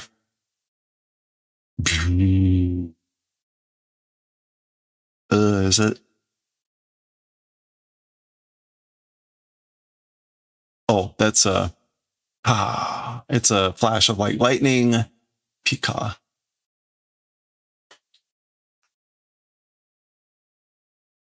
And I guess it's the lightning coming down and hitting. Atomo yukona. So Adam, don't go. Ochanamizo holding him up. There goes the little twister. Omae no energy de wa tottemo Kanawanzo. Your energy, as for with your energy, very much kanawan. Kanawan. Oh, it's a no match. Kanawanai. Basically, you're no match. It's no match with your power, with your energy. Ooh. Ooh. Hakase, boku wo 10万馬力から100万馬力に直してください.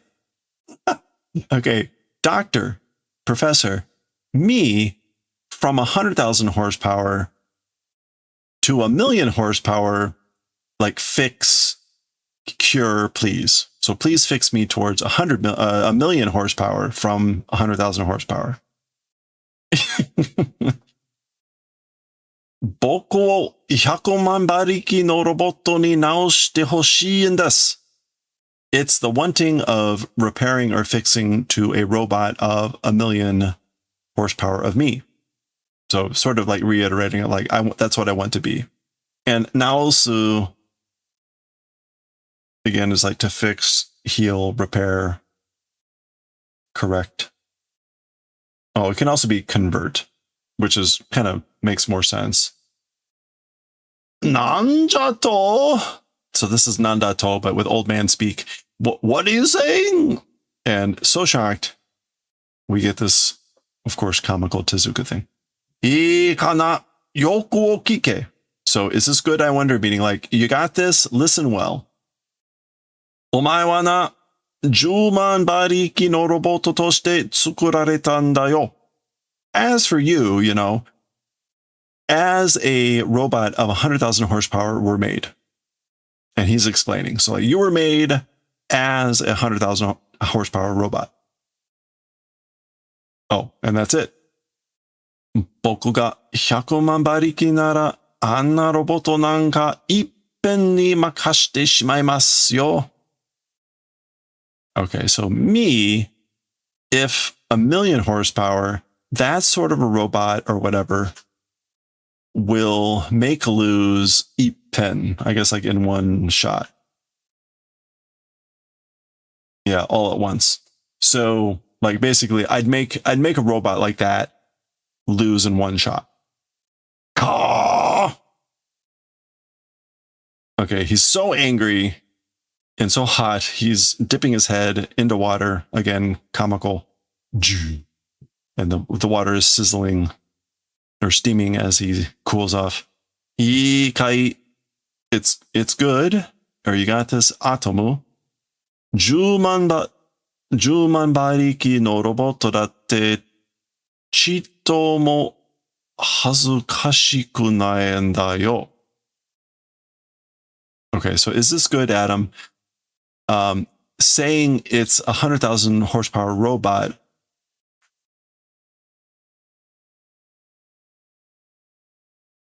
it's not at all a shameful thing. It's nothing to be ashamed about. 恥ずかしくないんだよ. もし力の強いだけが偉いのなら、プロレスの選手は世界一偉いことになる。だが実際はそんなことはない。Okay. If it's just the strength of power, もし力の強いだけが偉いのなら、if it's remarkable or whatever, pro wrestling, pro res, competitor, best in the world,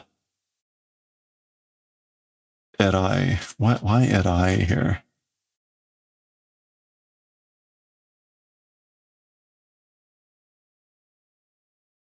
Remarkable. Okay. Event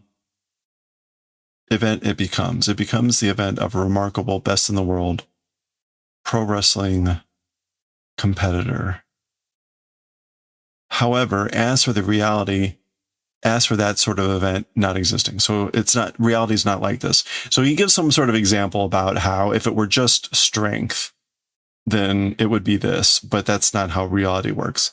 But I don't quite get this. もし力の強いだけが偉いのなら. I guess like if it were only strength of power being remarkable, then as for pro wrestling competitors, it would become the event of being, I guess, the most remarkable in the world. Yeah. Yeah, okay. Which seems weird, but we'll go with it. However, the reality is different from that. Okay. 10万馬力のロボットだってその使い方によっては世界一のロボットになれるのじゃよ. Talking about robots of 100,000 horsepower, as for that way of using niote or due to, or depending on, according to how it's used. So as for depending on or according to the way of using those 100,000 horsepower robots, it's able to become like the #1 robot in the world. Okay, so he's basically saying it's like how you use it, depending on the way of using that 100,000 horsepower robot, able to become the #1 robot in the world. Okay. わかりました、博士. I understand, doctor. Atomo ni-chan, Adam Big Brother. Okay, so this is Uran. We haven't technically met Uran before because the chapters are out of sequence, but this is his little sister who does feature in the remake. あの悪いロボットをどうしてやっつけなかったの? どうして? Okay, so that evil robot, that bad robot, how doing やっつけなかった?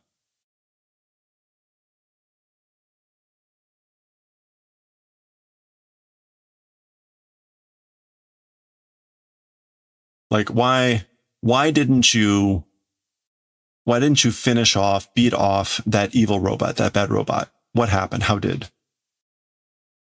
So yatsukaru, to finish off, to beat back like an enemy. わかったわ. I know. 怖かったのね. だから逃げたのね. Broke, right? And so therefore ran away, right?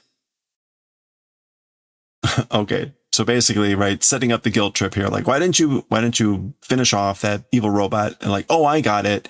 You broke him, right? You kawakata no ne. So you broke him, right? And that's why he ran away, right? Oni-chan no yowamushi. Wait. Oni-chan no yowamushi. Oh, no. Uran kirai yo, kirai yo.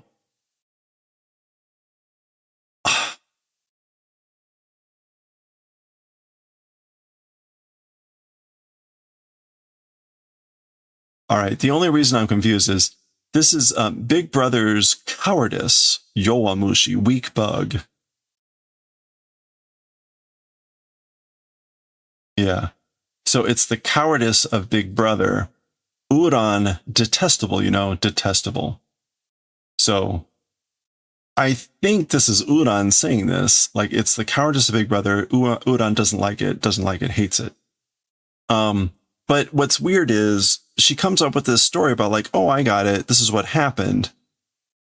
But then immediately to this. So I don't quite get that. Anyway, okay. Anyway, so and now I guess we're switching scenes. So, ohanashi kawatte. So the story changing. Koko wa Scotland no kita. As for this place, it's northern Scotland. Okay, so this is the narrator.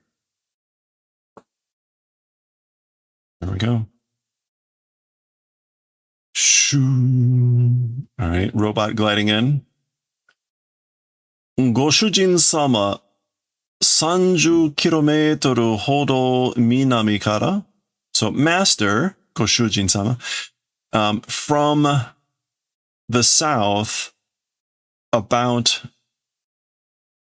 30 kilometers.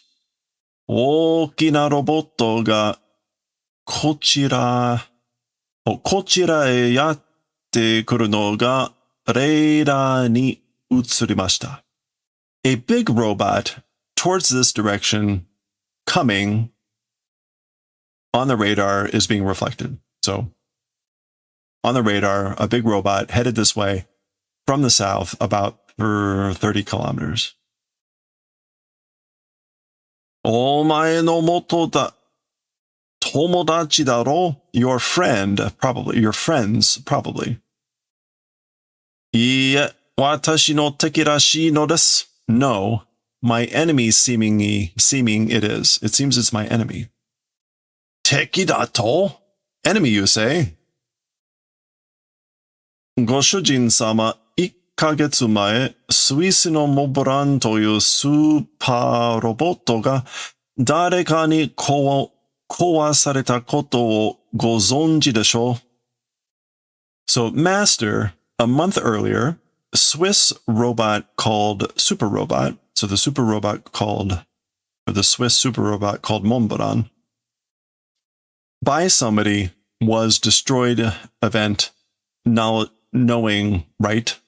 So you probably are familiar with our knowing, and gozonji is a very polite way to do this, right? Along with goshujin-sama. So the robot is treating this guy very politely. So you probably know about the event of the Swiss robot called Montblanc being destroyed by somebody a month earlier. 知ってる、それで、knowing, so like, yeah, I do know. With that, その犯人は正体不明のロボットらしいということも。As for that culprit, as for that criminal, real body, true body unknown robot, it seems it's that sort of event also.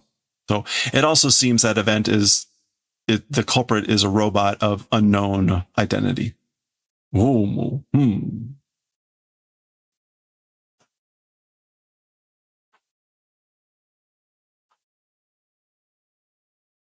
Nosu.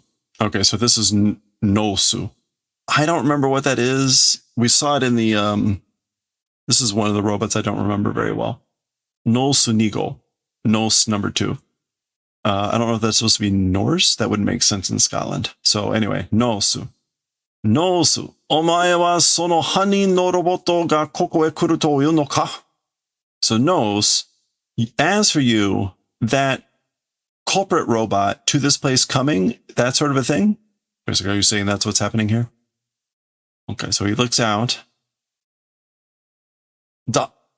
Hi, yes, sir. 確かなのか? Certain is it? Like, are you certain? 私と戦い、私を壊しに来たのです. A fight with me and came to the breaking of me. So came to fight and break me. That's what it is. お前をなぜ壊すんだ? Why must break you, or why must destroy you? Why does it have to destroy you? 一体やつは何なのだ? Like, what the hell sort of a person is it, or who the hell is it? As for the person, like, who the hell are they? くそ、スコットランドが世界に誇るロボットノース2号。ガムザムザと、暗い方にやられてたまるか? Okay, so, damn it. Scotland's, like, robot being proud of in the world, the Nosu number 2, Gamuzamuzato.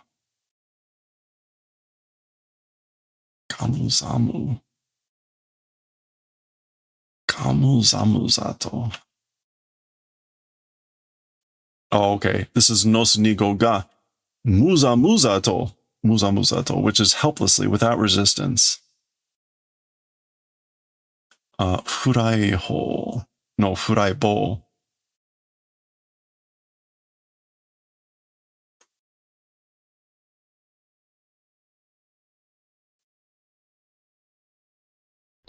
By a vagabond, a hobo, a wanderer, being done in. How could I stand that? So this is kind of a rhetorical. How could I stand?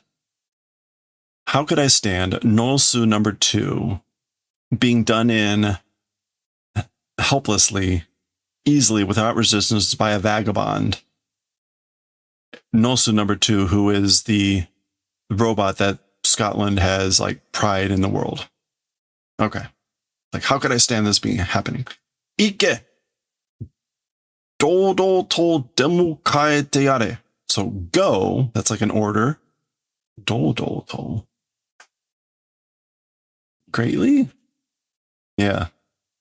So like magnificently, in an imposing way, demu kaete yare. So like go out and greet. So demukai is to go out and greet.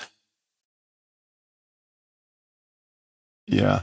And yare to do that. Now he orders yaru, usually given to like inferior or subordinates. So, all right. So go and greet it in a grand way.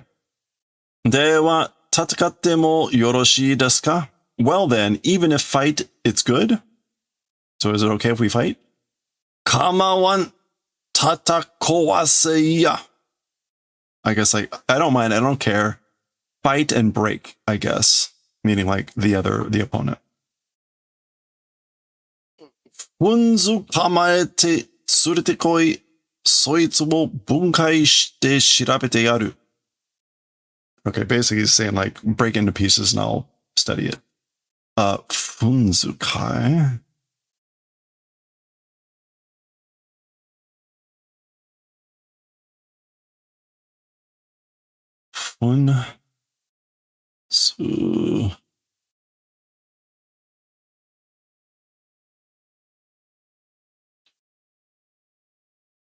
Constipation, funsu kamari, no.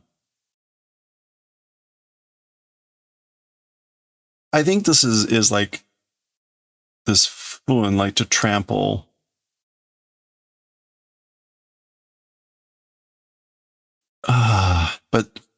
But tsukamaete sounds like capture and then bring it, come and bring that thing, do disassembly, and we'll do the favor of researching. So this sounds like break it into pieces and grab it and come and bring it here. And then I'll research it and do disassembly of that thing or that guy. Okay. Shaki. Okay, so these arms pop out. You can see right there were like 4 holes on the side. Although now there's only 3 holes, but we'll just go with it. Off he goes.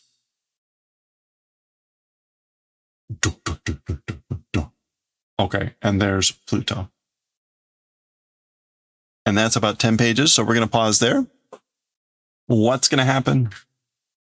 We'll find out next time. Okay.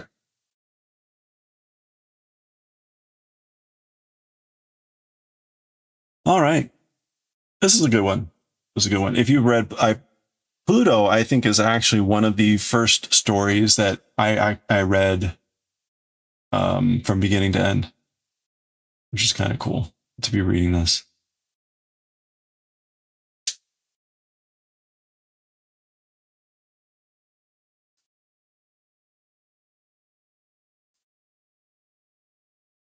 Because I think Pluto is like 10 volumes, maybe 8. So it's actually kind of short, easier to read in one shot.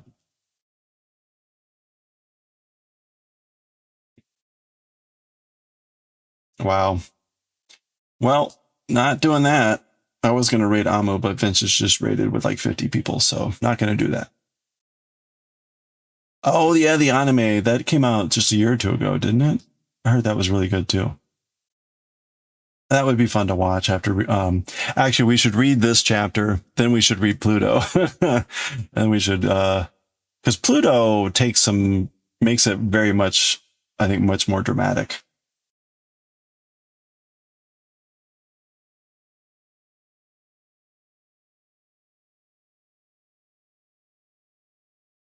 Yeah, like 2 or 3 years ago. Okay. All right. Well, that's going to do it for us for today. Look at that. It's like not even 9 o'clock. We're going to get out of here before the next ad break. All right. We're going to go raid Midnight Sumo again.